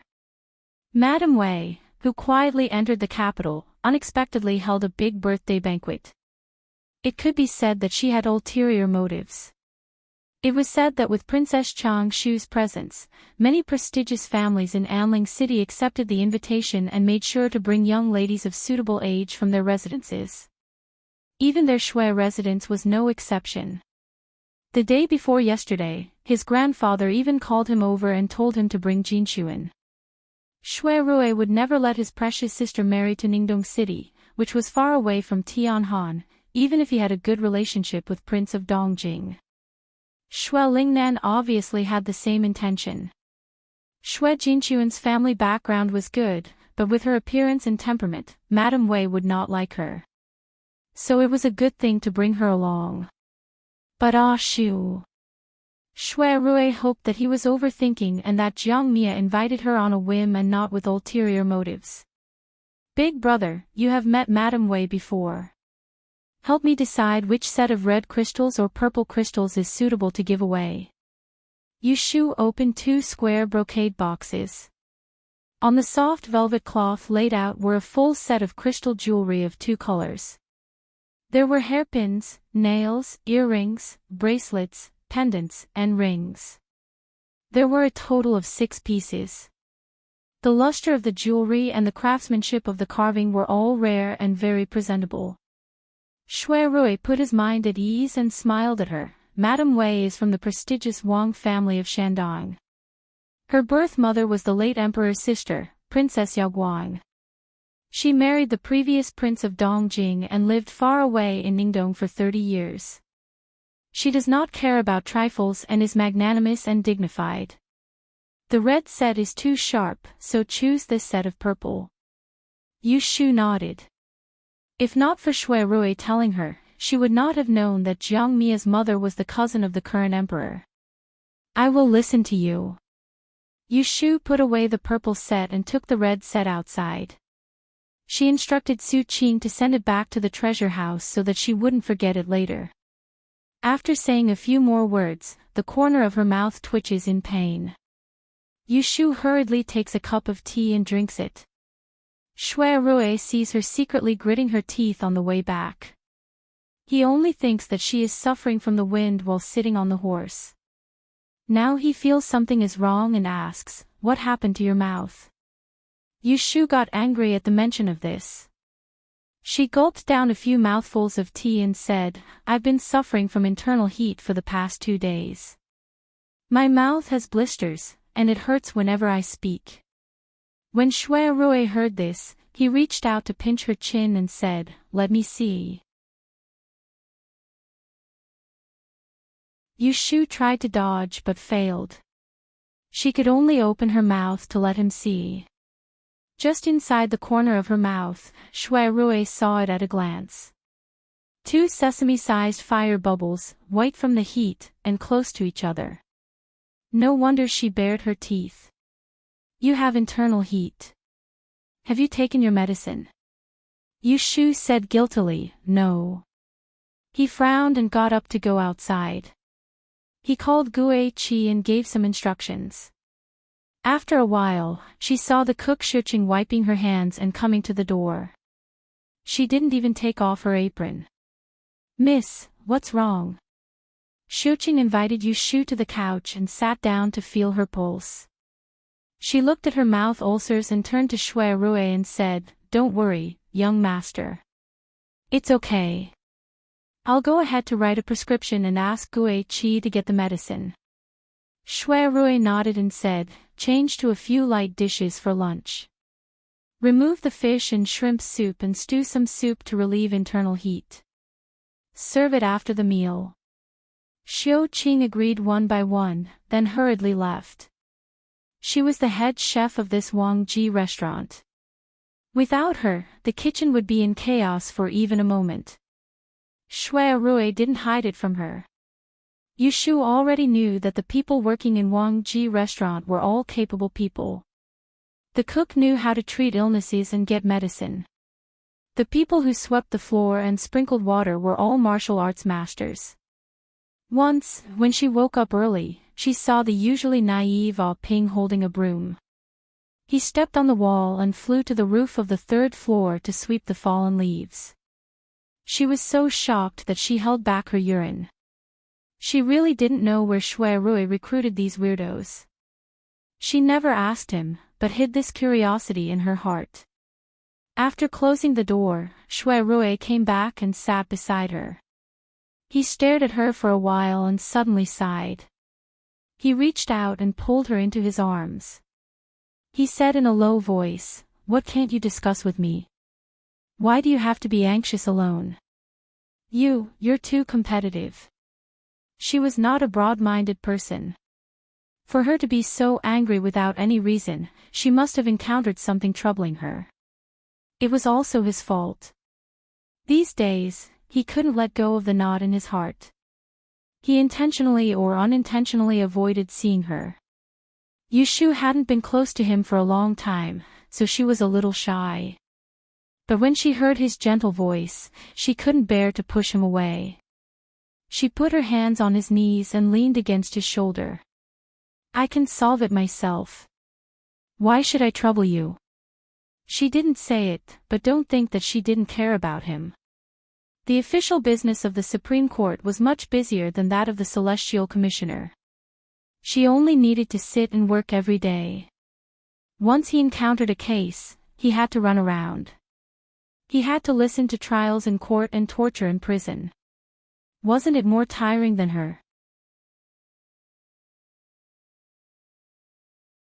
Moreover, she didn't dare to tell him about the embarrassing thing that happened at Assistant Minister Yin's residence. In the end, Shuai didn't ask her.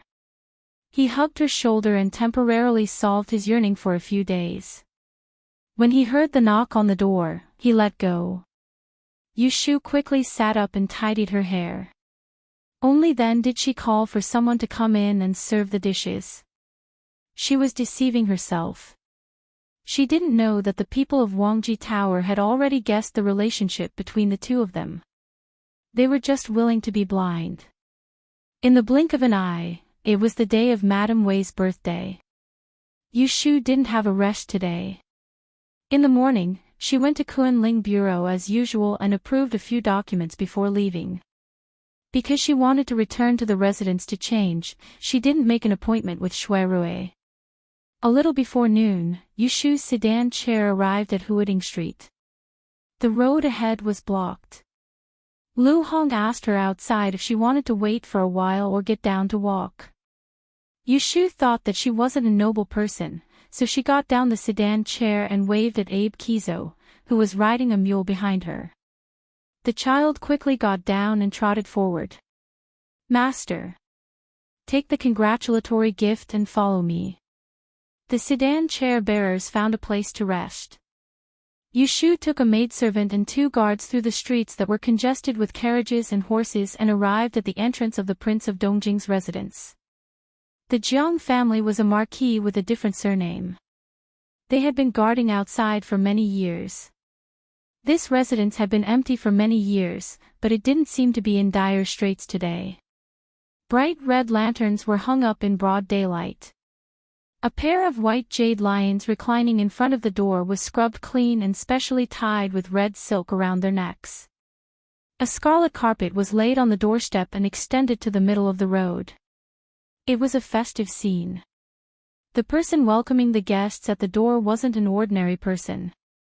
There were only women in the residence, so it wasn't appropriate for them to receive guests in the front yard. Thus, Madame Wei invited a cousin of Lu's clan, Duke of Guangping, Lu Daong, to stand at the door. Although the Duke was almost 40 years old, he had to call Madame Wei little aunt in terms of seniority. When Yushu saw the unfamiliar face at the door, she cleverly took a few steps back. When other guests came forward to greet him, she realized that he was a second-rank duke. She led Abe Queasy up the stairs, handed over the invitation, reported her name, and paid respects to the door god. After the Duke of Guangping saw the invitation, he couldn't help but take note of it. He smiled amiably and said, "So this has made you. I didn't expect you to be so young. I've always loved to learn and be mysterious. I respect people like made you the most. When I send the invitation to your residence, you must come." Yushu thought that he was just being polite, so she replied humbly. After entering the door, she was led to the backyard by a maidservant because she was a female guest. Along the way, she met a few familiar faces and exchanged pleasantries. There was a man-made lake in the east of the garden of the Prince of Dongjing's mansion. There were pavilions on the lake, and the banquet was placed in the middle of the pavilions. There were no less than 100 tables, and there were really a lot of people. Yushu was invited to a table in the middle. Before she sat down, she looked around for traces of Shui Rui. Yesterday, Shui Rui asked her to help the aunt of the Shui family bring Shui Jin to the banquet. Today, Shui Rui stayed in the front yard and asked Yushu to take care of his younger sister. Yushu was duty-bound. Shui Rui's younger sister was also her younger sister. She was looking at others, but someone behind her saw her first. Xan Lu and Situ Qinglan were sitting together, separated by 2 carved railings. Xan Lu pointed to the east and said, "Lon Lon, look, isn't that the Lotus House?" Situ Qinglan turned her head, and the smile on her face faded a little. She said, "It seems to be her." Xan Lu pulled her and said, let's go find her." Situ Qinglan sat still and persuaded her, "The banquet is about to start, don't run around." Xan Lu was reluctant. Her mother was sitting on the side, talking to Mrs. Qin and couldn't care about her. Qin Yuero was also there. If she didn't take this chance to find the Lotus House, she wouldn't be able to escape when the banquet started. "Forget it, if you don't want to go, I'll go." "Wait, look." Situ Qinglan pulled her and pointed to Yushu. They saw a tall girl wearing a fiery red beard and a fiery red crown stride towards Yushu and affectionately put her arm around her shoulder. The two talked and laughed as they went to the main table together. They all knew who the fiery girl was. She was Prince of Dongjing Jiang Huaying's younger sister, the Pearl of Madame Wei, Princess Chunwei, Jiang Mia. "Sit down," Situ Qinglan sneered and said to Xan Lu, "How can she see us?" Xan Lu pouted and sat down. She turned her head and stared at Situ Qinglan. What do you mean by that? Situ Qinglan shook her head and didn't say anything. Xan Lu was stubborn and said in a low voice, "Don't think I don't know. You're blaming her for not going to your birthday celebration. I told you long ago that she's in the government office. She must be so busy that she forgot. You didn't go and ask her, so you're blaming her first." Situ Qinglan's face stiffened. She wanted to refute but couldn't say anything. She could only smile bitterly and look up at Yushu's back. She couldn't tell if she was sad or envious. It was her birthday in late July. She had invited Yushu early, and she had promised to come. Who knew that on that day, Yushu wouldn't come even after waiting for a long time. After that, her cousins and the family laughed at her behind her back. How could she feel good? All right, don't think too much. We'll find a chance to ask her later. Xan Lu thought that she understood Yushu and didn't want Situ Qinglan to misunderstand her. While the two were talking, Yushu had already been led by Jiang Mia to greet Madame Wei and introduced her. "Mother, this is the Miss Yu I mentioned to you before. She's the first friend I made in the capital. You can call her Lotus Fang." She didn't mention Yushu's official position or her title. She just casually brought her to Madame Wei. Madame Wei glared at her daughter before turning around and smiling kindly at Yushu. She said, "My daughter isn't particular about etiquette. It must have been hard for you to play with her. You must have suffered a lot from her. Good child, do you have a small name? Or should I call you Lianfang?" Yushu agreed, "Madam can call me Lotus Fang."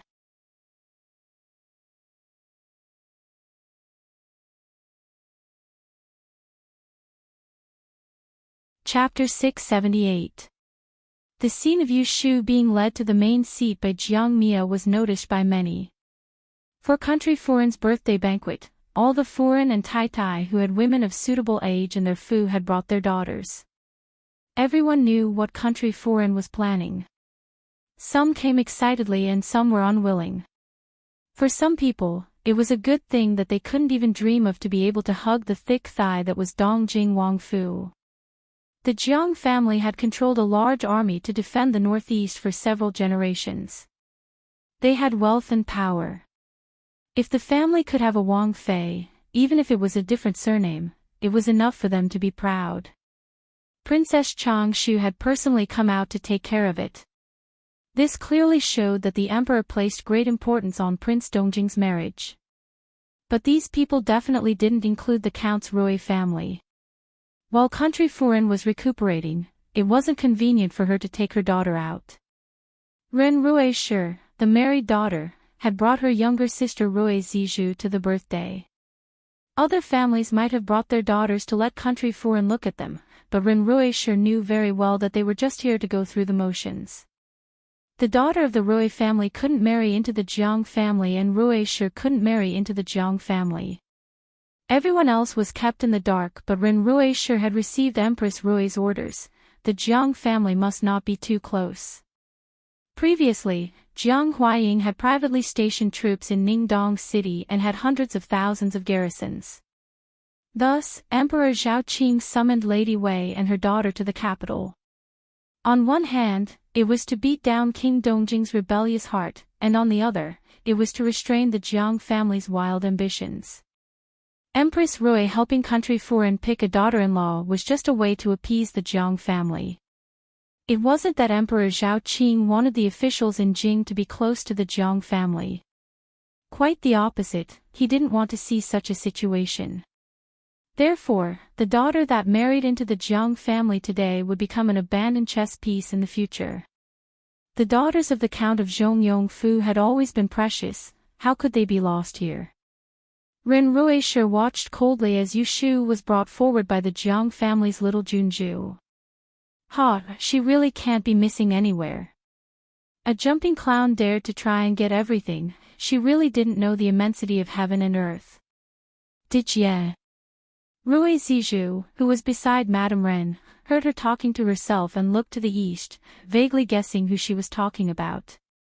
Zhu Zhu, when the banquet starts, don't wander around. If someone asks you a question, just smile and don't speak carelessly. Do you understand? Madame Ren reminded her sister. She was afraid that Madame Wei would take a fancy to her outstanding appearance. If old foreign went to the palace to beg, even the empress would not be able to refuse. Rui Zizhu nodded obediently. She couldn't help but look at Yu Shu with some envy. She thought to herself, I'm the daughter of the Earl's mansion, but I don't have as much freedom as that female official. I can be friends with whoever I want, and I don't have to care about what other people think. Lady Wei and Princess Chang Shu sat on the seats of honor, and on both sides of the table were noblewomen. Jiang Mia wanted to pull Yu Shu to sit with her, but she tactfully refused.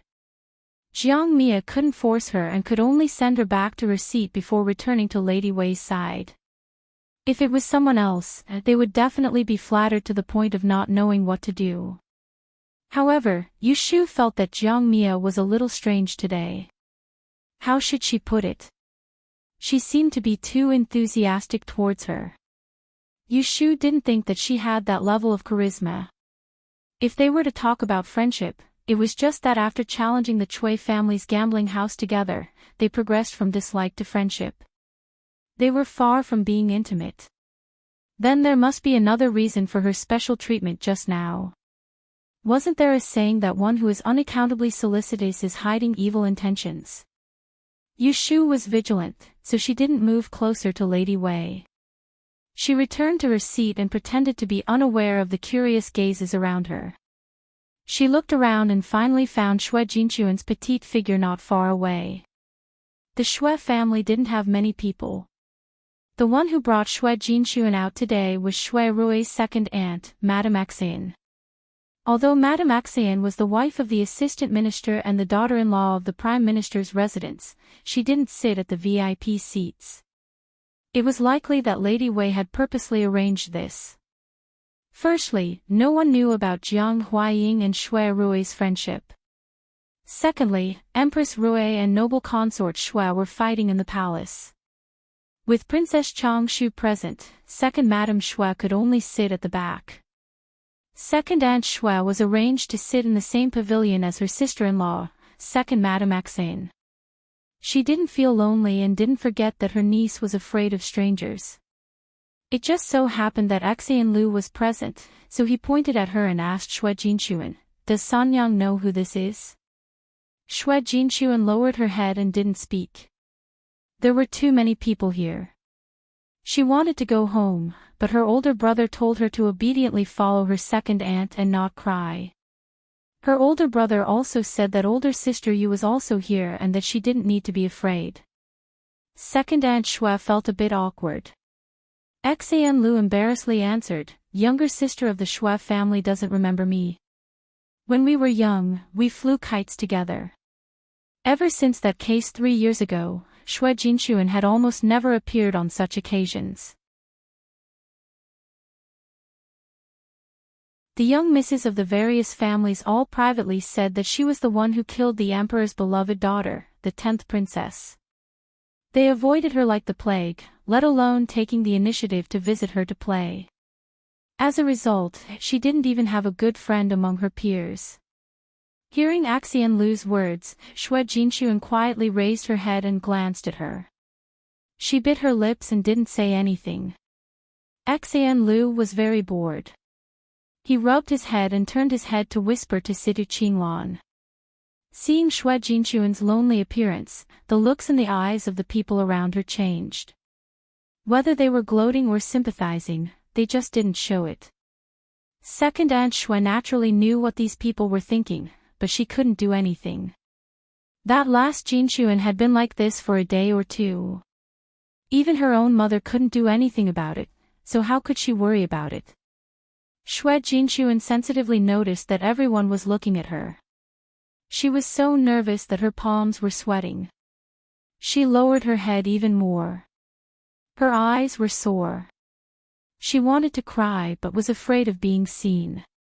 Seeing this scene, Yushu was hesitant whether to go over or not. Now she didn't think much and got up and walked over there. "Mrs. Shui, Aunt Axian, please excuse me."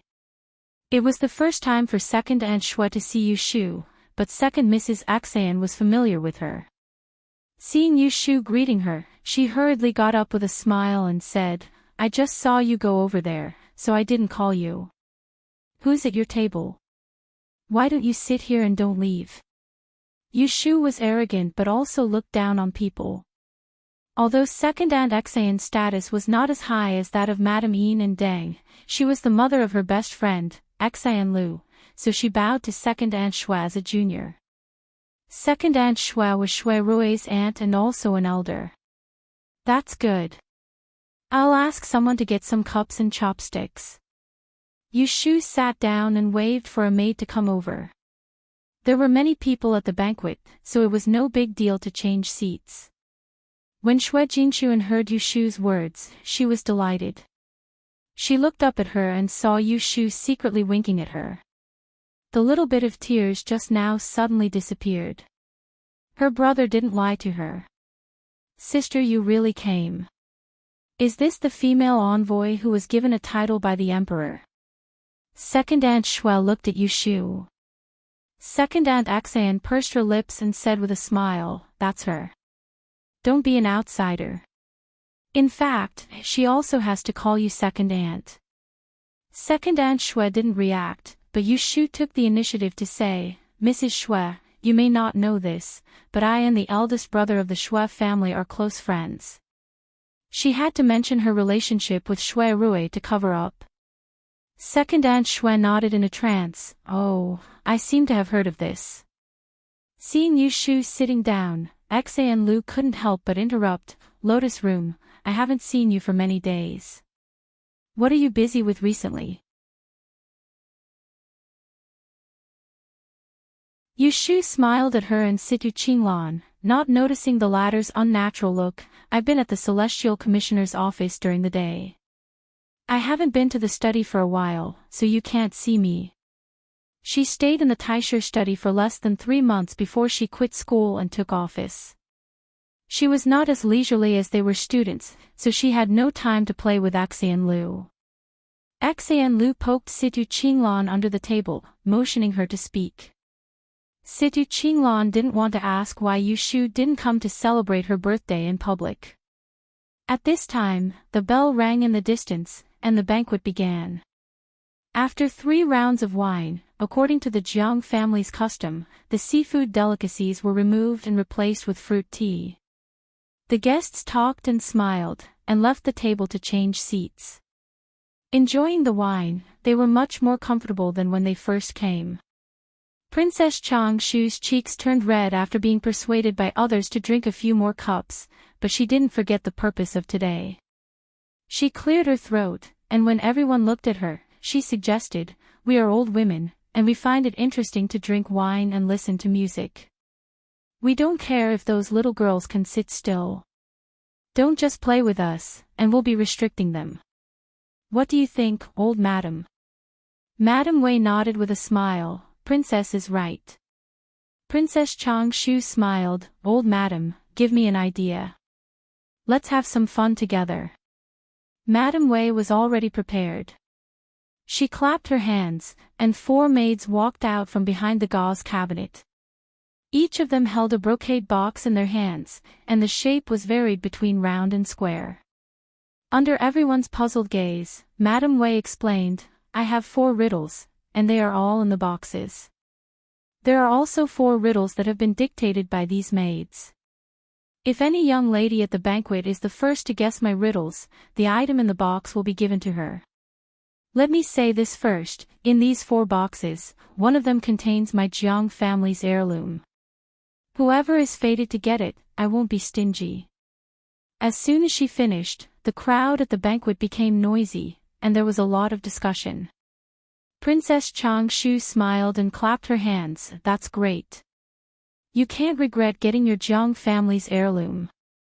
As she said this, she had people spread the riddles in all directions, so that all the guests would know.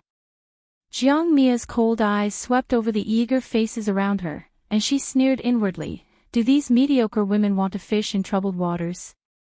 Is it so easy to be my sister-in-law? Why don't they take a piss and look at themselves in the mirror? Which one of them is worthy of my imperial brother's finger? She stood up and walked a few steps towards the railing, feeling the breeze on the lake. She looked in Yushu's direction and thought, she's just a barely satisfactory candidate. I still need to think about how to convince her mother. Yushu did not know that she had been targeted by Jiang Mia. When she heard that Madame Wei wanted them to guess riddles, she did not think much of it. She heard Axian Luer ask her, Lotus Room, what is the Jiang family's heirloom? Do you know? She shook her head and smiled, how would I know?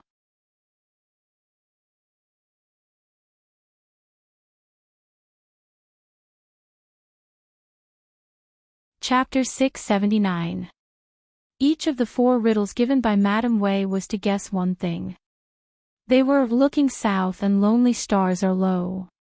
Pacifying and sure, allocating official grain. Once China is united, how can the 2 places be separated? 1 arrow to stop yearning, 1 night is like 100 years. Each of the 4 maids holding a brocade box held a riddle and recited it. If anyone did not hear it clearly, they could ask them to recite it again. Although there was no paper, the riddle was not complicated. It was only 1 or 2 sentences, and one could remember it after listening to it twice. Yushu was not interested in other people's family heirlooms, and she did not like to figure out these riddles. So she drank and listened to other people's discussion. Compared to some nervous and excited girls, she was much more relaxed. In reality, these 4 riddles weren't that difficult. As long as one wasn't too stupid, one could guess at least one of them. However, everyone knew that Madame Wei was choosing her daughter-in-law in the name of guessing riddles. If one wanted to win her favor, they had to guess the so-called family heirloom. The difficult part was that no one knew what the Jiang family's heirloom was. It could be a jade pendant, or it could be a scroll of calligraphy or painting. They had to solve all 4 riddles, then make a choice and choose one of them. At this time, there were 2 factions at the banquet. One faction wanted to curry favor with Prince Dongjing's mansion and racked their brains to guess the riddles. The other faction had no intention of marrying off their daughter and waited to see the result. There were very few people like Yushu who didn't understand the situation but was smart enough not to get involved. Xan Lu murmured to himself while holding his head. Suddenly, he exclaimed and turned to Yushu and said, I guessed one. Madame Axian froze for a moment and scolded her, sit down and don't shout. Have you forgotten what I told you before coming? Xan Lu pursed his lips and did not argue with his mother. He winked at Yushu, Lotus Room, have you guessed it? Yushu shook her head.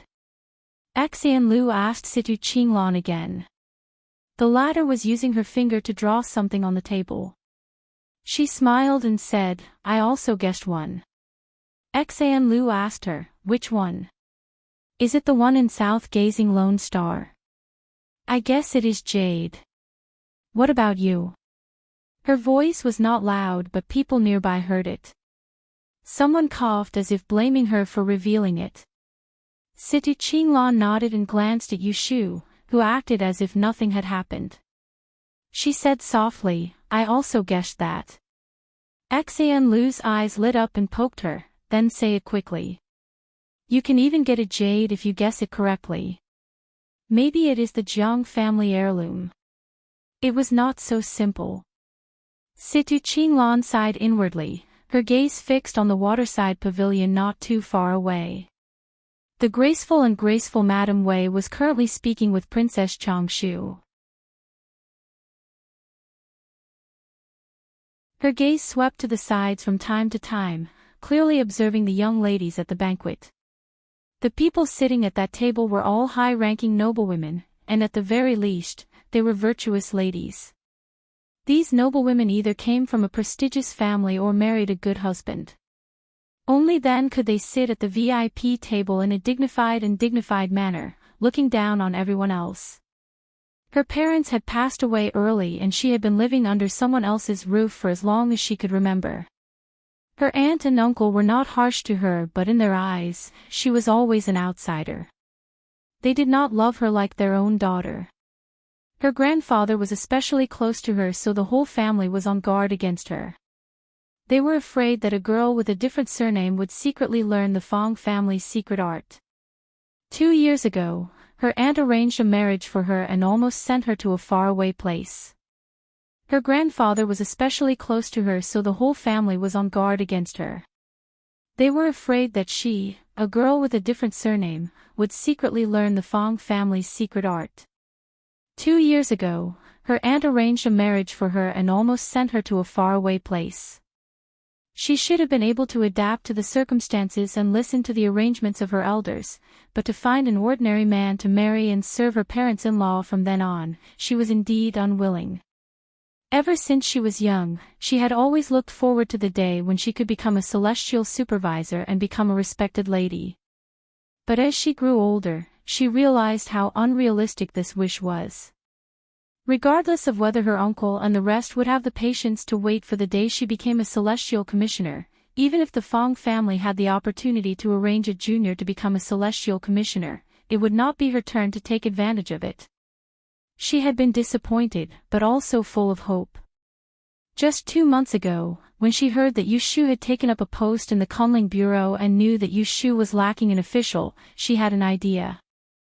After thinking for a long time, she wanted to find a suitable time to mention it to Yu Shu. Thus, she shamelessly invited Yu Shu to celebrate her birthday. In the end, she did not go. After her birthday, she heard that Yu Shu had already chosen an administrator.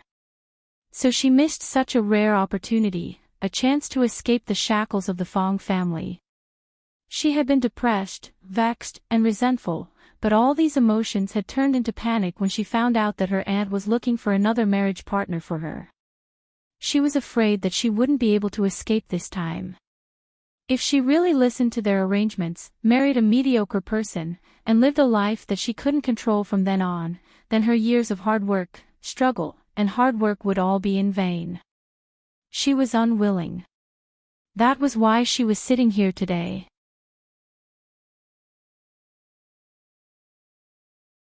She was not supposed to come. In the morning, her aunt had already taken third cousin out, but they came back halfway. Because third cousin suddenly had a stomachache, she was changed to accompany them. People who studied Zhang Song believed in destiny, but they also had to believe in themselves. Situ Qinglan lowered her head and looked at the riddles that she had blurred on the table. Her eyes slowly showed determination. People answered the riddles one after another. The 4 maids of Madame Wei wandered by the lake. If anyone had the answer, they only needed to ask one of them for confirmation. The first to be solved was the riddles that Axe and Lu had also guessed. Presumably, some people could not solve all 4 riddles and were afraid that someone else would take the lead, so they decided to show off first. Looking south, Lonely Star Low, I guess it's Jade, right? Yu Shu heard the voice and looked over. It was a little girl she had never seen before. She spoke in a clear voice and was not bad-looking. One of the maids bowed to her with a smile and pointed, "Miss, you guessed it correctly. Please follow me to see old madam." "Ah, I guessed it correctly." The little girl's surprise did not seem to be fake. Under the urging of the elders beside her, she blushed and followed the maids. Yu Shu touched her chin and thought that it was strange. It took Axe and Lu a long time to figure out such a simple puzzle, and only now did someone say anything. Shouldn't everyone be fighting to get the prize? What were they waiting for with their necks raised? Or is it that the intelligence of the little girls here today is below average? Sigh, someone got it first. Axe and Lu stared gloomily at the little girl who guessed the riddles correctly. He saw the girl take a brocade box from Madame Wei's hands and open it in front of everyone to take out a watery jade ring.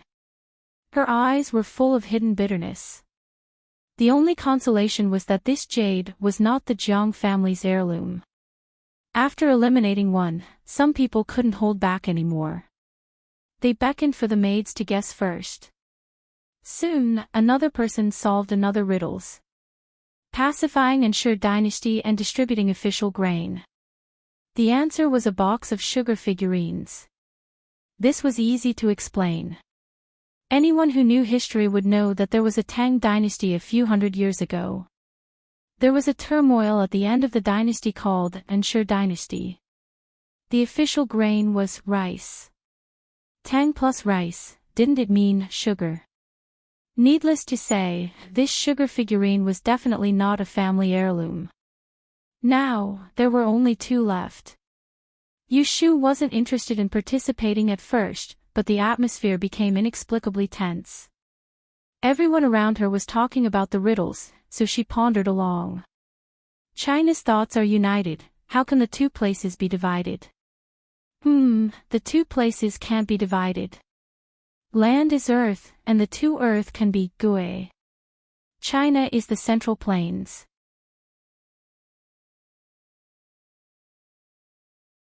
The Central Plains are united, and the stroke in the middle is Ashin. No, how does reading explain it?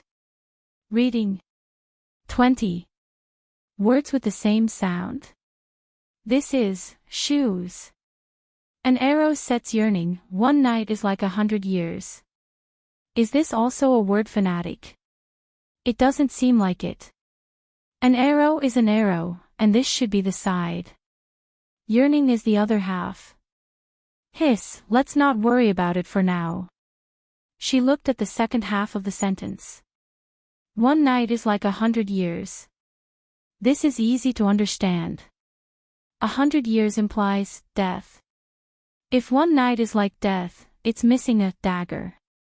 She looked back at the first half of the sentence. Got it. Yearning is red bean. An arrow and a bean are the words short, a short dagger. Yu Shu quickly guessed the answer. She secretly praised herself for being smart and not getting old. Then she thought, which one is the Jiang family's heirloom, the shoes and the dagger? It seems to be a short dagger. After all, no one will take a pair of shoes as a treasure for several generations. Besides, the Jiang family is a general, so it makes sense that they use weapons as heirlooms. She guessed and just came to a conclusion. Then she heard two voices, one near and one far. I have the solution. Yu Shu turned her head and saw Situ Qinglan standing up next to Axan Liu. Then she turned her head and looked at the second seat not far away. There was a familiar-looking girl. Is that Cui Yun? Yu Shu raised her eyebrows. The first thing she remembered when she recognized the face was that this girl still owed her 5 slaps. Then she remembered that Zhan Shuiyuan, who owed her a slap, had been murdered. She was in a bad mood. But then she saw Cui Axan sitting next to Cui Yun. Then she remembered that the Cui family owed her tens of thousands of taels of gambling money. Cui Yun saw that Situ Qinglan was going to compete with her and the 2 servant girls were far away from her. She became anxious and raised her voice. Sister Situ, I said it first. Situ Qinglan smiled and asked her in reply, which one do you think it is? Cui Yun rolled her eyes. She ignored Cui Axan who was secretly pulling her clothes and said loudly, I guess an arrow to set the yearning, a night like 100 years is a short dagger. Situ Qinglan was not angry at her cunning. She looked at the host's seat and was not surprised that they were looking at her. She bowed to Madame Wei and said loudly, then I guess the Jiang family's heirloom is a pair of shoes. After a moment of silence, a snicker broke the silence. Then there was a series of laughter. It was not malicious, but it was not kind either. Obviously, everyone was laughing at Situ Qinglan's assertion. As a member of the Lord of Dongjing's lineage, he was extremely wealthy. How could his family heirloom be a pair of shoes? However, the mockery of the crowd did not last long because Madame Wei stood up and took a box from the servant girl. She looked at the slender and elegant woman in the distance with an unfathomable expression and said in a voice that drowned out the crowd, "You're tuning into the LoveLore Library YouTube channel. We're so grateful for your support, and don't forget to subscribe to join us on this incredible journey through captivating stories. Your generosity through donations truly makes a world of difference, as it's the primary source of revenue that allows me to expand and enhance this channel for you. Thank you from the bottom of my heart for being a part of this adventure."